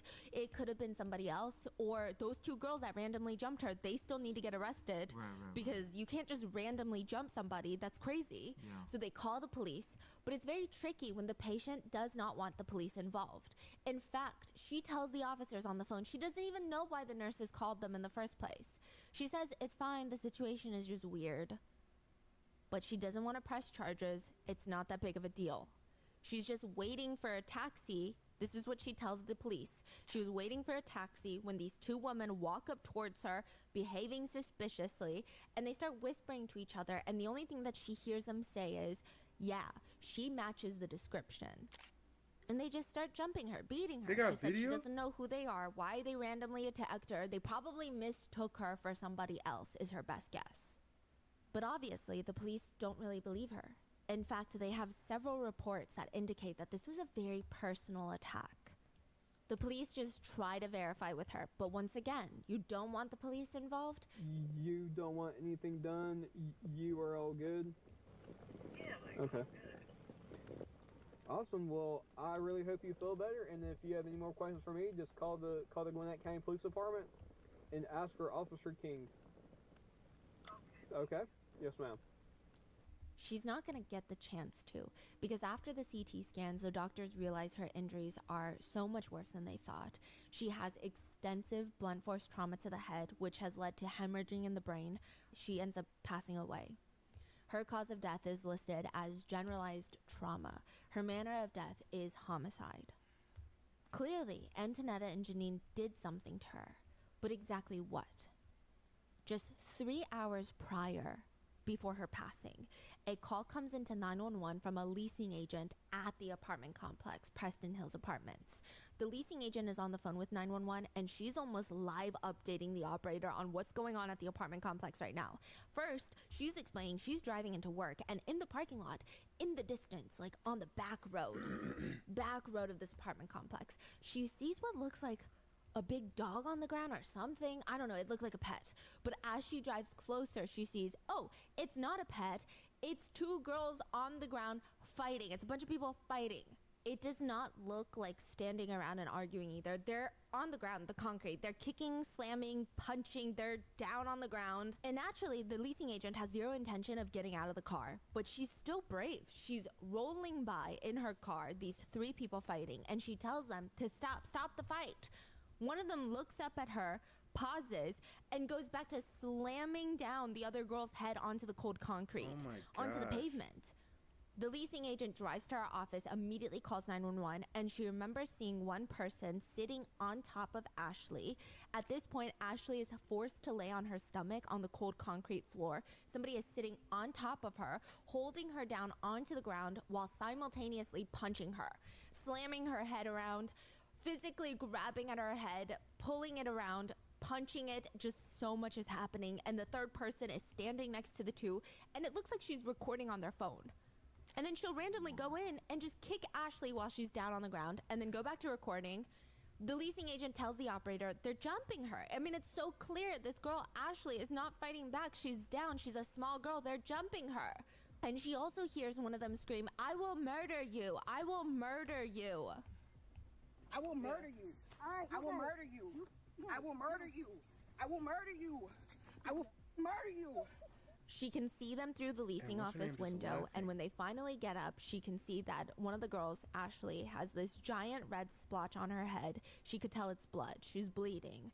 There looks to be a tiny bit of blood on one of the offending parties, the one that's beating her, but it's hard to say for certain if it's Ashley's blood or she's also injured. But then something very strange happens. They are no longer fighting. All three of them get up, and now they're walking towards an apartment unit together. Nobody's getting dragged. I mean, nobody seems happy, but they're just walking back to the apartment now. The police later pieced together that after Antonetta and Janine lure Ashley out to their side of the neighborhood, pretending to be Daniel, texting Ashley on Daniel's phone while Daniel is asleep, acting like he's gonna meet her outside, they come, tackle her to the ground, attack her, and when they decide they've gotten all their sick anger out, they grab Ashley's phone and threaten to call her fiance using her phone. All right, give my phone. Nope, you're not getting it. You're jumping both of us for your phone. Come on. Let's go. Let's go. Give my phone. No. They start walking back to Daniel's apartment with Ashley's phone, and they lock her outside. Ashley is standing outside Daniel's door, screaming, banging on the door, like, "I'm not leaving until I get my phone back." That is when Daniel wakes up. Janine would even later say that Antonetta actually helped Daniel wake up and said, "Hey, the love of your life is outside." Basically, like, your side is outside, is kind of how she describes it. He better get the door. Eventually, Daniel gets Ashley her phone back and she leaves. And not long after that, she arrives at the hospital and the police show up to their unit to question them. At this point, because the leasing agent had called about this fight, Ashley is not deceased yet. At this point, she's at the hospital. The police are in Daniel's apartment, and they're trying to investigate what this altercation was about. Antonetta opens the door, and she starts walking out towards the officers, and she's ready to tell them everything. Antonetta has a very good explanation for why she beat up Ashley. She states that Ashley had come here looking for her man. She was banging on the door, telling her to open it so that they could fight some more. Antonetta is ranting to the officers. This girl, she came to my house. She's been sleeping with my fiance. She works over there. She's his manager, and she keeps on forcing him to have sex with her. Oh my gosh, the coat. Or she's gonna fire him, and we ended up fighting right there because she approached my home. This is my home. She lives all the way over there. Okay, is everybody in the house right now? The officers point at Daniel, and this is your fiance? Yes, my fiance. I've known him for 5 years, okay? We moved here together from up north. He's worked at Floor & Decor. He's been sleeping with his manager. And that's who was here? Yes, he's been sleeping with his manager, and I've been feeling it for some time now. Yesterday, I'm walking to Quick Trip, the gas station. I see them walking together, and you're a woman. You know your intuition. I know that's the girl. I've seen her. We argued yesterday. He broke it up. It was fine. And this morning now, she's calling, texting, saying that she's going to be coming here. So I waited for her. And then I fought her because I'm just enraged now. I'm very heartbroken. You see, I started packing my stuff yesterday. Nothing is even in bags because I'm just mentally out of it right now. Because this is the person that I wanted to grow old with. This is the person that I wanted to share my life with. And I feel dirty. I feel disgusting. I feel heartbroken. And I feel stupid. But I'm okay right now. I'm not going to go out hating anybody, hitting anybody. I'm not a menace to society. I'm just very heartbroken that the person I love has been doing this to me. This is all on camera? Yes. They break another rule, which is do not lie to the authorities. So these girls, they just be breaking all the rules on what not to do with the police. The police asked the two girls, so did y'all come to meet up so y'all could fight, or nope?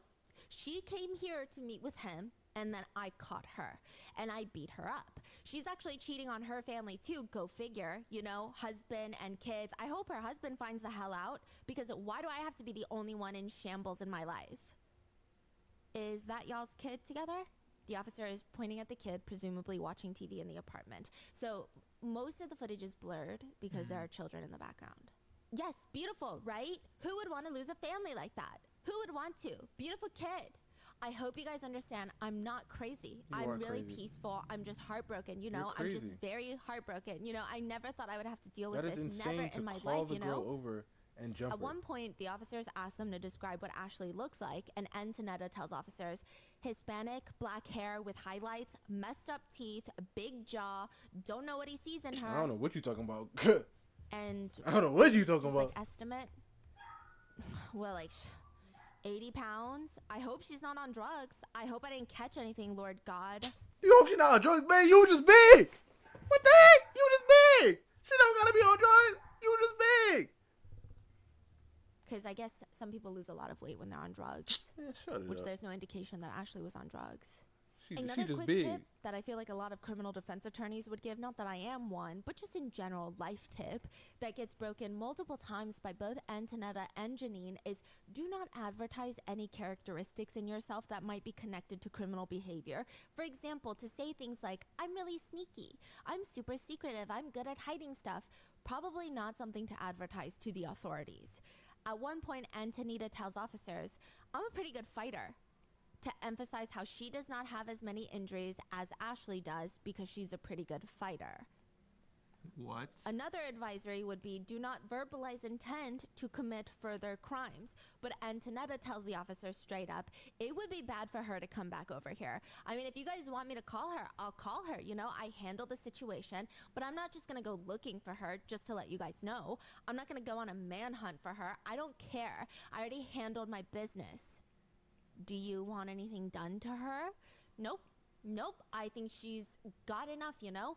Well, she's got to learn to fight. If you're going to cheat on somebody, you got to learn how to fight. You know what I'm saying? Like, know your side as a mistress. If she comes back here, I will call you guys. And if she doesn't leave, then I'm just going to beat her up again. I'm just letting you guys know. Near the end of the initial conversation with the authorities, Antonetta jokes, I wish you guys could just take me away for the week. I really need a break from this house. Oh, there you go. Take And you the a officer little bit longer than that. pauses and responds, be careful what you wish for. Seriously, be careful what you wish for. Because I know you say you want a weekend away from your family in the house, but when it comes down to it, you will probably have a quick change of heart. Wow. So this is before Ashley passed away. Yes. So everyone is still just investigating as like a little fight. Yes. It's like a violent altercation, and it seems like all parties could technically be charged, but if it's mutual, it's hard to... Like, yeah, it seems like most likely at this point, the police, their verbiage and the way that they're responding to the situation is if all parties want to drop it, they'll just drop it. Yeah. They're not going to arrest anybody, Right. is the vibe that they're giving. Right. So they're coming back later after the hospital They come back after the hospital confirms that Ashley is dead. the same day, or? The same night, yeah. So the fight happened early in the morning, and they come back at night. Because now it's a big crime. It's a big deal. This is why a lot of people say there is the whole one punch thing. Punching someone anywhere is bad. Punching someone anywhere in the head, you just cannot predict how one punch can literally kill somebody. And she was when slamming that her head into the happens, ground. It's murder. Like, you can't say, oh, I didn't know it was going to kill them. Once the authorities come back after Ashley's death, now this is when they go through Daniel's phone and they're trying to really piece together how mutual this alleged altercation was. Was it really that Ashley was coming to meet Daniel and maybe she was trying to fight Antonetta first? Because that's how Antonetta is making it seem from earlier that day. But when they go through Daniel's phone, he is confirming to them that absolutely these are not his text messages that he sent to Ashley. When did they tell Antonetta? At night. Okay, did you see that part? Like when it was... Yes, that was in the beginning of the episode. She's in the doorway that night, and they say she died. And she just goes, oh, I'm so sorry to hear that. That was not my intention. I'm just going through a really hard time right now. I have bipolar depression. So I guess the girl went to the hospital and she died. She died. She's dead. What? Because of that, Well, that's impossible. Talk to you I didn't hit her that hard. Sure, okay. Wow, I'm so sorry about that. That was not my intention. I've been mentally going through a lot. I have bipolar depression, and I'm just going through a lot right now. And Daniel is showing the authorities the phone, showing the messages, the text read from Ashley, and this seems like from Ashley and Daniel at this point. Ashley responds, that's all I have to give, which is me. No more, no less. I don't have it in me to be pretending to be something or someone else. Daniel responds, thank you for being you. I can't wait to see you, beautiful. Me too. Go to bed, darling. Your ass has been through enough for the day. Even though I don't want to stop talking to you, but you need to relax a bit. The messages stop, and later Antonetta messages Ashley, pretending to be Daniel. Where you at? I need to see you. LOL, I'm in bed. I want you here so bad. Meet me, please. I'm going through it. I got kicked out. Are you serious? All right, let me put on something real quick. Oh, all right, I'm my outside. gosh. Ashley responds, okay, I'm about to come out. How long? Right now, I'm grabbing my keys. I'm downstairs. So they're coordinating where in the apartment complex she's walking. And she's responding things like, okay, meet me in the back. Okay, we're meeting here. But it's not Daniel meeting Ashley because he's asleep. It's Antonetta and Janine. This is morning. This is morning. He was still asleep while they were outside assaulting Ashley. And it wasn't until they came back with Ashley's phone that Ashley is banging on the door. Antonetta is waking Daniel up with Ashley's phone, like, I have your girlfriend's phone, haha. She's outside, I just beat her up. Daniel remembers opening the door, being shocked because it was clear that Ashley was quote unquote up. She did not look good. He could tell that she was beaten severely. He closes the door, and he said he was in a state of shock. He just turns to Antonetta and starts screaming at her, what the f is wrong with you? It was never that serious, like, between you and me, Antonetta. Ashley continues knocking on the door, she's trying to explain, listen, I don't care. I just want my phone back. Like, you can do whatever you want. I don't care. Give me my phone back. Antonetta throws the phone at the wall. Daniel goes to grab it, opens the door, hands it to Ashley, and he turns around at this point just to, I guess, scream at Antonetta and Janine. And he keeps screaming, I told you, like, the love interest is gone. I told you all of this. Like, what do you mean? I told you this yesterday when you saw us walking to QT together. So what are we doing here? At this point, Ashley leaves to go back to her apartment where she lays on the bed to call her fiance to come home because she's not feeling well. And she just got randomly jumped. Daniel's in this huge argument with everybody else, and the police keep stopping by nonstop. So it's like the whole day, they're just all arguing. The worst part of all of this is when the authorities finally find out that Ashley has passed, they take all of their phones. They see the text messages that Antonetta sent from Daniel's phone. But worse than that is they find on Janine's phone footage of the fight. They see Antonetta having Daniel's phone outside the apartment, hiding behind bushes, coordinating, texting Ashley. They're hiding, making sure that Ashley doesn't see them. Otherwise, she could just turn around and walk the other way. Janine asks Antonetta, what if she sees us and she walks away? Well, she can't get away because I'm going to run up after her and beat her up. They run towards the back of the building, and when they see Ashley, they come out. Janine is following behind Antonetta, recording, and Antonetta confronts Ashley. So guess what? That was me. And immediately tackles Ashley to the ground while Janine is egging her on, screaming, yeah, side hoe. Antonetta is holding her down on the concrete while punching her in the head. Janine is calling Ashley ugly while Antonetta continues beating her. Ashley look better than both of you. Antonetta crazy, and Janine thinks it's a good thing, like she's trying to hype Antonetta up. Ashley keeps telling her, get the f off of me, get the f off of me, you think I'm scared of you? Yeah. Get the fuck off. This is what we do to side bitches. This is what we do for side bitches. For side bitches. Antonetta starts punching her head. Oh yeah, she repeatedly, deserves and to be Ashley in jail. keeps telling her to get off, but she won't. She keeps screaming at Ashley, do you want to get f***ed up? I'm gonna f***ing f*** you up. Say hi to Daniel. Get off of me. Say hi to Daniel. Get the f***. You know he said I could come out here and f*** up, right? Okay, good. You know that, right? He's in the house with our son. Okay, wow. He said I could f*** you up. Yep, this is what we do. If I get mad and he knows I'm leaving, he feels sad. He says, I'll let you her up. No, he doesn't. No, he doesn't feel sad. He don't care about you.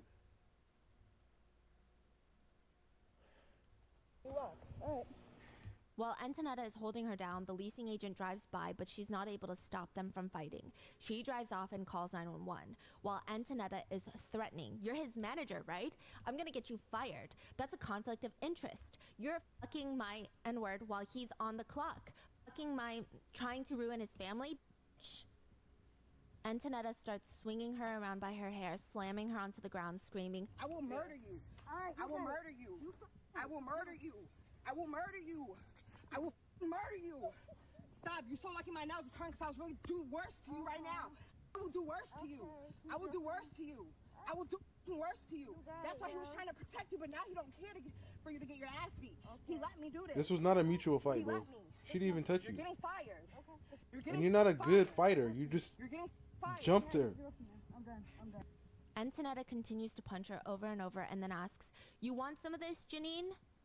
She responds, yeah, I can do, and she puts the phone down, or it seems like she's holding the phone so it's pointing towards the sky, because she goes in to kick Ashley in the back multiple times. You want some of this, Janine? Yeah, I do. Oh my gosh, bro. Bitch. Oh my, yeah. She Ashley deserved to be in is jail for very that too. small. Antonetta is still on her violent monologue.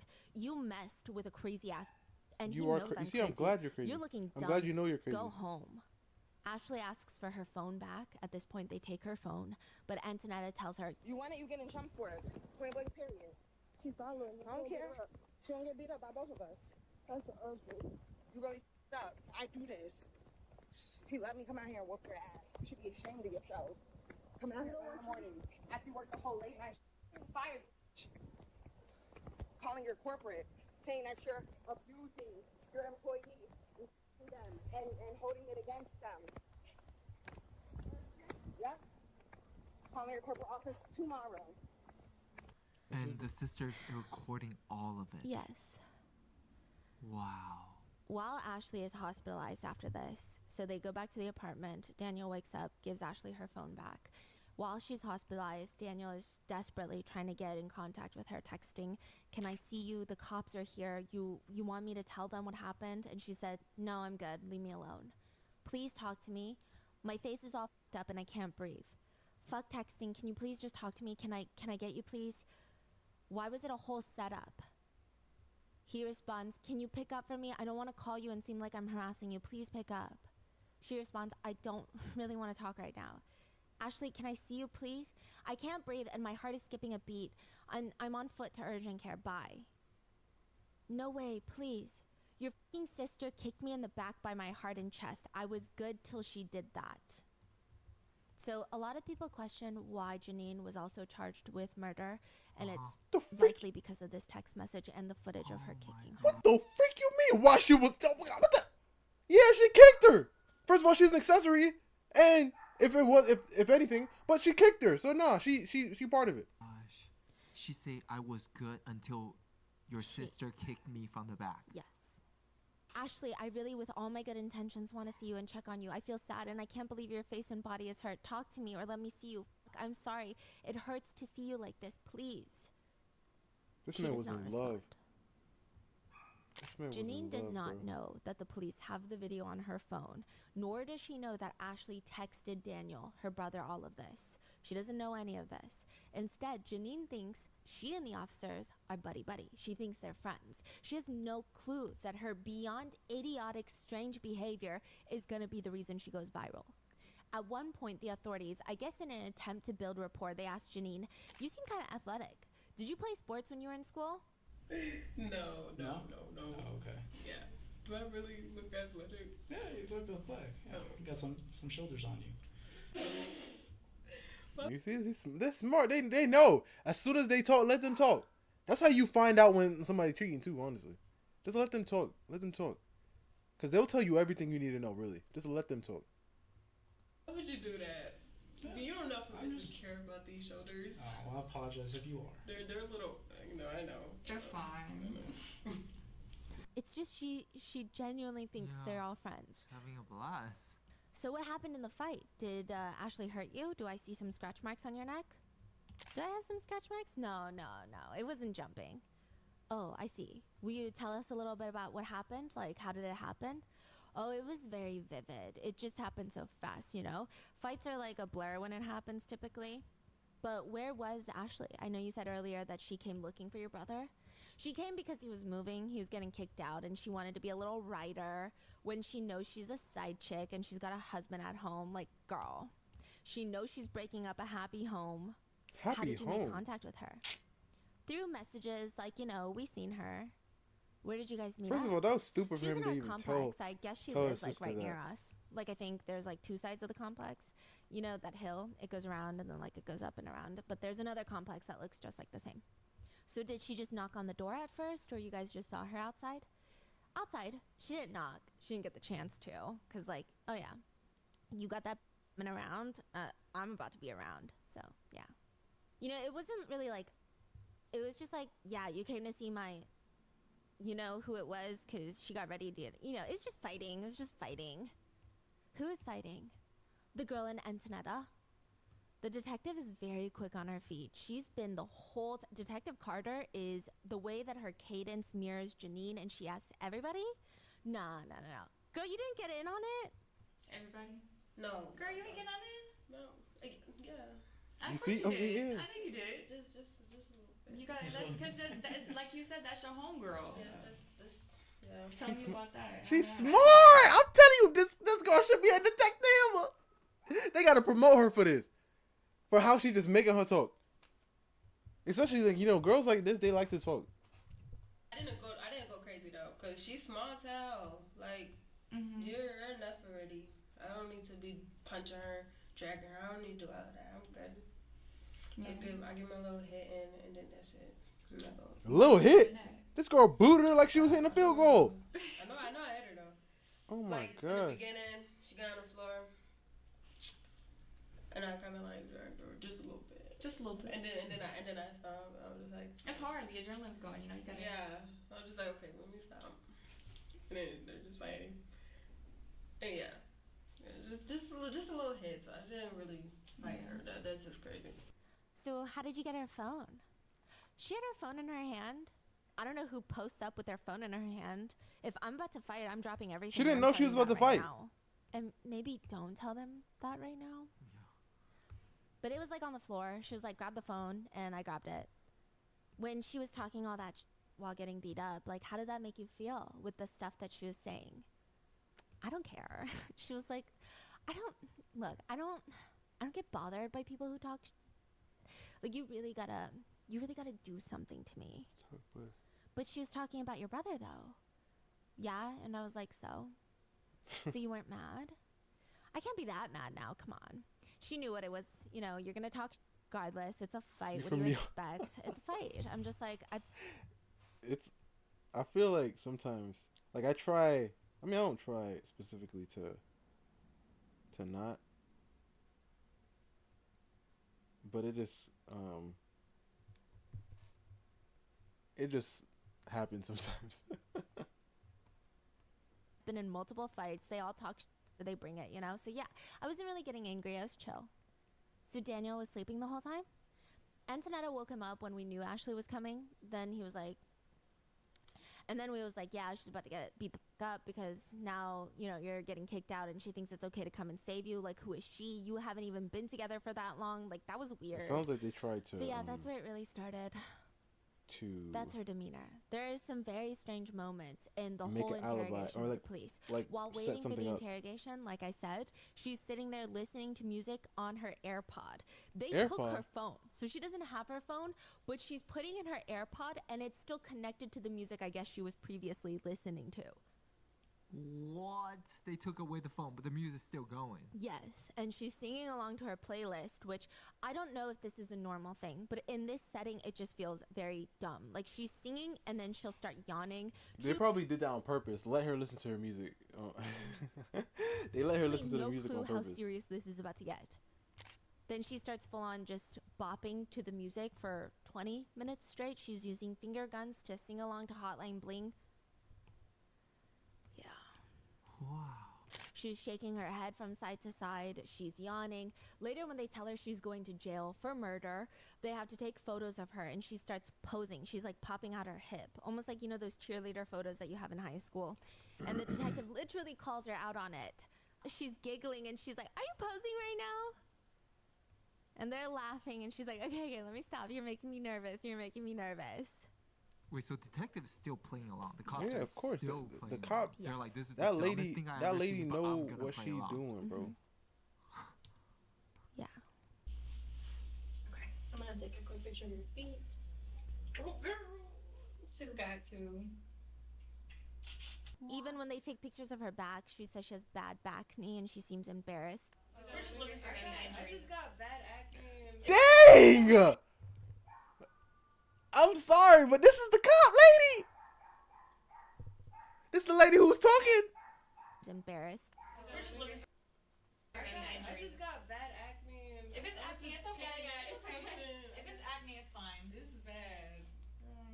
I don't see any injury yet. Which, sure, okay, but you.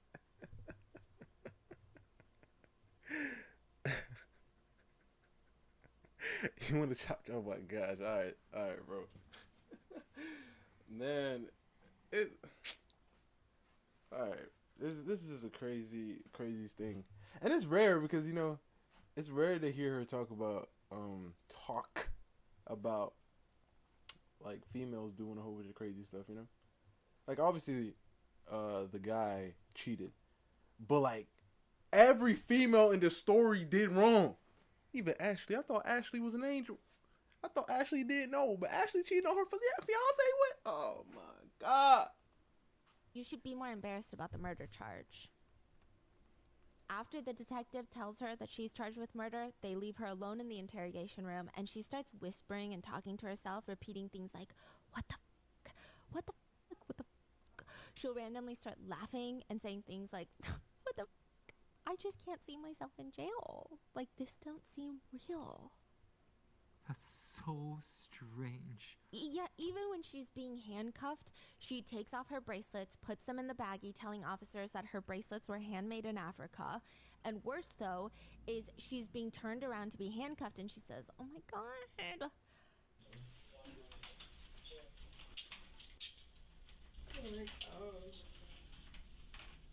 In a very bizarre, creepy moment in Janine's interrogation, she looks at the officers and says, "That's crazy. But, like, do you know how she died?" No, she's dead. I know that shit's crazy. Do you know how she died? Like, From fighting. The injuries of her death. So they had to do an autopsy, but it was a result of her the injury she sustained during the fight. That shit's crazy. How does it make you feel? That shit make me feel like I'm going to hell. That I'm not gonna lie. I mean, yeah. Like, that's really crazy. Life is crazy. And the officers egg her on. Yeah, and she's not a big girl. No, she isn't. That's why I didn't want to fight her. She's too small. I looked at her and I'm just like, how old are you? She told me she was 30, and I'm like, you're really small for your age to be 30. She looked sick, skinny. Nobody else. Grandma, grandpa. Oh, actually, oh my gosh. Okay, go to contacts. Do you want your brother's phone number at all? Daniel's? Okay. No. So they plead guilty. They try to get a plea deal. And the worst part is, before the sentencing, a fellow cellmate of Antonetta and Janine's goes to the police officers and reports that they are scared. Janine and Antonetta are scared at the prospect of getting life in prison for their literal actions, that they are allegedly colluding in jail about pinning the entire thing on the victim's fiance, Ashley's fiance. They're trying to say that after Ashley went home, her fiance found out that she got beaten up by her. Wow, you see, I this guess is the what person you she's see. What having an happens, affair bro? with, They and truly believe that they're able to do this. You see what happens, bro? They are literally trying to pin it on the fiance. Like, they're actively having this yo. He allegedly finished the job is the new story that they're trying to spin. That he's the one that caused the final harm that killed her. Perhaps he further injured her at home to make sure that she wouldn't make it, or maybe he prolonged her getting medical attention and took a long time to take her to the emergency room. She says they're basically putting this on the victim's husband, that he did something that possibly caused the injuries, and then argue that there was a failure to give proper medical care in a timely manner. They're going to argue that there were errors that were made that could have saved her life, that it wasn't the fight with the girls that ended her life. It was a lack of adequate care in a certain time, you know? Yeah. How are they still be able to talk like this in the prison, right? They asked her, the inmate that rats them out, to send messages between. That's why she knows all of this. So with that, the girls are sentenced to 20 years in prison because they pled guilty. Wow. So they both each got 20. Yeah. The comments read, the police interview with the sister was disturbing. She thought she was being all cute. Both women are despicable, and I'm glad they're being held accountable. When they told Daniel Ashley died, my heart sank. He looked genuinely distraught. Yeah, he was Another in love, reads, bro. the sister is truly delusional. She is detached from reality. She's literally talking to the detectives as if she's gossiping at a teenage sleepover. Another reads, I think the sister was dropped on her head as a child. She thought she was gossiping with her besties. Another reads, the sister is every lawyer's nightmare, LOL. A clear example of lights are on but nobody's home. Another, Janine needs to be locked up forever. She lacks all sense of normal human behavior. Everything is funny. Murder? I just pulled her hair a little. Followed by giggles. The sister is not wired correctly, and it's very scary. Some people say, I don't understand these types of people. Emotional intelligence is at a negative. Fighting everyone except her, quote, man that could clearly do without her. Kids that they clearly do not value and will never see again. And what the is wrong with the sister? She knows the woman is dead at that point when she's in the interrogation room. Instead of crying and brick, she's laughing and giggling. Animals. Another comment reads, Antonetta killed another woman over a man that will move on when she's in prison. Another points out how Antonetta reacts to hearing that Ashley is dead. I'm sorry, that wasn't my intention. Girl, that's something you say when you accidentally bleach your shirt or something. A life was taken. Others point out the fact that she said, I'm sorry, that wasn't my intention. I'm just going through a lot right now. I have bipolar depression. A comment reads, I have bipolar depression. Girl, so do a lot of people, but you don't see them murdering people out of jealousy. Another points out what Antonetta said prior to that. She was making my fiance sleep with her. No, your fiance was cheating on you. You beat a woman to death. Exactly. Another comment reads, she killed that woman over a man that didn't even want her, shaking my head.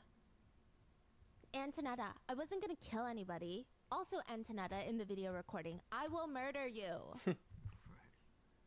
Another quote, she's dead. I'm so sorry about that. I've just been going through a lot. What the But there are some people who defend the girls. Of course. Someone comments, These I feel ratchet bad hood rats. because it's not like they knew she was going to pass away from a fight. You, like, bro. If I call somebody somewhere, right, and I hit them with, let's say, I hit them with a pool noodle. Let's say we're around the water. I called them to the pool. I hit them with a pool noodle, and then I leave.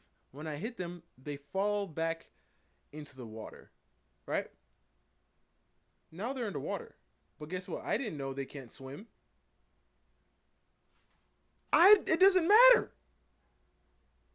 It does not matter. That is still my fault. That is me. I brought them there. I didn't know they couldn't swim. But we started something, they fell, and now they're gone. Guess whose fault it is? My fault. Or the person's fault. She said, they didn't know they were gonna she was gonna die from a fight. Then don't get in a fight. Don't actively start this.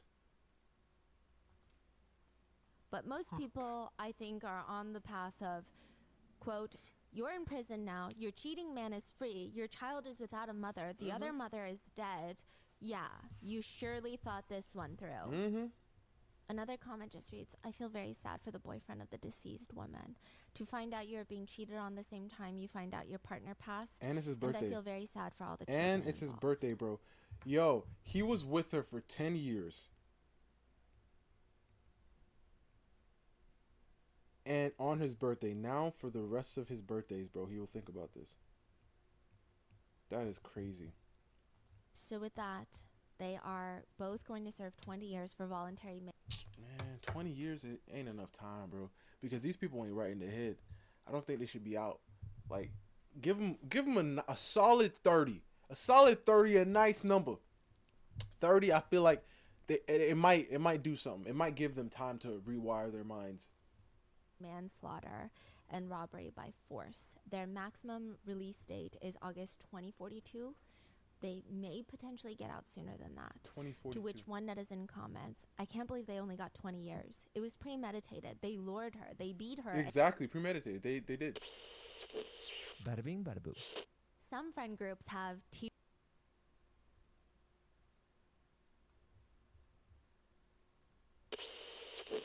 Bada bing, bada boo. The police officer is running through the apartment complex.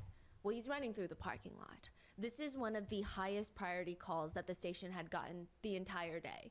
Possible hostage situation in a nice, family-friendly Orange County apartment complex. It's the middle of the day. There could be children running around. All they know is that there is a potential home invasion and essay of college students by 2 male home invaders. A group of 4 young girls lived together.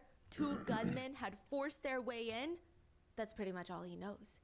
The 911 call was placed 2 minutes ago, and one of the roommates had been hiding in the bathroom and whispering, please hurry, I think they're essaying my roommate right now, please.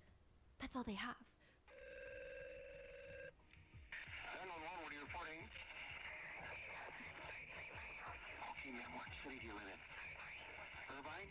Okay, hold on for Irvine Police, okay? One of the officers arriving at the scene, he's running through the parking lot when he notices a blue Mustang sitting there, which is nothing out of the ordinary, but as he's running past, there's 2 people sitting in the Mustang. So he approaches the car, and there's a Korean girl in the driver's seat, a young man in the passenger seat. Do you live here? Are you a resident here? The girl rolls down her window. Yes, I am. Sorry, officer. I I just got into a fight with my roommate, so I just wanted to get some Is there something wrong? Is something going on? Is there a problem inside? And your roommates are still inside? I'm sorry, is there a problem? Is there something going on? What is your unit number? 676? Interesting. The officer's radio starts buzzing. The other officers need backup at unit 676. He's about to rush off, but he stops. He looks at the Korean girl for a brief moment. Black hair, fair skin, brown eyes. I mean, like most police officers, he's trying to memorize the face of every single person he sees at a crime scene. And one more thing. What's your name? I'm Sunny. My name's Sunny Han. There's a lot of questions that you never want to ask a police officer, especially when there's 4 of them holding their guns out, pointed directly at your face. Probably top of the list of questions never to be asked would be something along the lines of, if I run, are you gonna shoot me? What? There's 4 police officers at the door to unit 676. A male had just opened the door, a male gunman. They know that there's only 2 male gunmen and the rest of the residents are girls. So this has to be the home invader. And the police are staring at him and he's got the door cracked open like he lives there. Like he's opening the door to the mailman. The officers don't even know how to respond. They just scream, "Get down on the ground now, get down on the ground." The guy pauses for a second. He's running through his options. And then he slams the apartment door shut on the police officer's face. Did he ask that question or? He asked the question. Oh, and then he shut the door. Yes. Okay. They eventually break into the apartment through the back. He is tackled onto the ground and arrested. So now all that leaves for the police officers is taking the statements of the 2 victims. They find 2 female victims inside the unit. 2 shaking Korean girls, maybe 21, 22 years old. They're standing there hugging themselves. They're taking turns trying to rip the duct tape out of each other's hair and legs. The officer approaches them and he's hit with this really strange feeling. This overpowering sense of deja vu. I mean, she just looks so familiar. He could have sworn he saw the dark hair, pale skin, brown. But again, I mean, maybe it's just been a long day, right? But there's just this feeling, the more she talks, then he tied us up and put a gun to our heads and then forced us both into the bathtub where he was gonna, I'm so sorry, ma'am, I'm so sorry. What's your name again? My name is Sunny. Sunny Han? The freak? What the freak? Oh, that's the day I quit. I'm like, yeah, I don't think Rotten supposed Mango's to be growing here. team of dedicated researchers and translators. And we'd also like to thank our listeners for your continued support as we work on our mission to be worthy advocates of these causes. As always, full show notes are available at rottenmangopodcast.com. Now, before we get started, a few quick disclaimers. Today's case is relatively non-graphic. However, there are some brief mentions of R-word and self-exit as well as gun violence. There is also a portion where the perpetrator queer baits, which is also known as pretending to be a part of the LGBTQIA+ community for your own exploits. So if that is triggering, take some time for yourself and we will see you in the next Somebody one. said something. So with that being... Should I say what they said?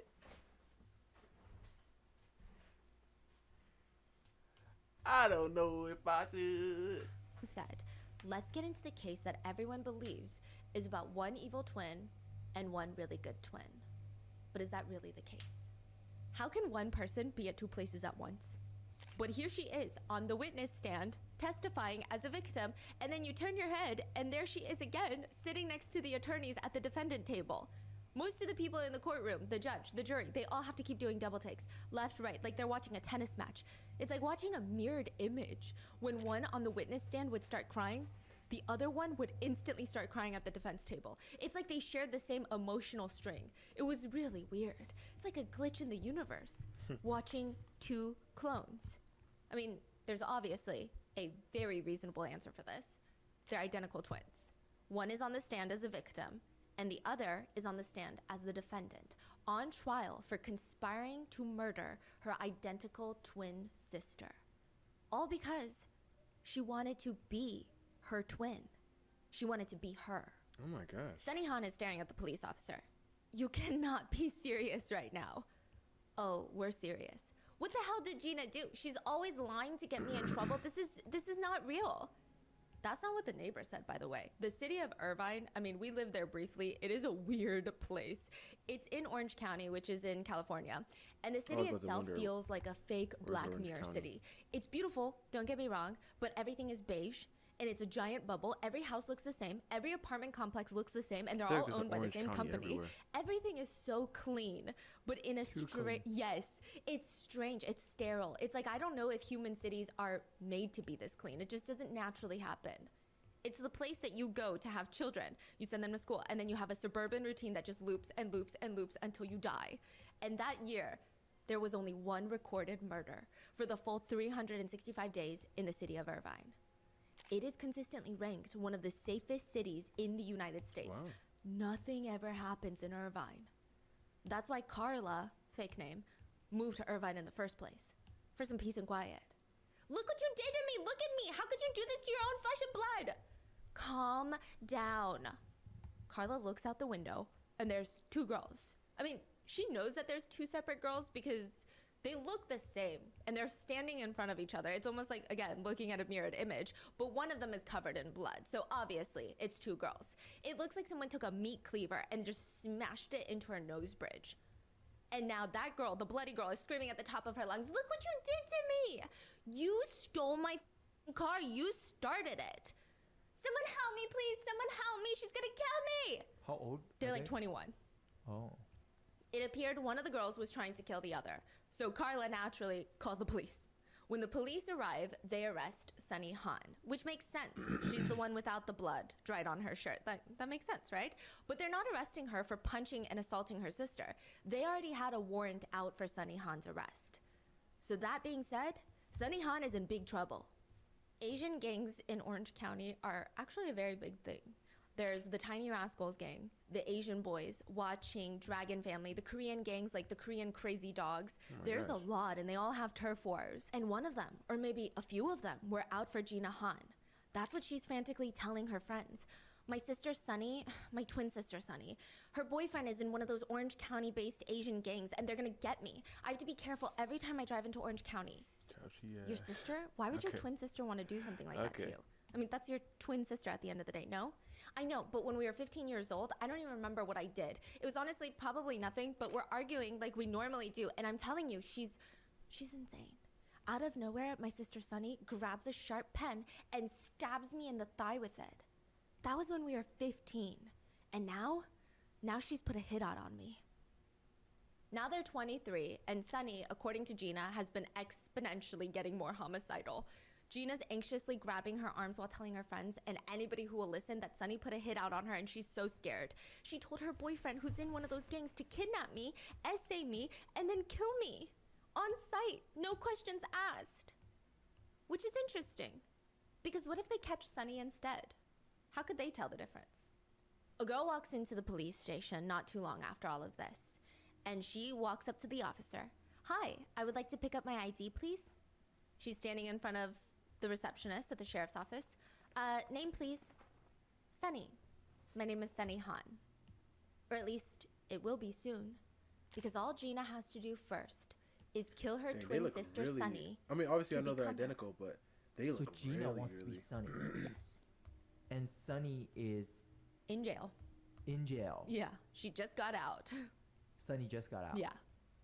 But Gina wants to be Sunny now. Mm-hmm. Oh, so we'll get there. Sunny did beat Gina up. Sunny did beat her up, yes. And Sunny is dating someone in a gang. Allegedly. Okay. Now, one of the creepiest psychological studies done was in the 1960s. Two scientists were debating nature versus nurture. Are you born this way, or are you made this way, or is it kind of a mixture of both?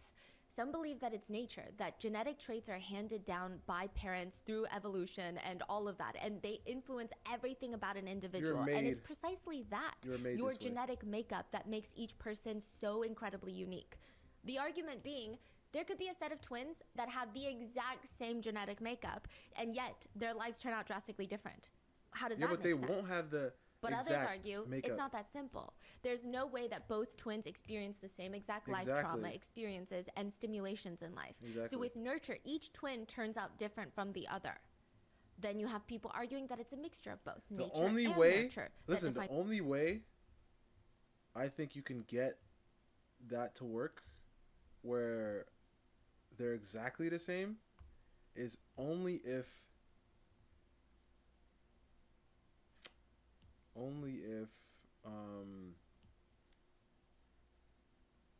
you raise them in the same place, right? They don't go out and meet anybody. You like you raise them, like let's say you kind of like they're sound crazy. Let's say you live on a farm, secluded from the world. You raise them there, right? And you teach them every single thing they know. Everything. They both eat the same thing. They both get the same exact haircuts. They both get the same exact everything. Right then and there, that's when they'll be identical, like perfectly identical. Because once they go out, they'll end up having different friends. They'll end up experiencing different things that others didn't. You know, maybe they go out to a location or a friend of theirs tells them to go somewhere, and that's instantly when the link will split. Finds who somebody is. I mean, it's so hard to argue because there's no solid proof that it's one or the other. If someone ends up being an incredibly stubborn person when they're older, is it a result of their genes or their environment or a mixture of both? There's no perfect answer. Environment. Dr. Viola Bernard invented what she called the twinning reaction, placing two twin infants into two different adopted families. So she ran this adoption center, or she worked with an adoption center, and every time they would get two twins, they would adopt them out to separate families and not tell anybody that they were one half of a twin. They would not tell the adoptive parents, they would not tell the twin, it would be nowhere That's in the messed files. up. Is that okay to do? This is probably one of the most debated, questionable, unethical studies that was ever done on twins. That's crazy. There were a lot of people who committed self-exits after this. What? Now, they do not tell the parents that they are twins. They let them grow up not knowing there's another pair of them somewhere out there in the world. Then later they go and study their lives and behaviors under the disguise of, oh, we're doing an adoption study. Okay, heck no. Because you've been adopted and we'd just like to ask you a few questions. This, they thought, could answer the never-ending debate of nature versus nurture because their genetic makeup is the same. I will say the study itself, all of the files are sealed to this day.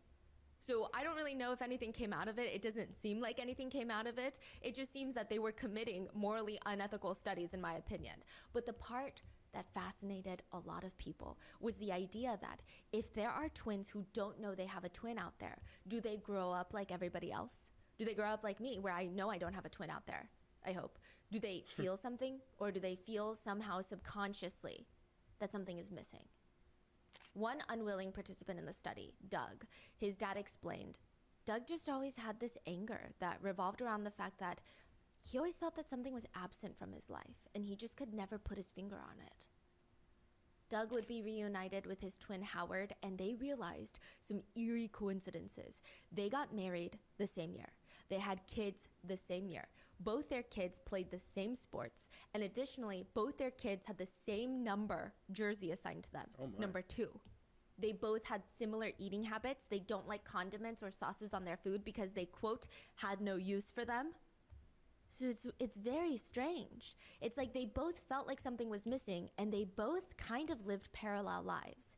The study itself resulted in 2 self-exits, and it ruined a lot of people's lives because once they found out they had a twin, it just was unbearable. Yeah. Really? To know that a lot of them did discuss how they just felt empty their whole lives. They didn't understand how other people felt complete. They never felt complete, and they never understood what the gloominess feeling was from. And I feel like there's a thing with twins, right? And I'm pretty sure I heard this somewhere, but like sometimes, especially like when they're a bit younger, they could remember when they were inside. It's crazy. Like they remember their siblings when they were inside. It's kind of like because they've been connected at that point to now be split up like this. Because you knew your sibling then when you were literally growing at the same time. So I can understand twins having an issue like that. Maybe if they knew, it would have made things better, but then to have that betrayal later on, I think it was too difficult. Sunny and Gina both found out about each other at around the age of 5. They both found out that there is a girl in the same town as them that looks just like them, like a little doppelganger. Sunny's mom, she wasn't surprised. Gina's dad wasn't surprised that they had a doppelganger because this was the agreement. After the divorce, they would each get one twin. I'm not sure if it was completely random. I don't know why Gina went with her dad and Sunny went with her mom, or if they had favorites ever since they were born. But the girls were split up, they were separated, and then later reunited with the very calm introduction of like, oh yeah, you're twins. The reason for the reunion and the life epiphany was that Mr. Han decides he's going to be a family man. He met a new woman, he's going to start a new life with her, have children with her, and start a family. So in order to do that, he can't have a family. It's time for him to be child-free. So he gives Gina back to Mrs. Han, and they are reunited. And at first, it seems like the reunion is the best thing that could have ever happened. Sunny and Gina are so happy to be with each other. Hey, Brian, remember what I said? Hey, this is a stat. This ain't on me. This is what your scientists said. Okay, their study said. Most people who are serial killers and people who take people out, they are from single mother homes. And the pops gave her up to the mama, and now the mama's by herself raising the kids, and now the kids are a little crazy. That's all I'm saying. And I imagine it's like every kid's dream to find out that they have a long lost twin out there, and now instead of experiencing life alone, they have each other.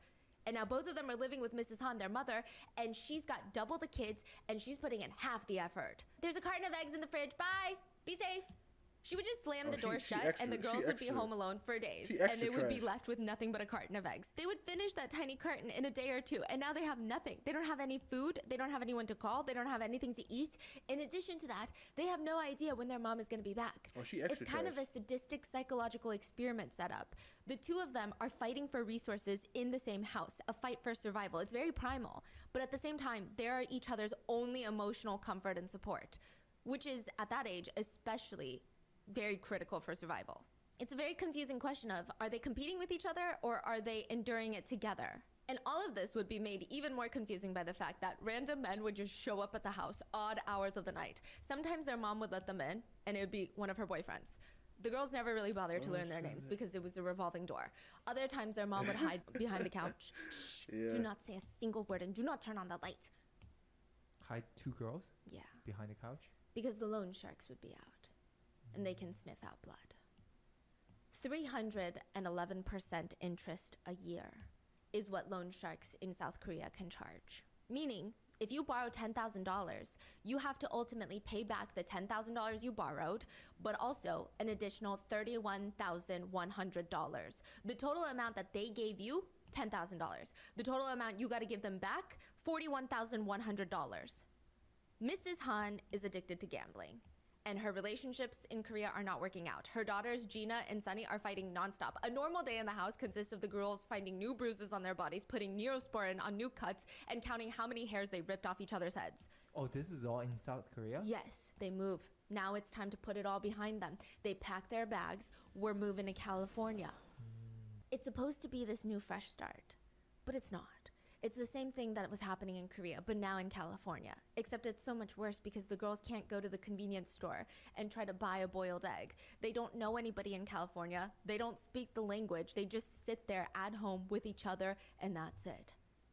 Until a few years later, they turn 13. Mom's like, pack your bags. Say goodbye to your friends because you're starting all over again.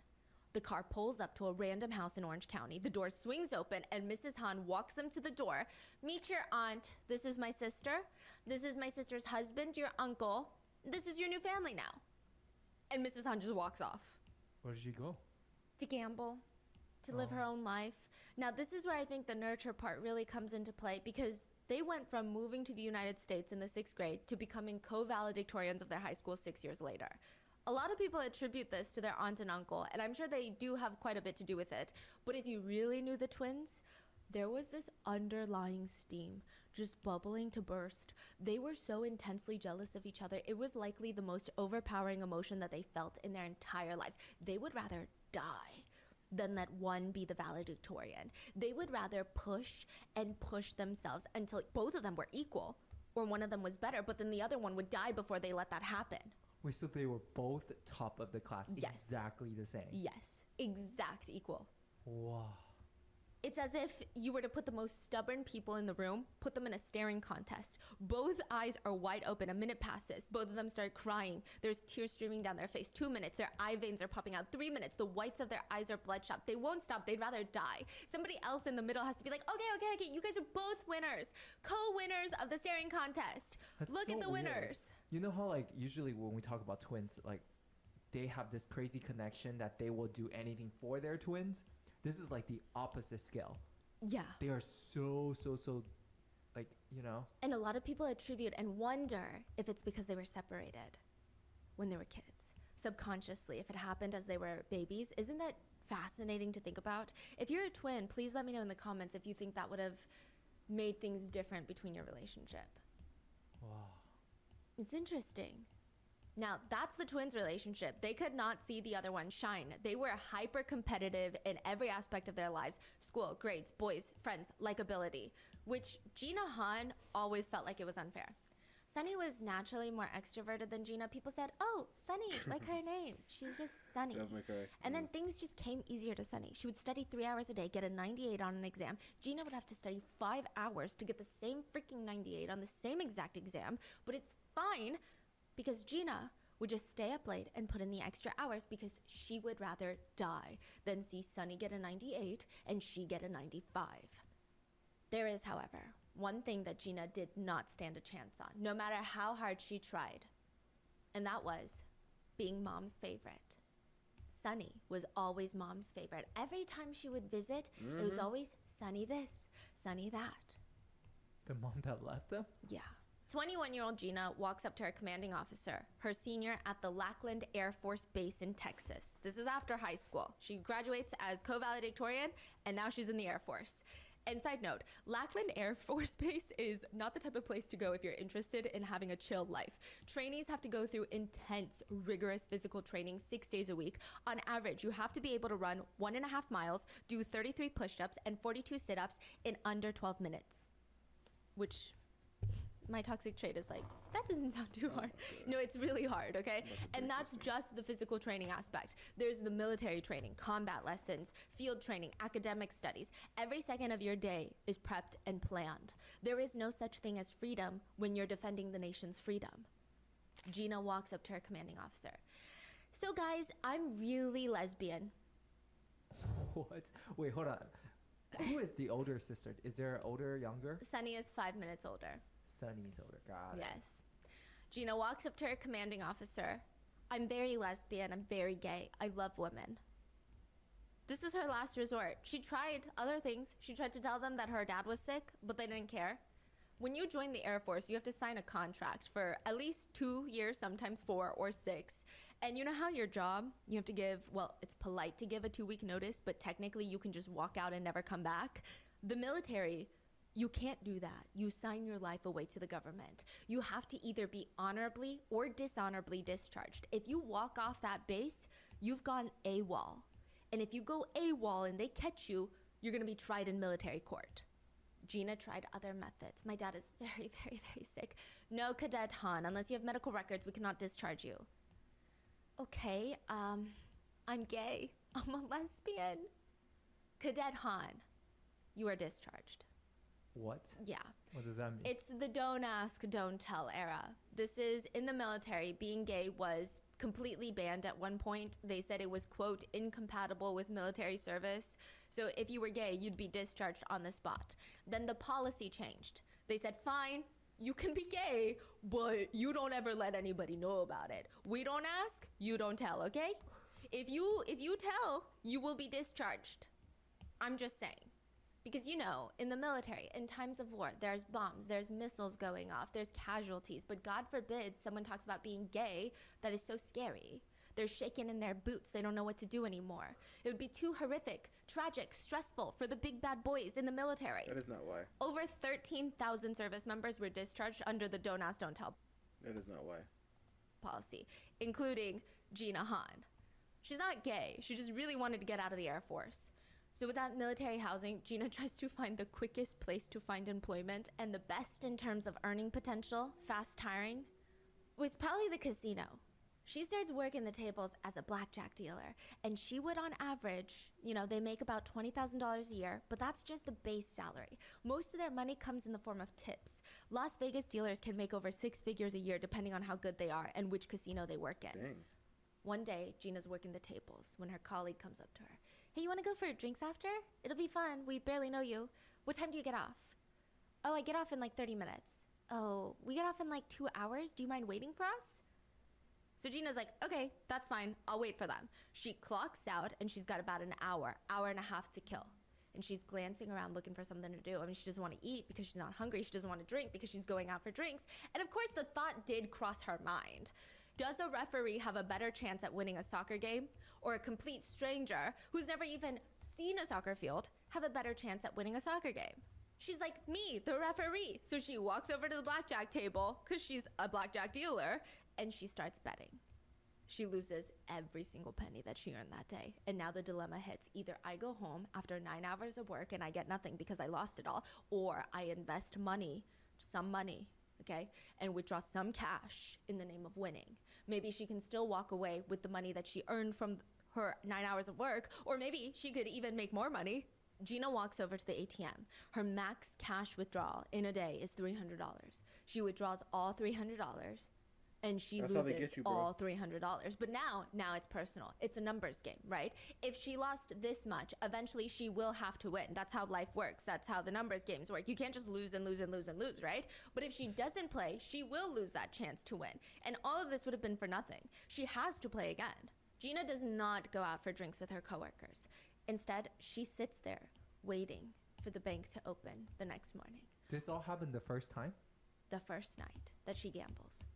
Whoa. She waits until 9 a.m. so she can go to the bank, withdraw all the cash that she has in her savings account, and go play the tables. Because she feels like she's about to win big. She loses it all. And it would be the start of a pattern. Every day, Gina would clock in for work, make her money, clock out, sit at the table, and lose more than she made, just like her mom. Meanwhile, Sunny, mom's favorite, full ride scholarship to the University of Laverne. She's graduated college and is now living one of those very annoyingly perfect Facebook lives. I mean, she's got the cute little apartment, the ones with the resort-style pool and a full-size gym included in the rent. She gets to drive around in a white BMW every day and wear designer clothes and her leather handbag that's designer. Does she even think about Gina? They barely talk after high school. Is that why they never call?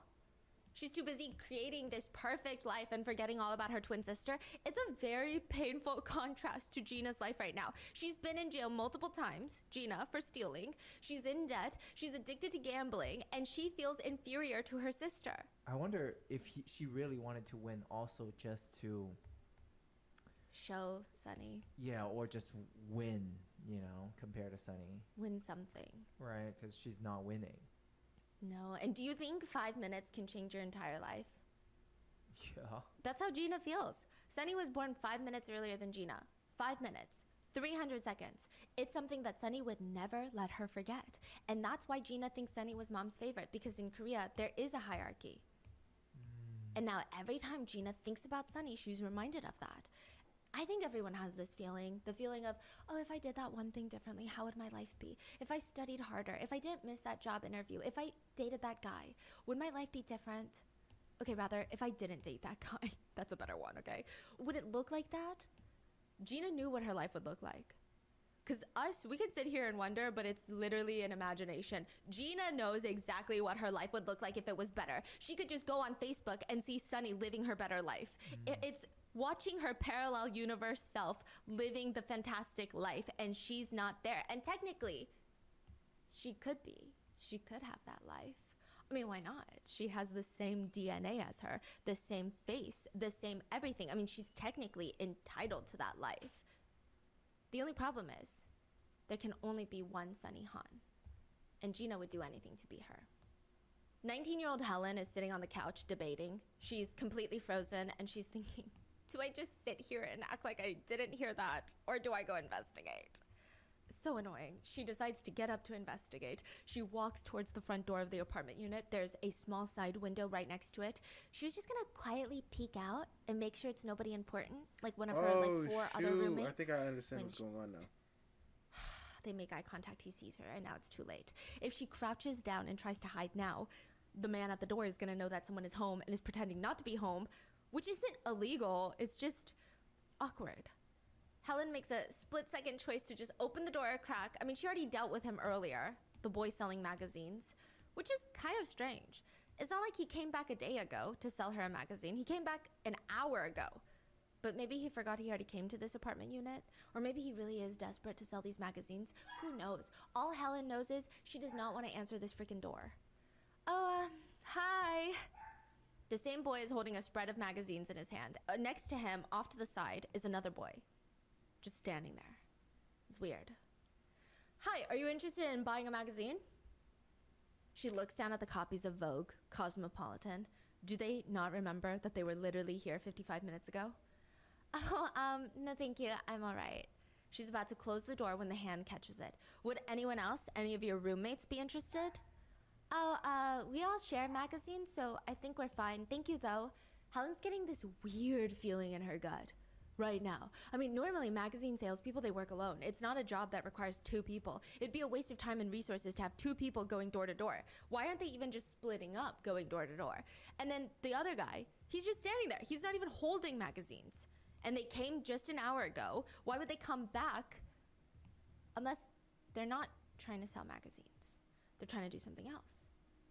So Helen steps back, goes to close the door, but the man with the magazines quickly drops them, and both the 2 guys lunge forward, prevent her from closing the door. They force their way into the apartment. Helen's trying to run into the apartment to the room where she knows her other roommate is. The men chase her down, tackle her to the floor, pin her down on her stomach. She feels the weight of a man on top of her and the coldness on her left temple.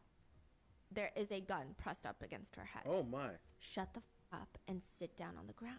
If you shut the f up, you'll be all right. They start tying her hands together with a piece of plastic twine behind her back. They place a long strip of sticky duct tape over her mouth, and she can hear their conversations. I mean, she's looking for a way out, and she hears them talking, and it's so strange. It sounds like they're looking for someone. Initially, she thought it was a burglary. Then she thought maybe an essay. Then she thought, oh no, is it murder? But it sounds like it's not random. Shit. What the hell? I thought you said that she's home alone now. I don't know. How the hell am I supposed to know? There is another roommate. Are they looking for her? That other roommate had just gotten out the shower, and she hears Helen screaming her name, but she has no idea what's going on outside. She just screams back, "Come in!" She rushes to put her clothes on, and she's waiting for Helen to come in, but nothing is happening. She just stands there quietly listening, like, did I not hear her correctly? And instead of Helen, she hears 2 guys half whispering, half shouting, "Shut up, be quiet, get the tape. Where the hell is her roommate?" Helen's roommate starts freaking out. She rushes to grab her phone from the bed, runs back to the bathroom, barricades herself inside, and starts calling 911. She's freaking out. "My roommate's being R-worded. There's a burglar. Please send someone quickly. Hurry."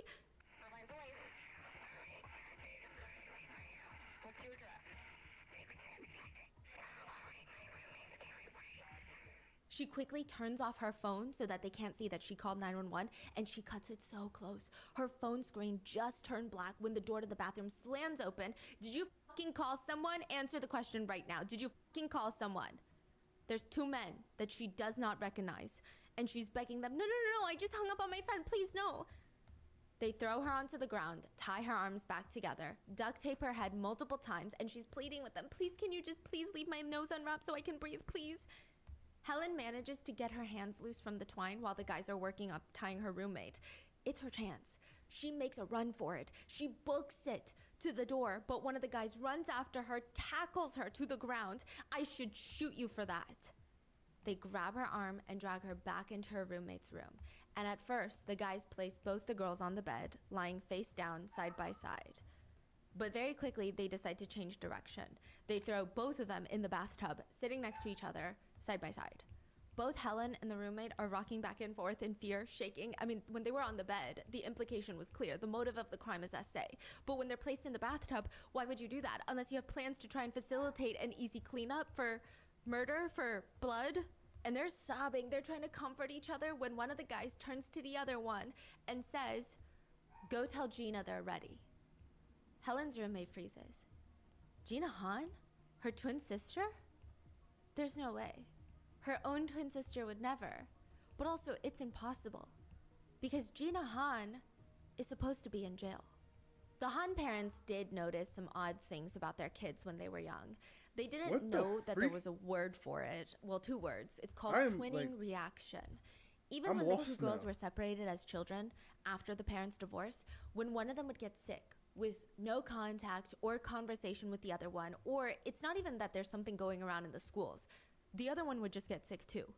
Even when they're living apart, neither knows that the other one is sick, which has sometimes resulted in some twins expressing that connection in some very dark, twisted ways. One very fascinating observation that some psychologists have made, and I don't know if the research on this is sound, but they state that sometimes when twins feel immense anger and resentment towards their twin, they will self-harm. Their desire for violence starts with their twin, but then it starts meshing in their minds as violence towards themselves because they feel like they have a shared identity. It's the same so person. they sometimes take out that Or they violence look that the they same. feel for their twin on their own bodies. It might also have to do with the fact, the idea that when one twin is in pain, the other one feels it. This was supposed to be the second day that Sunny is testifying on the stand against her twin sister, Gina Han, for conspiring to murder her. But when she gets on the stand, she's completely disoriented. She's slurring her words. She has no makeup on, which is fine. But the last time she testified, she's like full blazer, full face. This time she's in her nightgown. She looks spaced out, and for some reason, she can only talk in this high-pitched whisper. And at times, she opens her mouth like she wants to say something, but then she just freezes. And then it takes her a second to slowly close her mouth, and the whole courtroom is staring at her like, what is going on right now? On the stand, she's asked, "You were late this morning, Sunny Han. Can you tell the court why?" "Right, so I told 2 people already what happened. Yesterday, I had a big fight with my mom, and then I argued with my boyfriend, and he was just so rude, and then we ended up breaking up again. So what I did was I went to the drugstore and I bought 3 boxes of sleeping pills. Each box contains about 20-something pills." "Why did you take the sleeping pills?" "I was angry, upset, and I wanted to self-exit." Miss Han, you're still under oath. You were late this morning. Could you tell me why? Okay. I told 2 people already. What happened was, yesterday I had a big fight with my mom, and then I argued with my boyfriend, and he was so rude, and then we just ended up breaking up again. So what I did was I went to the drugstore and bought 3 boxes of sleeping pills. Sunny had taken 35 sleeping pills and chugged beer until she blacked out. She was taken straight from the courtroom to the hospital. Even just getting her off the witness podium, it took 3 people to help her down. So if twinning reaction dictates that one twin feels the other's pain, then Gina should feel pain when Sunny is recovering in the ICU during the trial, right? Maybe not. Because this set of twins, they're so different from other twins. Maybe one falling apart does not mean the other is gonna fall apart. Maybe it's the opposite for the Han sisters. Kind of like vampires. Maybe when one is strong and thrives, the other must sacrifice for the other. They cannot both be happy and succeed. During the trial and even afterwards, Mrs. Han, their mom, came back into the picture, and she felt like, this is my chance to step up and be the mom that I never was to my daughter. She couldn't even imagine what her daughter was going through in that moment. Through the trial, she helped her recover emotionally and mentally. She took care of her. She talked her through her emotions, supported her while she got her behavioral science degree. She just wanted to see her daughter get her life back. And she regularly would visit her daughter in prison. Gina. As for Sunny, Mrs. Han doesn't talk to Sunny anymore. She's got a new favorite daughter. Wait, so Gina is in jail for trying to murder Sunny? Yes, she was in jail for something else, escaped, got out, tried to murder Sunny, and now she's in jail during the trial. And the whole trial, Mrs. Han is supporting Gina. I thought Mrs. Han likes Sunny more. Exactly, but during the trial, suddenly she switches up and she only supports Gina. She doesn't even talk to Sunny anymore. The trial was truly a mess. I mean, there were 3 groups of people. One group that thought that Gina is the evil twin, Sunny is the good twin, and it's simple as that. Another group who really supported Gina and believed that her life was just spiraling out of control, but she's not as evil as the prosecutors are making her out to be. And a third group of people who thought both the twins were kind of weird. Which is wild to think that a lot of people were supporting Gina, because even when Gina is arrested for conspiring to murder Sunny, she uses Sunny's name in the jailhouse. The officers are like, "What's your name? We're arresting you for conspiracy to commit murder." And she says, "My name is Sunny Han." Is that the one at the beginning that she was telling the cop her name was Sunny in the car? Yes. So she keeps telling everyone that her name is Sunny. Yes. She starts slowly trying to just take Sunny's identity before even killing her. Okay. But now she's arrested for killing Sunny. And she still claims that she's Sunny, and it was a whole show during the trial to get through, to think that, okay, there's 2 Sunnys, and we got to make sure. And it's not like you can even do a DNA test on one, because they have the same DNA. It was just a mess, but yes. Yeah, so how can they tell? They were able to decipher. Oh, maybe the mom can tell. But I do think that's fascinating to think about. Yeah. It was a twin case where they tried to commit the perfect murder because they were twins and they had the same DNA, and they would create alibis for each other because they also looked the same. Yeah. And witnesses who are strangers would not be able to tell them apart. It's very interesting. During the trial, Sunny's past became a huge conversation for the public. Why she was even arrested in the first place, because Sunny Han was arrested, remember? After punching her sister. So they were both arrested. Yes. So at first, when the public finds out about this trial, they think it's one evil twin, one good twin. One good twin went to the University of Laverne on a full ride scholarship. She's doing this amazing thing. She's living in Irvine with her white BMW. She's the good twin. She's following the law. And Gina is getting arrested nonstop. She has a gambling addiction. She lied to the Air Force. It's one good, one evil. But then they find out, actually, Sunny has a crazy criminal history as well. And it's very interesting because remember how Doug and his twin from the twinning reaction psychological study, they got married the same year. They had kids the same year. Sunny and Gina also lived parallel lives after high school, just a little bit differently. They both would get arrested for the same thing, theft. Sunny would end up dropping out of the University of Laverne. When she was competing against her sister, she was hyper competitive, but it didn't seem like she was competitive with anybody else. She lost motivation in her studies. The only thing that she cared about was keeping up with the Orange County kids, which a lot of them were rich. I mean, the University of Laverne tuition is $55,000 a year. That's not including room, board, rent, transportation, everything, personal cost. They all drive nice cars. Their rent is paid for by their parents, all of Sunny's friends, and it just doesn't sit right with her. She hates it. So she tries to get a little side job. She's working at school, and then she tries maybe working at an ice cream shop, one of those side gigs. I mean, it's a numbers game. How many hours can you work? How much can you get paid per hour? There's no way that she can work enough outside of school to be able to afford the lives that these other students have. So she starts disappearing on the weekends. At first, her friends don't notice. Early on, they thought maybe she has friends outside of class or a new boyfriend that lives in the next town over. But there would be these small inconsistencies, and honestly, it felt like lies were just adding up. And Sunny's friends discover that she had been working as a dancer in Pomona. Oh my. Is that a bar? It's like a town in Orange County. She starts working there as, I guess, a dancer, yes. Yeah. She just could not stand the idea of someone having something that she doesn't have. Oh my goodness. She gets so swept up in it, she loses her scholarship, drops out of school, and everything just starts going downhill from there. She was arrested after punching Gina in the face because she stole her friend's credit card and went on a shopping spree. She bought designer lingerie, shoes, sunglasses. She spent thousands of dollars, and there was a warrant out for her arrest. Later, when she's arrested, she looks genuinely confused. She would tell the police and the judge, "I truly did not think that my friend would have even been upset because she's rich. I didn't think that she would miss the money." Whoa. So this is brought That's up in wild. Yeah, and it's the same attitude that Gina has every time she's arrested. So while Gina feels inferior to Sunny, Sunny felt inferior to literally everybody else that she went to school with. A close friend of the family said, "They're both the same. They didn't know the difference between wants and needs because I guess half the time they didn't have what they needed. So their wants just got out of control." A lot of netizens find it very fascinating that even though they're technically separated after high school, they went on to live very parallel lives, committing very similar crimes. So Sunny, you say Sunny was like has a good job driving around in a BMW. All lies. All lies? She's just stealing. She works as a receptionist and she's stealing a lot from her friends.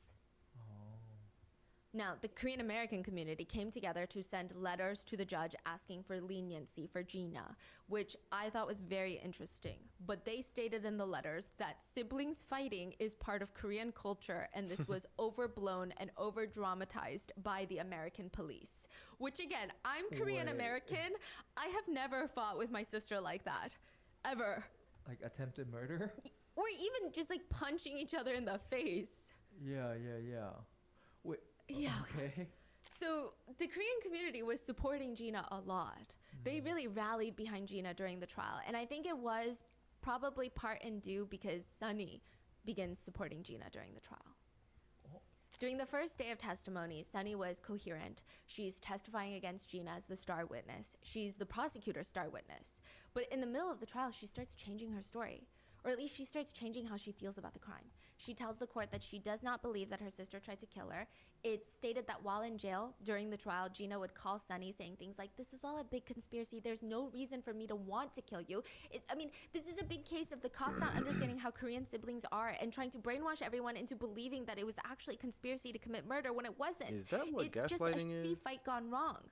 For what? But okay, my question was, what were they trying to do when they broke into the house? Gina tells her, "I left my stuff at your place, right? And you weren't picking up your calls. You didn't want me to come see you. We were fighting, and I just wanted my belongings back, and I wanted to teach you a lesson. And so I sent in these two guys, and I just wanted them to tie you up, but I don't know why they brought out the gun and all these things. I just needed backup so I could get my stuff back. I just wanted my stuff back. I don't know why the two guys did all of that. Truly, it's a mystery to me. Why they threw you in the bathtub, we never talked about that. That was never part of the plan. Sunny, you have to trust me." Were you trying to forget it when you were talking to the people from Lisa?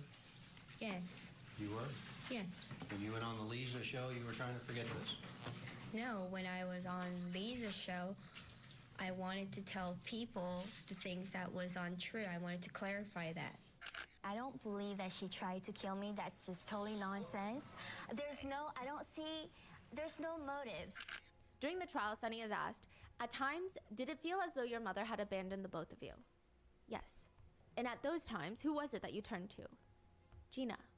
"And how do you feel about your sister? How do you currently feel about your sister, Gina?"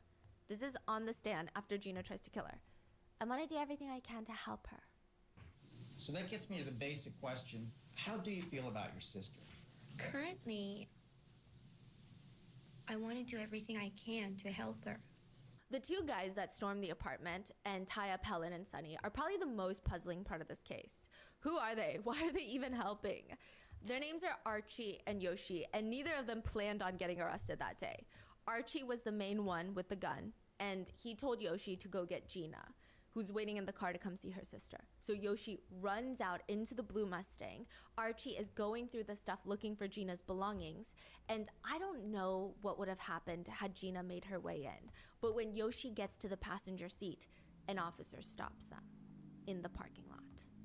Meanwhile, Archie is still in the house. He has no idea that there's police that showed up until there's a banging on the door. He momentarily opens it up thinking it's Gina and Yoshi, but he's face to face with 4 officers, holding their guns straight at his face. He freezes for a second. "If I run, are you gonna shoot me?" They scream, "Get down on the ground." He slams the front door, starts running towards the back door. He gets tackled because they break in I'm surprised and they arrested. didn't shoot the door. Gina and I mean, I Yoshi, guess they because just they didn't drive know who off, was in there. leaving Archie behind. I mean, Gina knew since day one she's not going to prison for this. If Gina felt any guilt for what she did to her sister, she's leaving it somewhere on the highway because she's high-speed driving down to San Diego, running into the bank, insisting that she is Sunny Han, throwing down her ID. "I'd like to withdraw $5,000 from my account today. My name is Sunny Han." They give her $5,000 in cash, and now Gina and Yoshi are sitting in a car dealership trying to purchase a $40,000 Nissan. What? Her original plan that she told people was to drive to Mexico, get a plane ticket, fly to South Korea, start over, start fresh. But they're not selling her the car. For one, her credit application that she filled out has scratches all over it, meaning she's answering the questions on the form and then scratching it out and writing new answers. Like she doesn't even know the answers to her own identity. Does this woman have amnesia? Why is she forgetting pretty standard things about herself? "Hey, Sunny, do you mind refilling this out?" Gina starts refilling out the credit application, and everything is about to clear and close, but the dealership tells her, okay, we're good to go, but you're not getting the car till tomorrow. She starts freaking out. I'll throw $1,000 down right now for it. They are denied. So Gina and Yoshi head to a rental car place and they try to get a new rental car. So the blue Mustang that they were in was already a rental. They had turned it in. But now they're completely carless and they need to get a new car. And they're sitting on the couch in the rental shop waiting for that new car on the love seat. The police would later say it looked like they were cuddling, Gina and Yoshi. So who knows? They were physically very close, which becomes problematic later. But they're on the couch, kind of cuddling, and officers storm the place screaming, get your hands up where I can see them. Get your hands out where I can see them. On the floor, now, get on the ground. Yoshi practically throws himself onto the ground, but Gina gets up instead of getting down. I said, get down now. She's like half holding her hands up, half going, why are you doing this? I don't have any weapons. Get down, get down. Eventually, both Gina and Yoshi are arrested. Archie was already arrested at the apartment. Now, two factors would make this arrest very complicated. One, Gina keeps insisting she's Sunny Han. And two, both Archie and Yoshi are underage. What? Archie is 16, Yoshi is 15, and Gina is 23. Oh my gosh. Oh, that's why it's problematic. How do they know each other?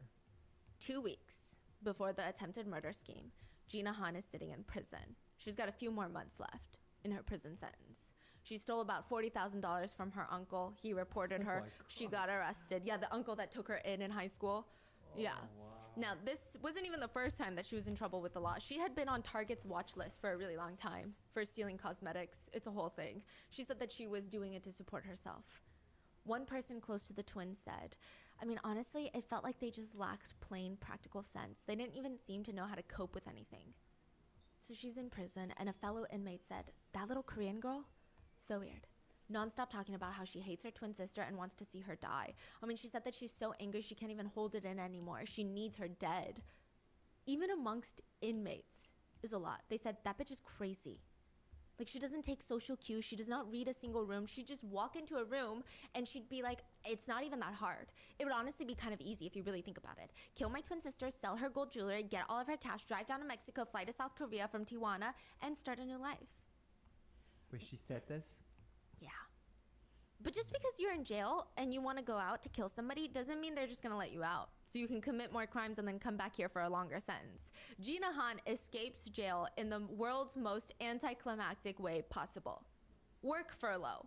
She's just allowed to leave. She's allowed to walk out of jail for 5 hours a day to work and then come back in. She's basically just getting a free place to stay at night.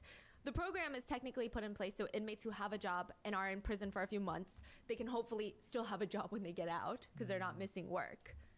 But also, inmates will hopefully be able to get back into society a little bit better. Now, Gina has 5 hours to kill her sister. That's not enough. That's not enough. She can barely make it to Irvine in that time. So she takes a 2-week work furlough instead. She becomes a fugitive.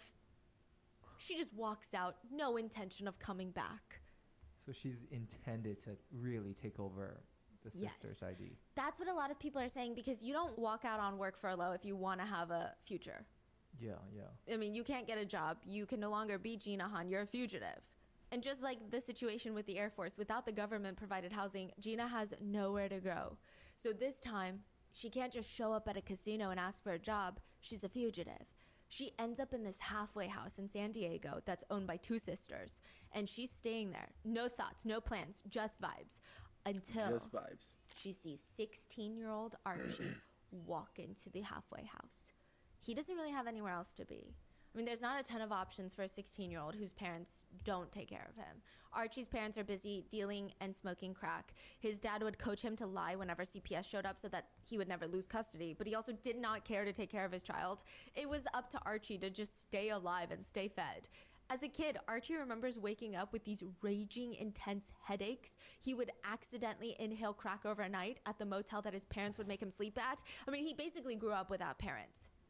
The only person in his life was his best friend, Laotian American named Jonathan Yoshi Sarath, Yoshi, and they were more like brothers than anything. They were the only ones that could trust each other. Archie walks into the halfway house one day. Whoa, whose blue Mustang is that outside? Oh, you haven't met Gina yet, have you? Gina, come. So Gina, this is Archie. Archie, this is Gina. Archie's staring at this pretty Korean American woman. She's 23, he's 16. I mean, there's this aura about her. She seems so mature, so put together, like she knows what she's doing in her life. But also, there's a dangerous edge. I mean, she seems so free. He says he wasn't interested in her romantically or anything because she, quote, talked with a Valley Girl accent and seemed a little crazy. Yeah. But it was fun to be around crazy, right? There was this air of mystery around her, just the way she talked. What happened to your foot? Archie looks down. There's this wound. Oh, I accidentally shot myself. And Gina's eyes light up. Speaking of, do you know where I could find guns for sale for self-defense? Off the market, of course, because you'd be surprised. There's a lot of Asian gangs out there and I just want to protect myself. Archie goes to his cousin and asks if she can help. I mean, the cousin understands the situation. She's a woman. She sells him a pocket pistol, a tiny one, like the size of your palm. It's honestly pretty goofy looking. It's a 2-shot Derringer, and Gina paid $60 for it. $60? Soon after, Archie and Yoshi are running late for school, and they ask Gina, hey, can you give us a ride? In the car on the way to school in San Diego, she suggests, why don't we skip town? I mean, what's the point anyway? Let's go to Irvine, skip school, it'll be fun. I need to run some errands anyway, pick up something from my sister's place. Archie would later say, I didn't really care about missing school. I had no parents to answer to, and I've only left San Diego one time in my life. So to go to Irvine, Orange County, which is maybe like an hour drive, it seemed like a really fun deal. Gina offers to pay them $100 if they can help her get her stuff from her sister's place. They did not know that they were on their way to murder someone who looks exactly like Gina. They get to Irvine, they stop at a Ralph's grocery store, they buy duct tape, large garbage bags, twine, cleaning supplies, gloves, and a single potato. The potato is a very bizarre case. A singular russet potato. They take that potato into a wildlife sanctuary where there's nobody around, like a big park. She tells the boys, this is perfect. We can do some target practice here without anyone seeing us. Well, what if they hear us? Well, that's why we have the potato. It's a silencer. What the They frick? MacGyver the potato What onto the the barrel of the gun as a You know how many... Okay, I'm gonna have to go. makeshift silencer. Did it work? Yeah. Wow. Yeah, Archie would later say, name one teenage boy who wouldn't use that opportunity to fire a gun. There was no deep-seated conspiracy for me to kill anyone. I was just a kid being a kid, taking advantage of the moment. After practicing on the potato, Gina drives them to a separate store to purchase magazines. They were going to use this as a ruse to get Sunny to open the door. Gina's telling them, look, Sunny wants to kill me. I just need my stuff. Sunny's not going to open the door to me, so you guys have to go and get her to open the door. But she's not going to open the door to two random kids that she doesn't know, so act like you're selling magazines. When they get in front of the apartment complex, they're sitting in the car, and Gina turns to them. It's better if you guys take the gun. Archie's confused. Why would we need to take the gun? It's better that way. Besides, you never know. There could be Asian gang members on the inside waiting for us to get in there. Have you ever hurt someone before? What? I'm just asking because there's a lot of Asian gangs in the area, which is why I needed you two as backup to begin with. The two boys are confused, but Gina keeps going. What if you guys just kill my sister instead? Have you ever killed anyone before? What? No. I thought we're just picking up stuff from your sister's house. What is going on? It's just... if I don't kill my sister, then my sister's gonna kill me first. Will you kill my sister for me? No, no. Archie said he was terrified at this point. He has no idea what Gina is capable of. She's asking him to kill her twin sister for her. He doesn't know if she's gonna kill him for saying no, since even just by asking him, she's committed a crime. Gina rolls her eyes at Archie, slowly turns to Yoshi in the back seat. And what about you? Would you kill my sister for me? Yoshi's quiet and he shakes his head no. And for a second, the entire car is silent until Gina starts slamming her hand on the steering wheel over and over and over again. And Archie said in that moment, he's thinking, whoa, this bitch is crazy. Archie and Yoshi both look at each other and the implication is very much understood. If she's willing to kill her twin sister and she's going this crazy on us, what's stopping her from killing us? Archie decides to take charge. He opens the glove box, takes the gun out so that Gina can't have access to it. But when Gina sees this, she starts maniacally clapping and cheering and whooping in the car. I mean, she's gone off the deep end completely. Okay, remember the plan. Pretend you're selling magazines. Go to the door. See if Sunny's home. She looks like me. And if she's home alone, then if she is, you push open the door, storm the place, put the gun up to her head, threaten her, tie her with a rope. Here, take this. Place the duct tape over her mouth so that she can't scream for help. The two guys go and knock on the door. It opens and they freeze. They can't do it. They can't force their way in. They're way too nervous for this. They run back to Gina's car. I'm sorry, I think she's home alone. I don't know. Are you sure it's her? Does she look like me? I'm not sure. Side note, it wasn't Sunny at the door. They said that they didn't want the magazines and they just slammed the door shut on us. We'll go back and try again. They go back and nobody responds. Gina takes them out to eat burgers, and the whole time she's slowly convincing them that this is the right thing to do. And Archie and Yoshi decide to just go along with it, but not kill anyone. They're not killing people. They're just gonna go along, break in, get the stuff, bring the stuff out to Gina, or have Gina pick out the stuff. It's not like Gina can do anything. Archie's the one with the gun now. Archie said, everything I did that day was what I learned from the TV and movies. When he heard the police pounding on the door, he starts untying the girls, telling them it's all a joke. Just tell the police it's a joke. Please just tell them it's a joke. The girls would later say that the boys, Archie in particular, the one with the gun, was shaking the whole time. He was a mess. He had the gun in his hand and he did traumatize the girls, don't get me wrong. So we're not excusing that. But he looked so scared the whole time. He looked potentially more scared than them. Archie would even decline to take a plea deal in court later based on the fact that he did not believe that he was trying to kill Sunny. But if you take a deal, you have to admit that you did those things, and he did not want to admit. I think it's really unfortunate. I'm not trying to say that the boys are completely innocent, but they're boys, they're minors. I'm not saying that they didn't do anything wrong, but I would hardly call them conspirators for murder. I mean, there are also speculations that Gina was grooming Yoshi because they were awfully close on that couch. I don't know. Everyone who knew Archie said his family was a mess, but he was a pretty gentle boy. Archie and Yoshi just ended up wrapped up in Gina's little games because they wanted to skip school. That's it. The argument during the trial was, did Gina conspire to kill her twin sister or not?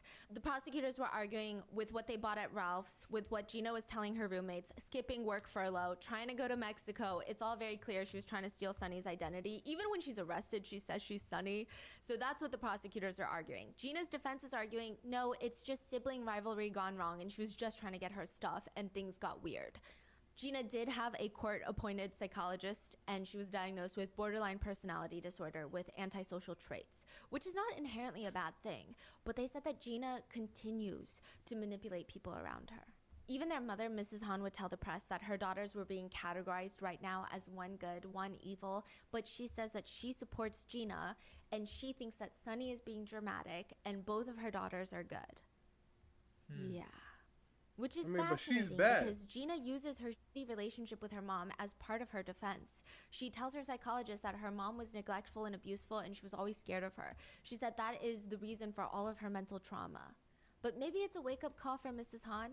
She wrote to the judge, had I been able to raise my girls in a more stable family environment, things would have not gotten this out of control. Did they have no time at all in jail or a little time? I wanted to get out from there early. What do you consider a fair sentence? 5 years, 10 years? I can guess now. I can't tell you. What can I say? Gina would be found guilty and sentenced to 26 years in prison. It is obvious that Miss Han is a danger to society, particularly to her own family. She has repeatedly committed crimes against her family. The sentence is as follows. The total is an indeterminate sentence of 26 years to life in state prison.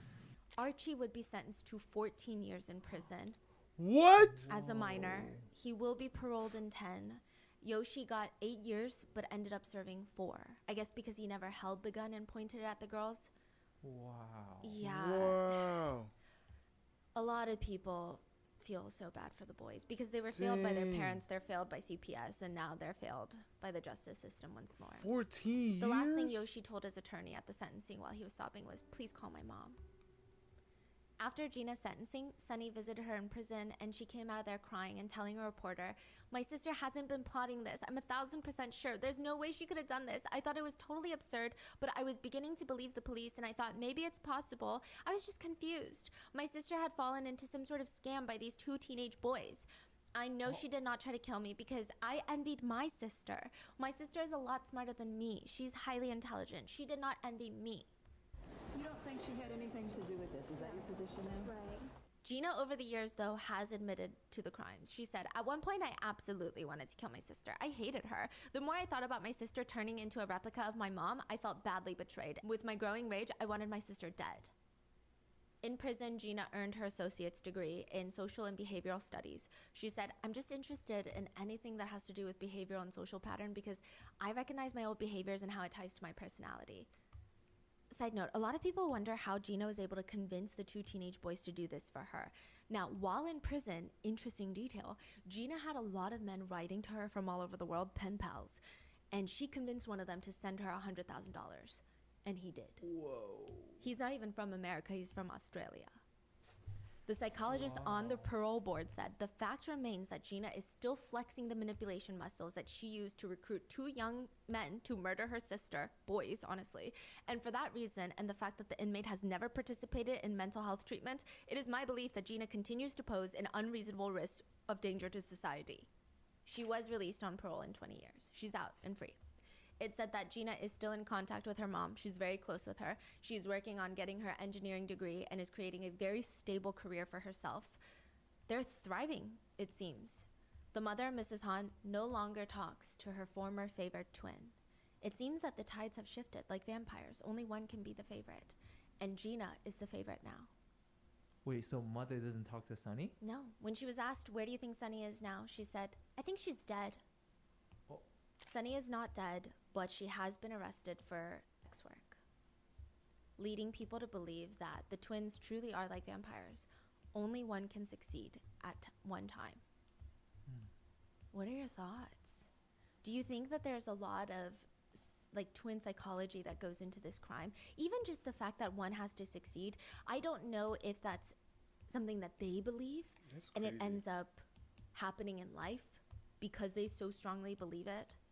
Yeah, I think I feel like their upbringing basically determines how they are now. Like probably the lack of love, even probably competition since they're 5. Like they're constantly being compared to each other. Who's better? So a lot of people speculate that a lot of twins, they say it is normal to have competition because it's like your siblings. People always compare siblings, parents. You shouldn't, but they say, why can't you be like this, like your sister? But with twins, it's worse because you guys are the same age, going through the same life experiences at the same exact time. However, people think that because they were left apart for the first few years of their life, they never bonded in the way that regular twins will bond. So while they still have that competitive edge, they still have this even stronger emotional love for each other, which maybe the Han twins didn't have. So they had this instinctual, that's my twin and I love her, but it wasn't solidified at an early stage. And the competition kicked in first. That makes sense. It's very interesting though. Yeah. But I also wonder, this is another thing that I wondered, please leave it in the comments. If you're a twin and you were to murder your other twin, is it almost watching yourself die because they look so similar to you? I just feel like that's why I feel like so eerie. That's why I feel like people. What was Gina like, trying to like do when she goes in? I mean, what does that look like? Like they have to also have like some sort of self-hatred. You know what I mean? Because how could you just take somebody out that has your face? You know what I mean? Kind of trippy.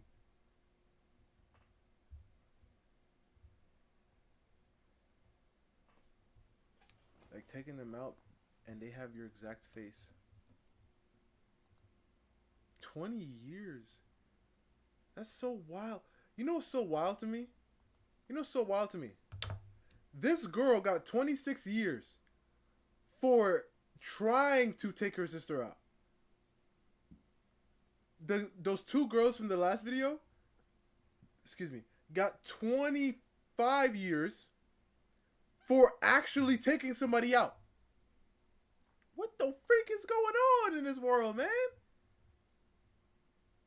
She didn't succeed taking out her sister.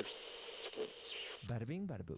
25-year-old Jamie was getting emotional. She was getting emotional talking about her cat. If anything, she was getting angry. She's getting riled up. Her parents decided to give her cat to grandma for the time being, and Jamie was not having it. She ranted on the phone to her friends and family in a recorded phone call. "No, that's my cat. That's my cat. Grandma can get a new cat. No, here's the thing. That's not their cat. That's my cat. I'm gonna be gone for a few months and then I'll be home. That's my cat. Look, Grandma's cat Theo died from eating a toxic plant or something. And what did they do? What did they decide to do? Give my cat to Grandma. They're not keeping her. So, like, that's gonna be a problem. Grandma is just gonna have to get a new cat because that's my cat. Oh my god, okay. I have to, like, say goodbye to Evan, my cat.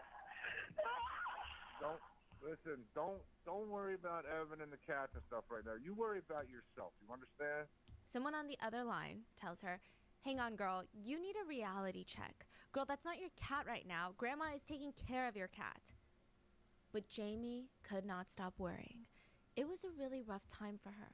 She couldn't stop worrying about whether or not Grandma was going to try and keep her cat, if Grandma was going to try and rename her cat. She couldn't stop worrying about why she requested colored pencils and they hadn't given it to her yet. And she also couldn't stop worrying about why this was all happening to her. She said on a phone call with her dad, "Why me? Oh my God, I just can't believe this. I can't believe this happened to me. Why me? I'm gonna be here for years and years and years, and I just can't. I can't. I said, oh my god, I just can't believe this happened to me. Why me, Dad? Why me? Oh my god. I'm gonna be here for years and years and years and years and years and years. I can't. 25-year-old Jamie Komorowski made a series of decisions that led to someone's death. A bride coming home in her wedding gown right after the best night of her life. She would be found dead on the side of the street because of what Jamie did that night. But she wants to know who's getting her cat. She wants to know why her, of all people. Dad and Mom can be heard comforting their full-grown daughter, saying things like, I know, sweetie. I know, sweetie. Don't worry about your future. Your future's going to be just fine. I don't think so. You know what they say about your attorney, right? They said the family must be mafia to hire them, insinuating that the attorney the family hired is so prestigious, so expensive, that the family must be a part of the mafia to afford them. Really now? Yeah. Wow. Let's talk about the insane case of Jamie Komorowski and why her utter lack of remorse, coupled with her parents' constant babying of her, makes her, in my humble opinion, one of the scarier, more dangerous people that we've talked about recently. You need help with your character? Coloring your character? Once again, you gotta make sure, look at, you see my drawing? You see when I started coloring? I'm starting to color now because I have everything already done. So, once you show me help, make sure everything is done. Full show notes are available at rottenmangopodcast.com. This is an ongoing case, though. The perpetrator has not been tried in the court of law, and as of the time of this recording, I don't know when they're going to go to trial. So, legally speaking, nobody has been found guilty of any crimes as of now. But the evidence in this case is really, really damning, and there's no debate of the facts of the incident. There's no points of contention there. It's just one of those things where I think we need to go and wait through the legal proceedings as of right now. I'm also going to link the GoFundMe for the victim's family in the description. So with that being said, let's get into it. Wedding photographers, they always talk about how they might be better than a therapist at spotting which couples are going to make it after the big day and which couples are going to divorce. Sometimes it's so blatantly obvious. I mean, one wedding videographer from Reddit said 4 days after he shot the wedding, the groom calls him and politely asks him to edit out any footage of him checking out the female guests. He said, I got vision problems. I wasn't actually checking them out. Another wedding photographer said, okay, this one's pretty bad. He was working for a couple's wedding on a golf course. The bride had this grand idea for the first look. The groom would ride down on the golf cart, see her in the dress for the first time, and it would be this massive cinematic moment. Well, the groom starts riding down the hill in the cart, but once he spots her, he can't help it. He jumps out the cart and runs full speed down the hill in the grass to get to her faster. He picks her up, twirls her around in the air, and it was the most genuine reaction that all of these wedding photographers, they're dying to get these moments. He was so happy to see her. But the minute he puts her down, the bride looks at the photographer, Well, I wanted the golf cart, so let's do it again.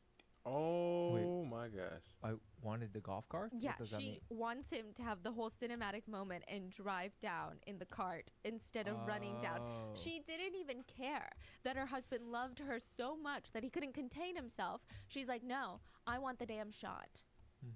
They always say it's a really bad sign when the couple care more about the aesthetics and having the perfect wedding instead of their relationship.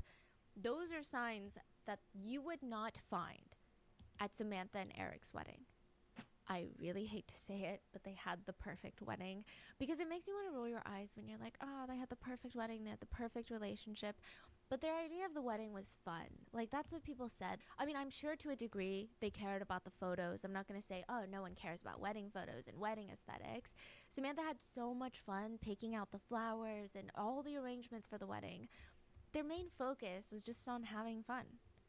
April 28th of 2023, their wedding was held on Folly Beach in South Carolina. About 100 of their closest friends and family, I mean, some of them lived in the area, some of them flew in to celebrate with the couple, and the whole wedding was a blast. Even the photographers were probably having fun. It did not feel like a job. Samantha's sister Mandy baked the wedding cake, and I feel like the wedding cake is symbolic of if a wedding is fun. It was half pineapple, half coconut.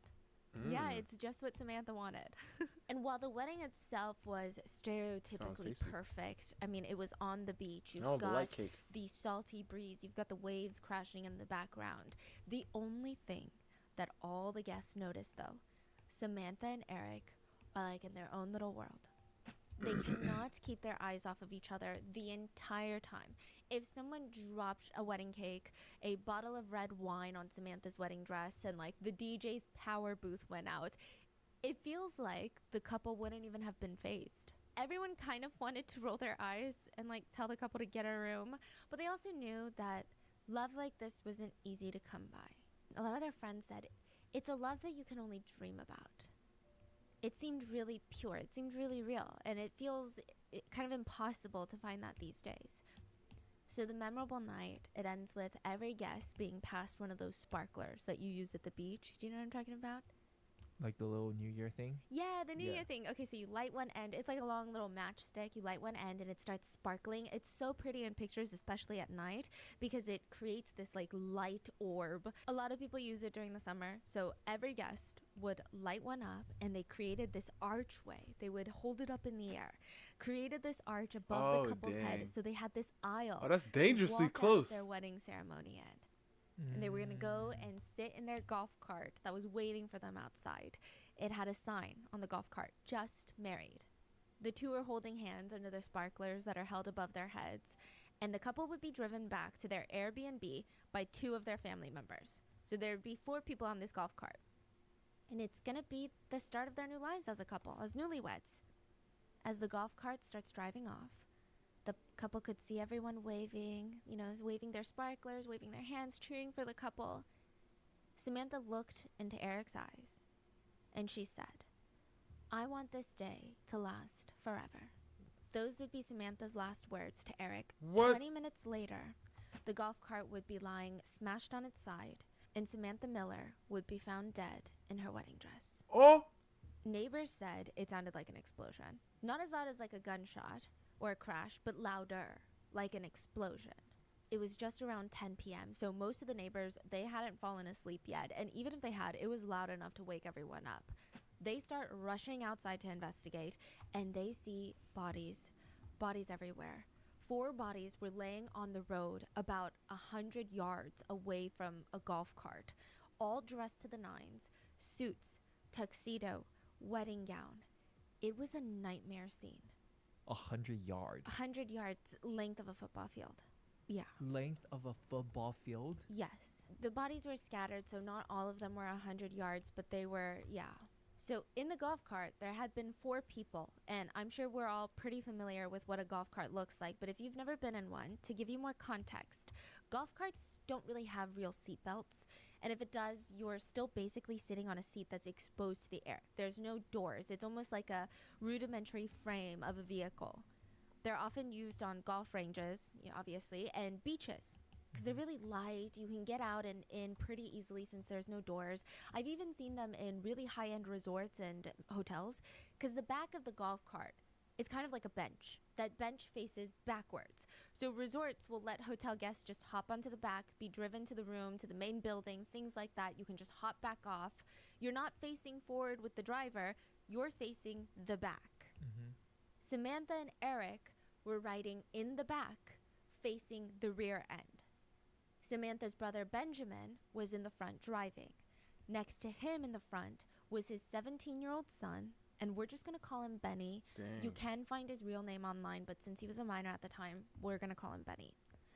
The four, they had been waved off by all these wedding guests. After the couple departed, everyone at the wedding, they start making their way back home. They start making their way back to the hotels, Airbnbs, whatever their accommodations were if they were from out of town. So Lisa Miller, Samantha's mom, and Mandy Jenkins, Samantha's sister, they drove back to their Airbnb, which was all kind of in like the general same area.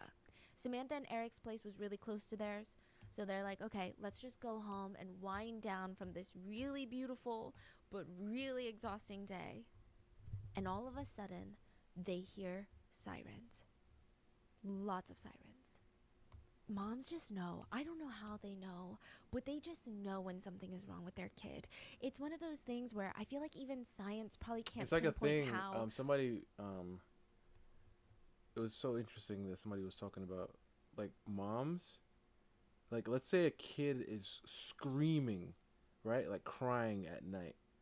Like, I mean, a baby, like, is crying at night, right? A dad could sleep through that, but a mom instantly, like, wakes up, right? But if there's, like a ruffle in the bushes, or, like, somebody, or there's danger outside, the mom can sleep through that, but the dad will wake up. You know what I mean? So it's so interesting when I found that out, because this lady was talking about it, and she has like all the studies on it, and I was just like, that is so interesting. It truly is really interesting. Or they'll say it's just a coincidence, but there have been so many times where mothers get a gut feeling, and there is no reasoning other than, this is my baby, I think something happened to my baby. Lisa Miller had that gut feeling. It was so strong. She ran out of her Airbnb without shoes on. They took off down the street to where they could see ambulances and police lights flashing. They were still a little bit far from the scene, and they didn't know what was going on yet. But Lisa remembers screaming, "Sammy, Sammy, Sammy." And she said it was like this bad Netflix movie unfolding in front of her eyes. This next part is a bit confusing, and I'm not sure if Lisa and Mandy weren't allowed near the scene for, I don't know, a lot of reasons, or if someone instructed them to go to the hospital instead, but they were under the impression that Samantha would be brought into the hospital, and that's where they needed to be right by Samantha's side once she was brought in. I'm kind of glad that they left for the hospital because the scene is really gruesome, to say the least. Now, according to officials, the golf cart that had Benjamin, the brother, his son Benny, and the newlywed couple in the back was completely mangled. Oh my. It was on its side, and the 4 passengers had all been launched out of the cart. Goodness. All of them were bleeding. They were fading in and out of consciousness, all but one. Samantha Miller was lying on the ground on her back, still in her wedding dress, without a pulse. Officers tried their best to perform life-saving measures, but ultimately it was too late. Samantha Miller was pronounced deceased at the scene. She was only 34 years old. Oh my gosh. Looking at the scene, it wasn't difficult for officers to put 2 and 2 together. The golf cart had been driving down the road when a gray Toyota Camry had smashed into the car, sending every single person in that golf cart flying. The driver of the Toyota Camry came out unscathed. 25-year-old Jamie Camarasi stumbled out of the car, and she said, "Something hit me. Something hit me." Oh my gosh. It's said by neighbors and witnesses that she saw people laying on the ground, and she started screaming, "Who? What happened?" Just hours ago, Samantha was walking down the aisle. 1 foot in front of the other, she was steady. Not just in her walk, but her conviction to marry this man in front of her. She was really happy. Jamie Komorowski also put one foot in front of another.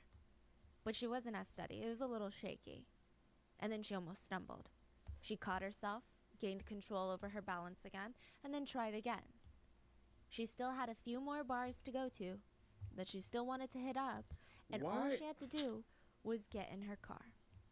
These are not the exact timeline of events, as I believe that's going to come out during the trial, but I think the parallel of what's going on is very chilling.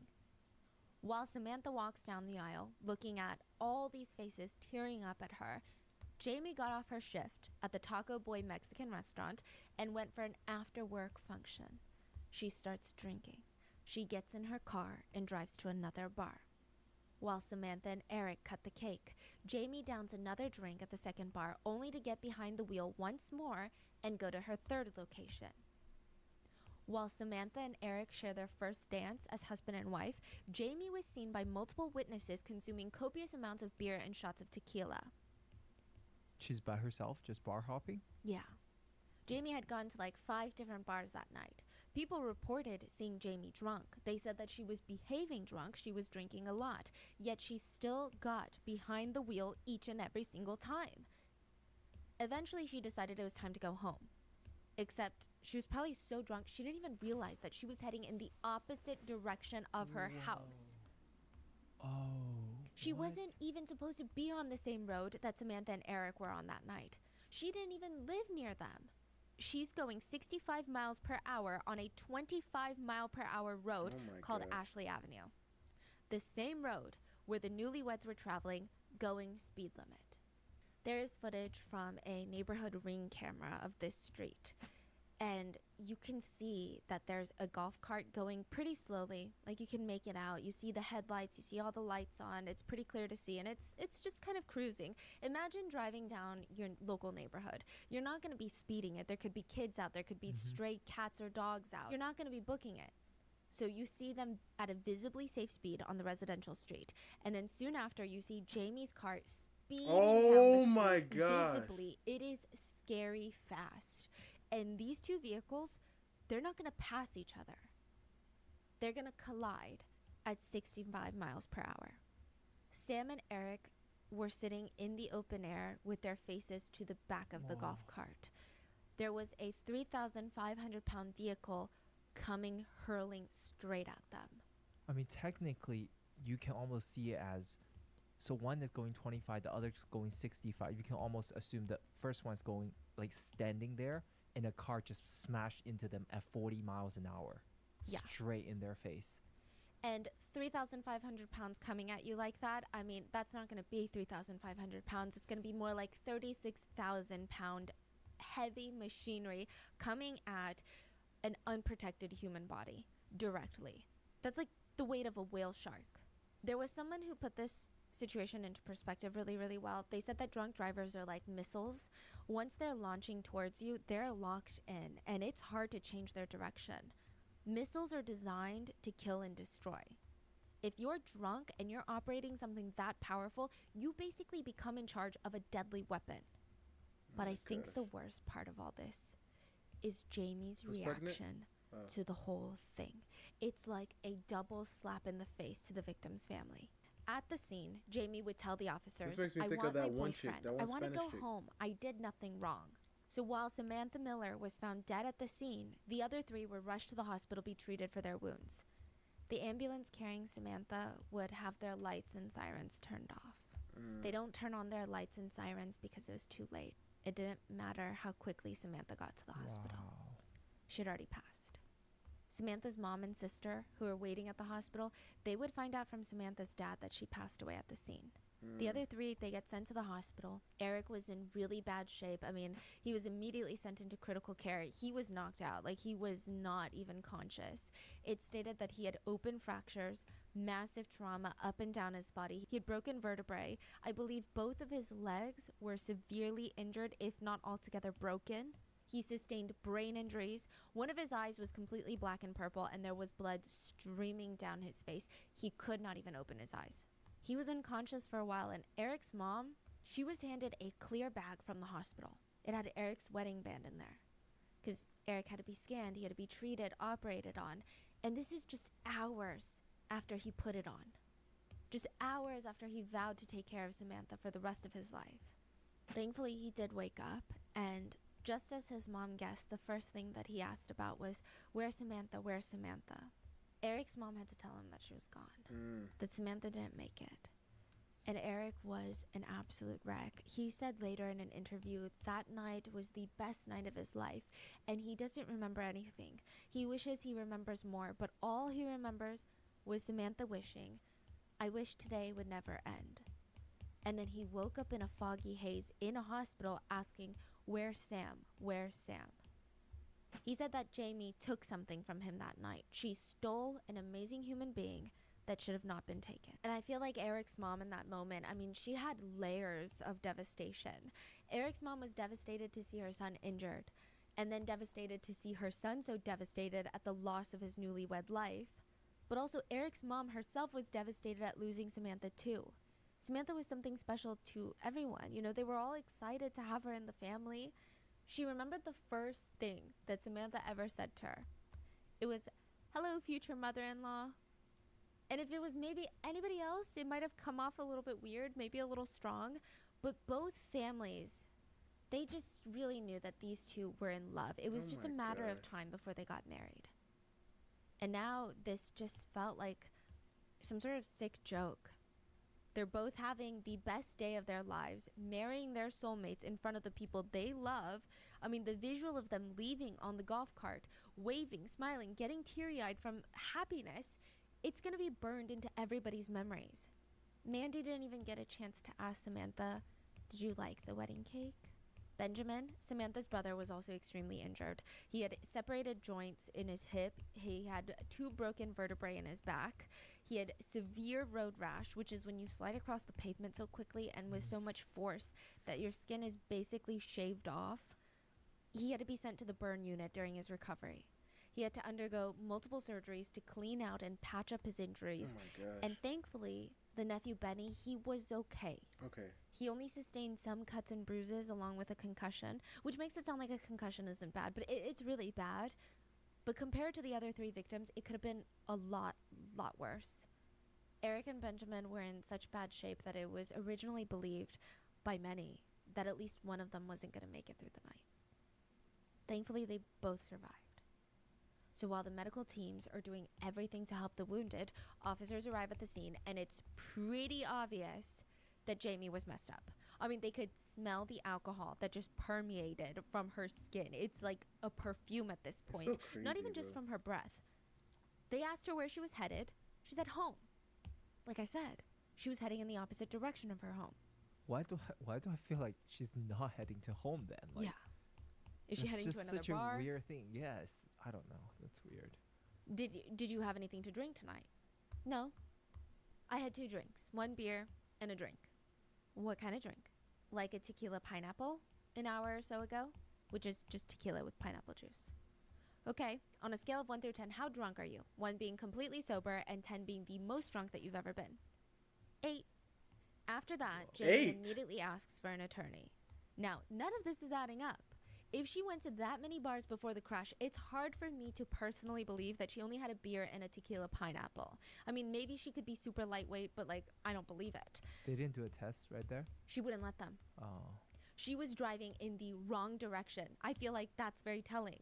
And that's not to say that she's purposely lying or misleading the police, but if it does come out that she had way more to drink than that, which is what everybody believes and what her BAC levels show, then she could have been so drunk that she didn't even know what was going on when she's responding to these questions. Mm-hmm. Maybe she blacked out and truly didn't remember having so many drinks, which in and of itself is another huge problem. She knew she was drunk, but she also knew that she wanted to go into self-preservation mode and get an attorney and refuse a sobriety test. Yeah. Instead, she asked multiple times if her boyfriend could come. She said she wanted her boyfriend, and there is no mention of her boyfriend being an attorney. And when officers asked why she wanted her boyfriend, she couldn't really say for what. She just refused to complete any of the sobriety tests that they requested. So what do? They try to lift her feet to her arm. Yeah, it's interesting. What does that mean? They try to lift up one of her legs. Uh-huh. in like almost a kicking motion, and she's basically a rag doll. Like if someone does that to you slowly, you're able to balance. Right. You might be like, what are you doing? But you're able to balance, right? Okay. She was basically a rag doll because she immediately lost her footing and nearly fell. Jamie was arrested at the scene. She had to be reminded 3 times of why she was being arrested. And I don't think that this is a situation of Jamie being combative. Like, why are you arresting me? What authority do you have to arrest me? Like, on what grounds? I don't think that's what it was. But more so, she has no idea what's going on. She's like, why am I getting keep arrested? Asking? Yeah. Okay. Which, honestly, I don't know which one is worse. Once they get her to the police station, officers give Jamie another chance to take a breath test, and she refuses again. She simply asks for her boyfriend and her father. The officers had to get a literal warrant from the judge to force her to get her blood tested. The results came back as 3 times over the legal limit. At levels like that, it was 0.261 for anyone who's into the BAC levels, or if you know what that number exactly means. But typically, levels like this, a lot of people are barely conscious, much less able to operate a vehicle and or heavy machinery. Jamie was also booked under side watch because after her arrest, she mentioned that she wanted to off herself. She was charged with 1 count of reckless vehicular homicide, 3 counts of felony DUI with death or great bodily injury. Recently, a lot of my friends. Oh no, girl, you ain't doing that. I understand you have to put the ad in, but not right there. Not right there. /rotten, all lowercase. Go to shopify.com/rotten to take your business to the next level today. Shopify.com/rotten. Have you ever heard the phrase, bad things happen to good people? I really don't like this phrase, but I think it's most commonly used when you have nothing else to say. When something just feels so unfair. At Samantha's vigil, which was held on the very beach that she got married on, that was the main thought that everybody had in their mind. Why do bad things happen to good people? And some people just said that Samantha had this gravitational pull. You know, there are just some people out there for whatever reason. Sometimes the reason itself is unclear, you know? Oh, no, but you just want to Ethan. be around them. Maybe they have a good energy. Maybe when you talk, it seems like they genuinely are listening to you and not just filling the silence. And it's hard to pinpoint, but you feel like a magnet. You feel like you just want to hang out with them. And Samantha Miller was that magnet. People said she just had this very bright air around her. You couldn't even look away when she's in the room. She would be the type to go run errands, go grocery shopping, pick out the prettiest, freshest bouquet of flowers in the entire store, go to checkout, and when everything is paid for, she's about to walk out, she would hand the bouquet over to the cashier, a complete stranger, and say, "For you, have a nice day." That was Samantha Miller. I'm sure like every couple, they fought, they had their down times, but the two met in 2019, moved across the country twice to be with each other. They adopted a kitten and started making plans to get married and start their own family. They lived near Folly Beach. This was Samantha's favorite beach in the whole wide world, and they would walk down to the beach at least once a day. They were at that beach every single day. And at Samantha's vigil again, people just couldn't stop asking, why do bad things happen to good people? That's also what Jamie's dad told her when she was sitting in her prison uniform staring at her hands, and she told him, "I just don't know why this had to happen to me. Oh my God, I just can't believe this happened to me. Why me? I'm gonna be here for years and years and years." That's what she said? Yeah. And her dad responds, "Because bad things happen to good people, honey." And again, bad things happen to wonderful people, and that's what happened. Now you have to make the best of the situation. Her father reassures her that this was all fate. It's already happened, there's nothing they can do to change it, and now they just need to focus on their best to overcome it. If anything, this will help her become a better person. Listen, if you need someone to pass away in order for you to become a better person, in my humble opinion, you're just not a good person. Also, how does bad things happen to good people even apply to Jamie in this situation? A bad thing didn't happen to her. She did the bad thing. And whether or not she's a good person, I mean, I guess that part is up for debate, right? At first, Jamie is responsive. She's listening, nodding her head, listening to her dad. But then she would slip back and remember all the hard, bad things that she was dealing with. They're just chatting in prison? Yeah, FaceTime call, basically. It's like the prison video call system. Oh. Yeah, which is available online to see. So they were chatting and it was recorded. Yeah. And this is everything they said. They had no idea, I'm assuming, that this would be public information. Jamie would have these screaming fits. So I listened to a lot of their phone conversations. She would just have these screaming fits. I'm not sure how to categorize them. And I tried really hard to understand where Jamie is coming from. Just like trying to have a little bit of nuance on both sides. I'm pretty close to Jamie in age. I also struggle with anxiety and depression, which is what Jamie said she struggled with. And I don't have an alcohol addiction problem, but considering all of that, these screaming fits, I truly can't imagine anyone that I have in my life, myself, I can't imagine someone my age throwing these screaming fits. It's like screaming bloody murder. It's not even What angry. is she screaming though? Just like, ah, like screaming. Doing everything we can. And it's odd because her parents' reaction is very, very odd. They just kind of focus on calming her down. The minute she starts screaming, they're almost using this soft, babyish voice with her. It just felt very inappropriate. But the most intriguing call to me was Jamie complaining to her dad on the phone about how much media coverage this case was receiving. Jamie asks him why the media is so involved in the case. Just like makes me scared that the media is so involved in it. Why are they so involved in it? Like, he states it's most likely because the story sells. And Jamie gets frustrated and she states, but that's not gonna help me. But that's not gonna help me. Like, oh my God, it's gonna be so bad when I get out. Everybody's gonna be so mean to me. Wow. What is that?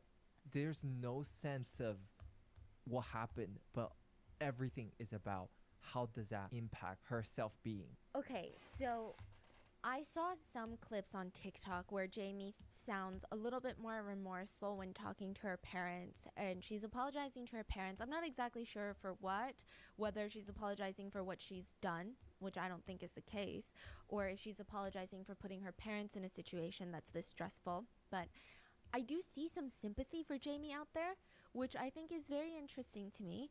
I see a lot of people bringing up alcohol addiction. I know someone who struggles with alcohol addiction. And trust me, they're not drunk driving. Alcohol addiction does not equate to drunk driving. It's still a choice that she made. And yeah, alcohol does impair judgment, but it's still a choice that she made, and someone died because of that choice. Anyway, during one call, her dad tells her more information about what happened is coming out. And Jamie, in almost this teenager voice, she's 25. Please keep this in mind. She's 25. She's a full-grown adult. She says, such as your BAC levels, your blood alcohol levels. But that just makes me even more scared of the future and everything. Jamie, your future is going to be fine. Your future is something that we can't do anything about. Your future is going to be okay. We can just work with what we have. Other notable parts of conversations are when Jamie keeps telling her parents, or herself, I don't really know, that she's not a threat to society. I mean, she is. She's trying to get out on bail. She's a threat to society. And at one point she says, I'm wondering when the heck I'm going to get my coloring pencils. What is she doing with that? Just She bored? wants to color, yeah. And she also whines, Dad, I'm not a bad person. I'm not a bad person. Her dad softly tells her to quiet down, and she starts screaming that it's all over because her boyfriend and her cat will be gone when she gets out. And she screams, oh my God, I'm gonna be here for years and years and years and years, and this is just a terrible, terrible accident. I still don't understand why this had to happen to me. I just don't understand. Her dad tells her, baby, terrible things happen to good people. It's just what happens. Listen to me. It's not terrible. It's really terrible. To which Jamie starts screaming, okay, Dad, I know that.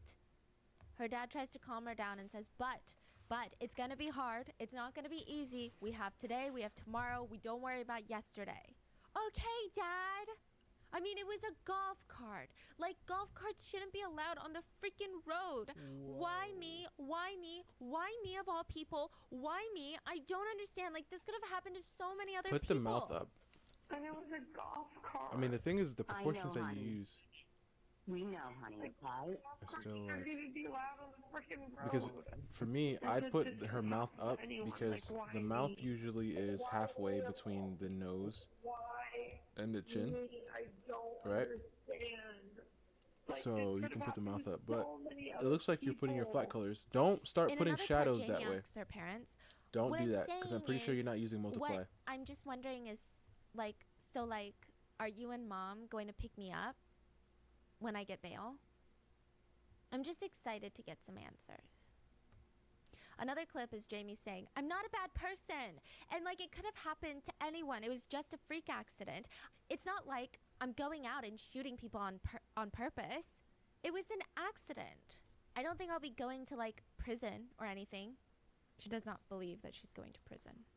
Her mom, in a soft voice, just goes, that's great, baby, that's great. And I'm just, when all of this is done, and I can just be happy. It said that Jamie also constantly complained about her living situation in the detention center, which I always think is very fascinating when people do this, okay? Obviously, if you're being abused, tortured, assaulted, or any sort of that against your human rights, that's not what I'm talking about. That is a legitimate complaint. But when people like Jamie complain about things such as not having control over the TV remote, not being given a yoga mat to do crunches, it's kind of a situation where I wonder, where was the common sense? It's a detention center. It's not the Four Seasons.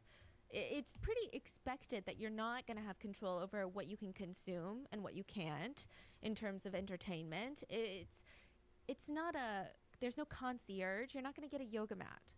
She also allegedly complained about being unsatisfied with the food options. She didn't like the hot dogs or the meatballs or the bread. A lot of people said compared to real prison food, this is good stuff. At one point, she said she was given 2 hot dogs with no buns or condiments. And it was, and I quote, so bad, it's so bad. So Jamie is in her cell crying, not about what she did, but crying about her life and how shitty it was and why this all had to happen to her. That's crazy because it just seems like she has no idea of what's going on. She doesn't even know how bad she fucked up and what's about to come. Yeah. Is the feeling, right? Like she's about to get some real reality check. Yeah. If this keeps going on, right? And she's in a detention center right now. Yeah. Just wait till prison. It's going to be crazy for her. I really Yeah, on hate the when bright people side, there are were like a few that. things that she liked about the detention center. The cookies. She said this about the cookies that they gave out during snack time. She said, these cookies that they give you at this jail, I'm going to start buying them when I come home. I'm not kidding. She says I'm not kidding. Oh, and she really likes their soap. She talks about their soap. She really likes the soap in jail. Okay, I mean, it's so clear to me what's wrong here. Even Jamie's actions in the beginning of this case sound to me, it's just someone who is waiting for someone to come clean up her mess. Yeah. And then when she was arrested, she asked for her boyfriend and her dad. I mean, asking for an attorney, I'm always a supporter of that, but it's just, it feels to me, she thinks that someone is just going to come and save the day. And that's maybe what they always do. This is why I'm a firm believer in letting people learn the idea of consequences when they're kids, because the consequences typically don't involve other people and don't involve people's lives when they're young. But I feel when parents constantly teach their kids that they're going to be saved and they're not going to have consequences, Like let and them that they're stumble the a most bit, you know? important person in the room, you get someone like Jamie. I'm not saying that her parents should just abandon her, and I'm not saying that her parents aren't also negatively impacted and saddened by this, but listen to the conversation. At one point, Jamie apologizes to her parents, and like I said, I don't know if she's apologizing for her actions or for the situation that her family is in. It's unclear, but her dad literally tells her, listen, Jamie, you don't need to be sorry. There's nothing to be sorry about. It was a tragic accident. You didn't do anything on purpose. I'm so sorry. Just because you didn't do it on purpose doesn't mean Jamie, you shouldn't apologize. Listen, there's nothing to be sorry about. It's a tragic accident. You did not do anything on purpose. It was a tragic accident, okay? All right? You don't need to tell me ever that you're sorry for what happened. You understand? That wasn't the first time that they had a conversation like this either. Anytime she tries to apologize to her parents, they stop her and say that she has nothing to be sorry about. I feel like they're all in for a very rude awakening. Again, I'm not saying they should hate or abandon their daughter, but they can still love their daughter, support her, pay for her attorney fees that only mafia members can afford, but still make very, very, very clear to her that what she did was wrong and terrible and that she's at fault and now she's got to face the consequences. And when she gets out, they'll be with her. They'll help her. Even the phrasing of Jamie's words to her parents, it's always, made you upset, why me? yeah. Me. It's already making me I'm upset going to be for here for years and years and years. And it's just so odd that she's complaining that her life is over when literally someone's life was over. Someone died. And it's odd that she and her family, at least to the public knowledge that we have, speak very little, if not at all, about what happened. It's all about Jamie and what's going on with Jamie and Jamie's cat and Jamie's boyfriend. And oh my God, everyone's going to be so mean to her because the media keeps talking about it. There are no mentions that I could find of any of the remaining victims or their families. We don't really know too much about Jamie. I mean, no one's really come forward to talk about her character or if she was a great person or not. Not saying that there's no people that can do that, but just not many other than her family that have come out to talk about her. So all we have are her records and these phone conversations, and they paint a pretty damning picture. Jamie grew up in Jersey. Allegedly, her dad is a very successful multi-millionaire businessman.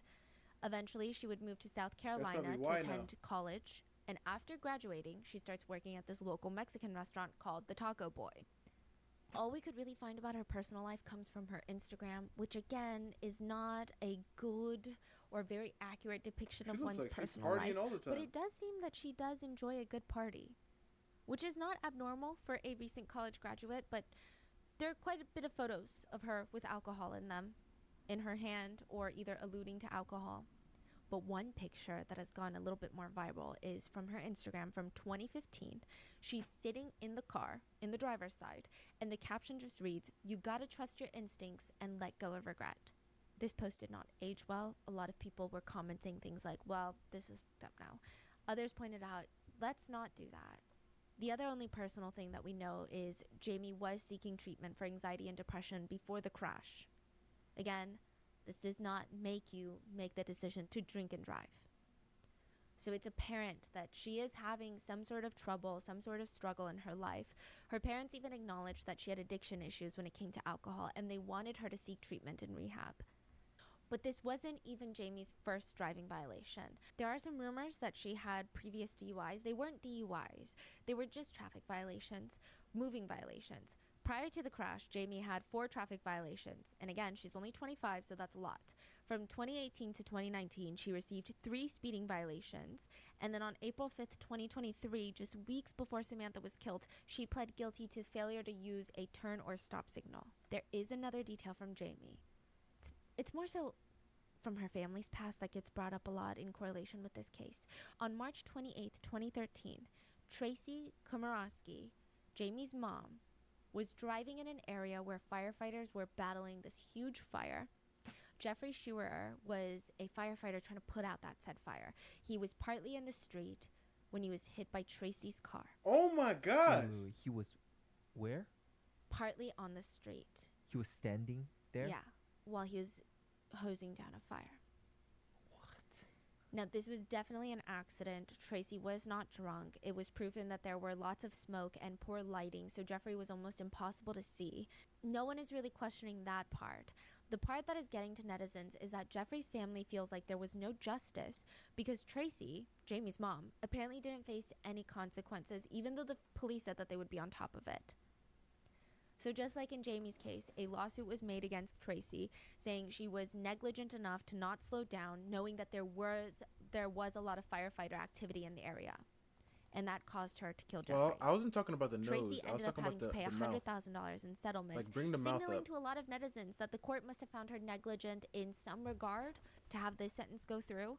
So I'm not sure how to stand on that. It's not Jamie's actions, and it does seem to be a true accident from at least Jamie's mom's perspective. But netizens speculate that maybe the family has such a nonchalant attitude to Jamie's case because they've already been through something like this. and they've paid $100,000 and they were fine. Maybe they believe that as long as you pay up, you'll avoid true punishment like jail time. There's no way to know for sure unless they admit it themselves, which I don't see why they would ever do that. But netizens found a lot of similarities regarding these instances, and I just felt like it was worth mentioning.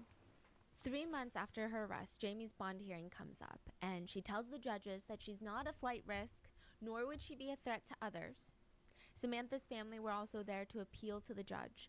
Samantha's father said, "Bonds are meant for people to spend time with their family, right?" He's pointing out that it's ironic considering he will never have that luxury again. He will never be able to see Samantha ever again. He's saying if and when Jamie serves her time, she will still have the opportunity to spend the rest of her life with her family afterwards. Samantha's father also states that Jamie is a danger to society, and he questions what's going to happen if Jamie starts drinking again. How many people are going to get hurt then? Samantha's other brother, Nathan Miller, told the judge that Jamie's actions of driving down a narrow residential street while drunk at night at that speed is so careless that there almost had to have been an intention to hurt someone. He states the alcohol is not the problem. The problem is Jamie herself. She is not responsible enough to be trusted. She's not trusted to show up back in court, not trusted to not hurt anybody else, and not trusted to not drink. Where's it at? They bring up the fact that Jamie had prior court dates that she did not attend for previous traffic violations, which proves that she cannot be trusted I thought I to show deleted up in court it. if she gets out on bail. Samantha's siblings stated that if Jamie is released, the next victim could just as easily be anybody else's loved ones in that very courtroom. Lisa, Samantha's mom, said, "She didn't just kill my daughter, she killed all of us." On Jamie's side, her father stood up to speak. He gave his condolences to the families involved and told them that he can't even grasp how painful this must be for them. He states that he knows she will not flee if she is released. He also states that she is in a transformative part of her life right now. The screaming fits on the phone, I guess, are transformative exercises. He said she understands that her circumstances may help other people with their addiction problems and keep them from ending up like her. If she is released, they plan to directly put her in a recovery center for a period of time determined either by the judge or for as long as the workers at the center seem fit. Their attorney also got an addiction specialist to speak on how they've seen people in these situations before battling addictions and have overcome it and become better people, and that she has hope for Jamie to do the same. Here's my thing. I was on Reddit, and a lot of people who do struggle with addiction are really offended by how this case is being presented by Jamie's side. They're using addiction as their fighting point. And they're making it about all people with addiction. Yeah, addiction is a crisis that is affecting so many lives. But no, the problem is not addiction. It is a problem, but this is not the case's problem. It's still drunk driving. Yeah. So it's just, it feels really gross to people that are battling their own struggles right now. Yeah, they're trying to make addiction the villain rather than her. Yes, and it's like, well, no, you, but then that also just shows more of her disregarding her behavior. Like, she's still not acknowledging what she did was what caused this. Yeah. So that makes it even worse. And I think without these phone calls, I think people would have been a bit more sympathetic of, okay, maybe this truly is addiction. She made a horrendous choice that nobody should ever make. Maybe she can try to grow. But these phone calls show she doesn't want to. That's my opinion. She doesn't want to. So part of the leaked phone calls that Jamie had with her father, and okay, well, the phone calls weren't necessarily leaked. There's an FOIA that was filed by media outlets. It's a Freedom of Information Act. Media outlets requested voice and video calls between the Komorowski family be released to the public. Yeah. Which is a thing because all video and phone calls in jail that are not with your attorney are recorded, and they are technically can be public information. There is one part in the phone call where her dad tells her that if she gets out on bail, she will need to go to rehab. She's nodding, but her eyes seem so over it. She looks like a teenager being told to clean her room. She responds very enthusiastically, "Okay, how long is that?" 4 to 6 weeks. She rolls her eyes. I'm talking bug eye roll. Like not even a small, light, quick one. I'm talking full, like, ugh. From there to go to alcohol rehab. Okay? Okay. That's part of it. Right? How long is that? 4 to 6 weeks. All right. Oh my God. Well, listen. If it helps the case, then I'll do it. If it helps the case. Might help you a little too. Sure. Oh yeah, they enabling her, bro. She seems visibly disinterested. So clearly, if she I know gets out and Titans goes against to this. rehab, I personally don't I know think Titans that against this, but man, somebody need a whooping, bro. it's gonna change, and that's terrifying. It also just shows a lot how she became this way. Yes. Like through the parenting and their interactions. Yeah, I did see some people sympathizing with the parents and saying things like, you know, Exactly. I don't know if the judges saw all of that, but she was denied bail. She can only get bond now if they don't set a trial date before March 2024. And even then, she'll be given a $150,000 bond, constant monitoring of her BAC levels, and house arrest. Jamie burst into tears when she heard that she wasn't getting bond, which to me, I guess, signals that she truly believed that she was somehow going to get out of this. Now, I do want to be fair and mention that there are times that Jamie expresses remorse for what has happened, but most of it is accompanied by her saying that she doesn't want to be in jail for a long time. Overall, it seems that Jamie is a lot more genuine and authentic when she's complaining about being in jail. Netizens have pointed out that her response reeks of privilege, as if she's frustrated that saying sorry isn't enough. That is the energy she gives in a lot of these conversations. Like, I said sorry, what more do you want from me, is the energy. She talks in the recordings like someone who didn't do anything that wrong and is being wrongfully persecuted. And her parents seem to be feeding her delusion that she's not at fault. So while Jamie was upset at being denied bond, Samantha's family, they felt peace of mind and soul. They said that now they don't have to worry about Jamie being a danger to society. Samantha's mother, Lisa, said Jamie created havoc in everyone's lives.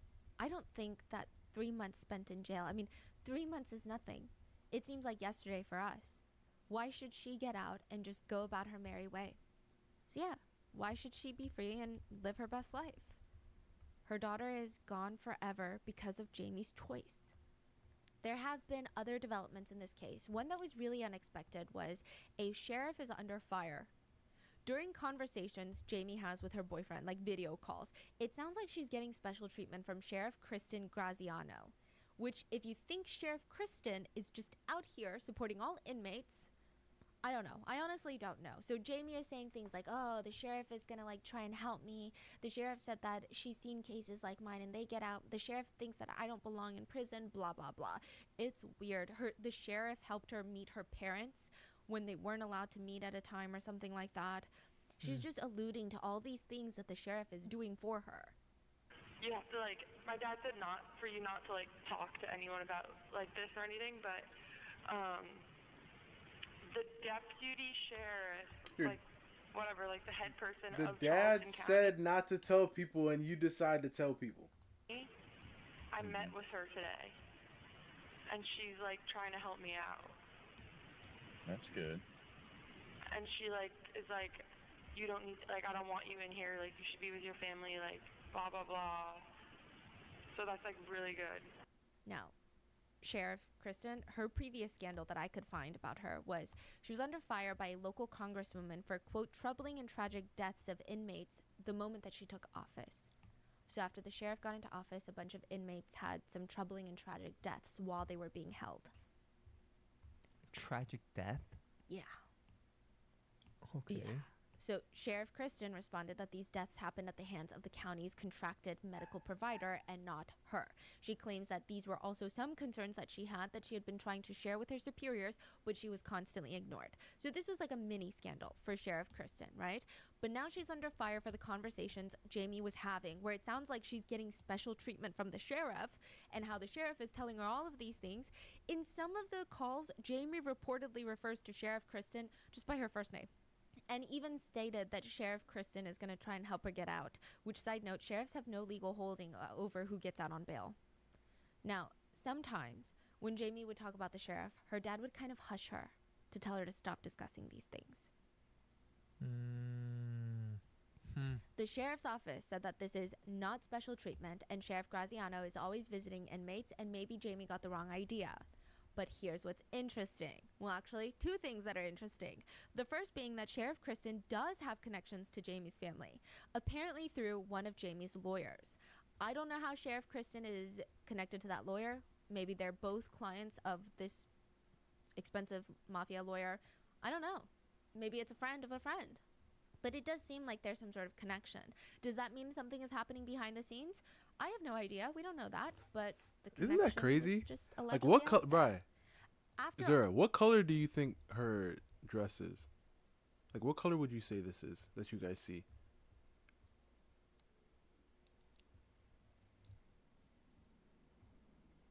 Like what color do you see here?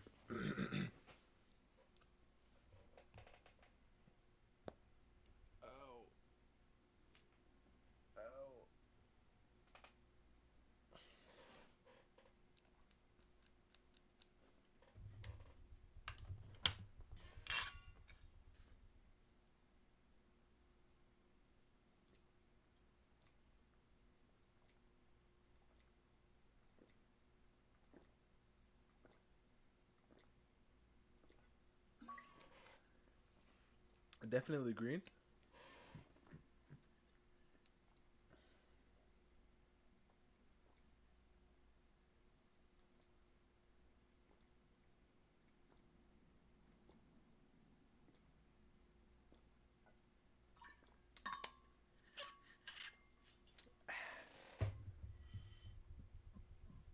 Excuse me. Oh crap.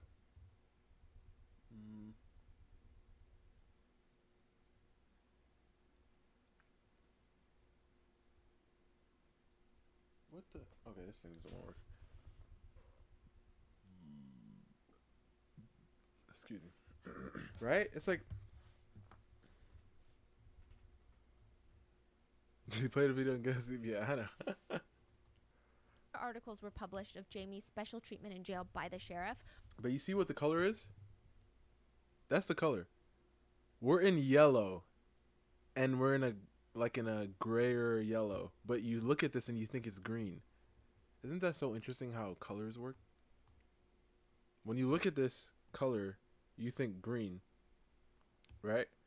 I mean, this one is obviously, more on the green side, but this color right here, you would think it's green, but it's like gray yellow. Like here's yellow. It's right here.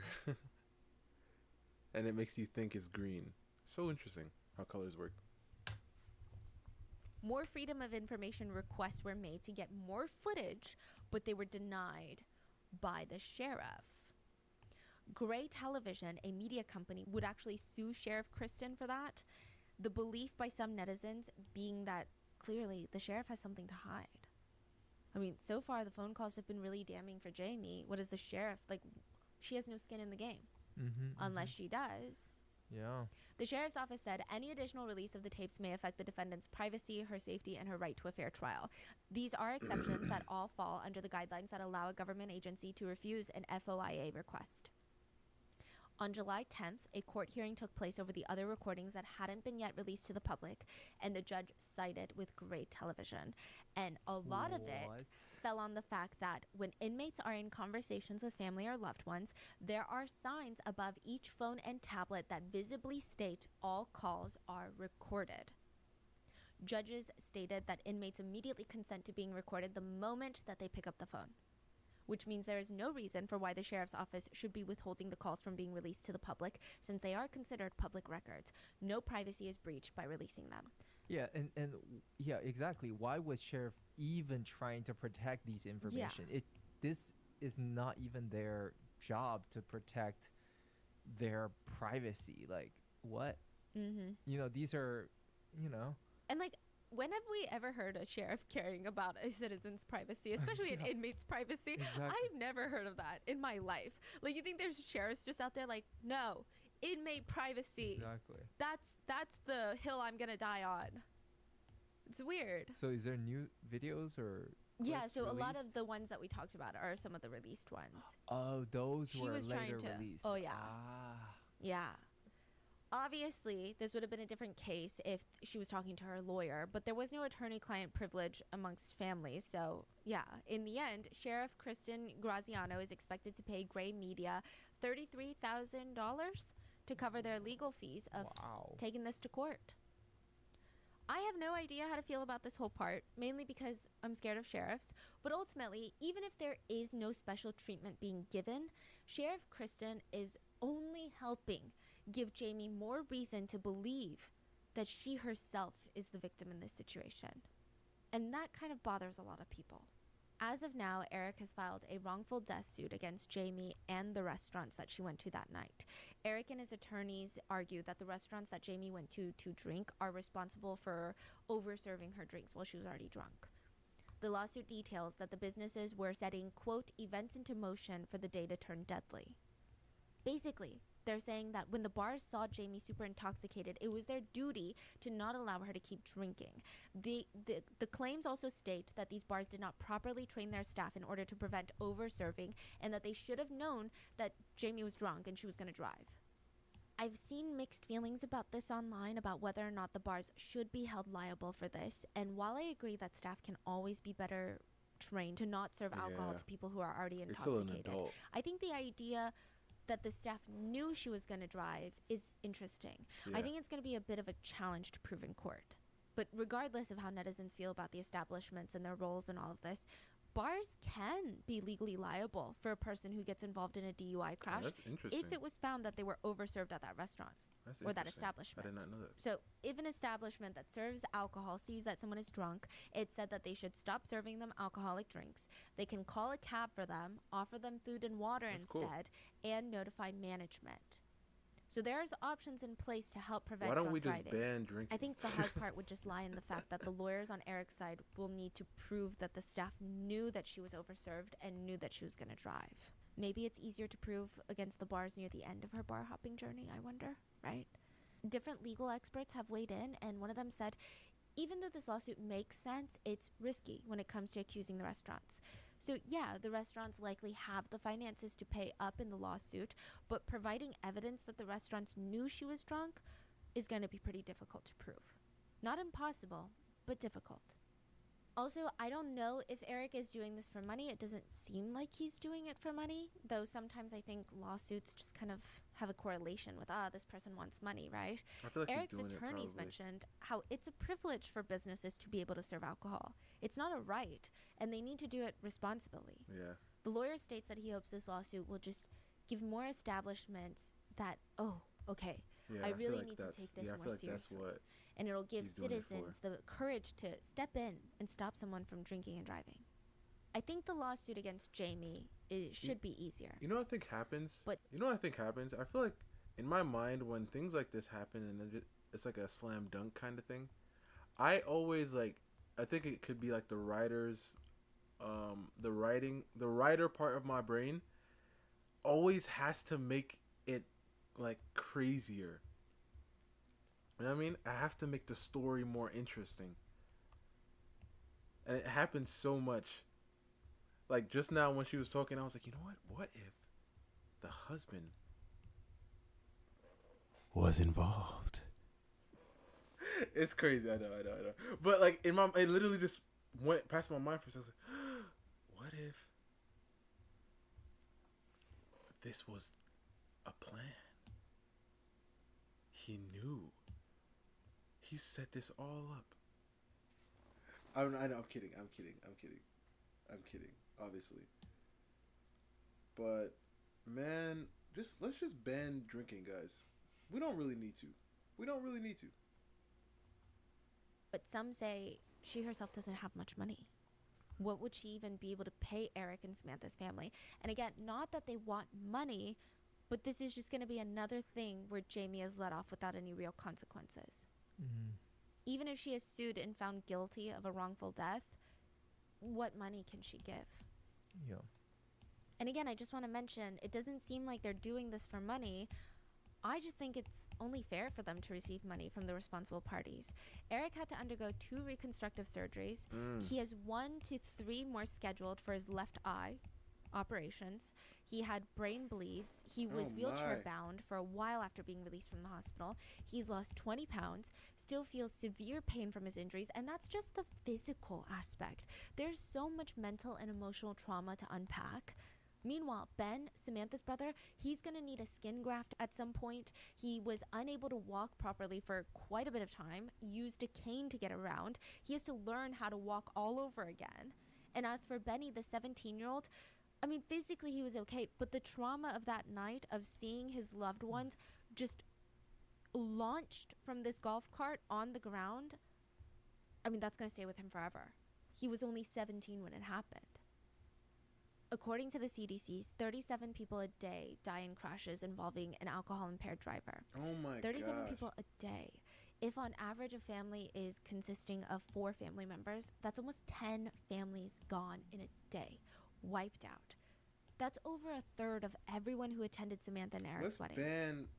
Every single day. Let's ban alcohol, guys. In Let's one year, sign my around petition. 10,000 Americans, so not on a global scale, just in America, are killed by drunk drivers. So it's just something to think about. Well, how about this? And how about this? Let's be fair. Because a lot of people like to have their drinks. All right, let's be fair. How about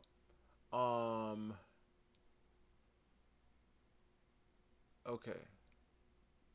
All right. How about because some people are gonna be like, yeah, but sometimes I like to get drunk. I don't know why, but sometimes I like to do it, and I'm not hurting nobody. Let's think.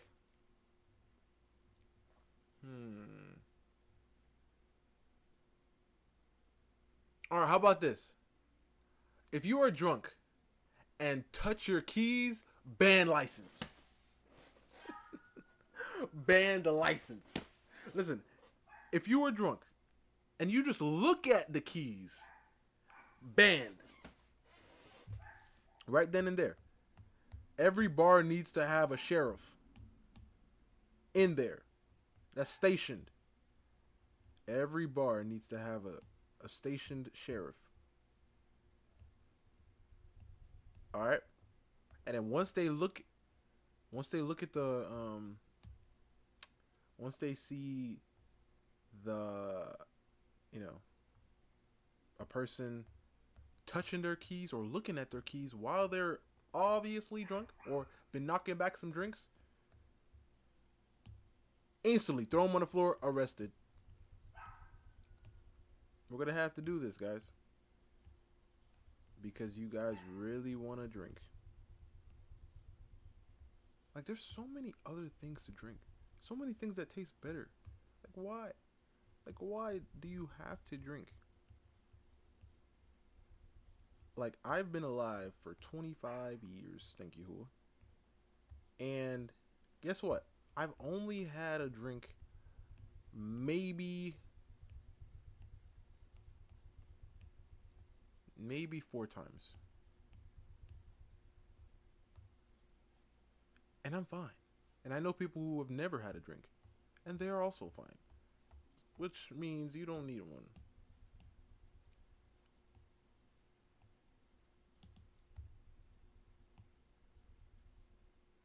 I like this drawing.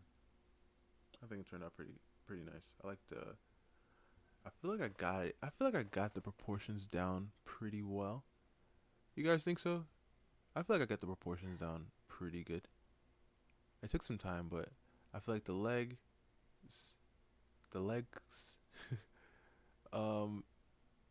the proportions there are fine. The hips proportion, I feel like it looks good when it moves. Like, it looks like it's like like it's her moving. If I were to draw this pose but in this outfit, it would feel the same.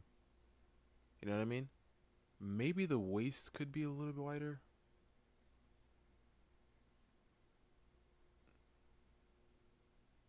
The shoulders look pretty fine. Like, the proportions are I think so. Maybe I can do a little bit more adjustments in her hair. Okay, alright, Zero. But yeah, guys, I'm gonna see you guys tomorrow for the next one. It was fun. Hope you guys enjoyed. And stay safe out there, especially if you're out in the street. Especially if you're out in the streets. Stay safe out there, guys, you know. But yeah, it was fun. And I'll see you guys tomorrow for the next one. Make sure you subscribe if you're new. Leave a like on your way out. And yeah. Hit the bell notification so you don't miss another stream. Have a good one, guys. Oyasumi. Have a blessed one. Oyasumi. Oyasumi. Oyasumi. I gotta draw Julia again. I actually have a piece I want to do with her and her. We can probably put her in it too. I want to do like maybe they go to like a guild board. Peace, love, and hair goose. Have a good one, bro. Like a guild board or something. I don't know. I'll be very interesting. Very interesting. Have a great night, guys. Bye-bye.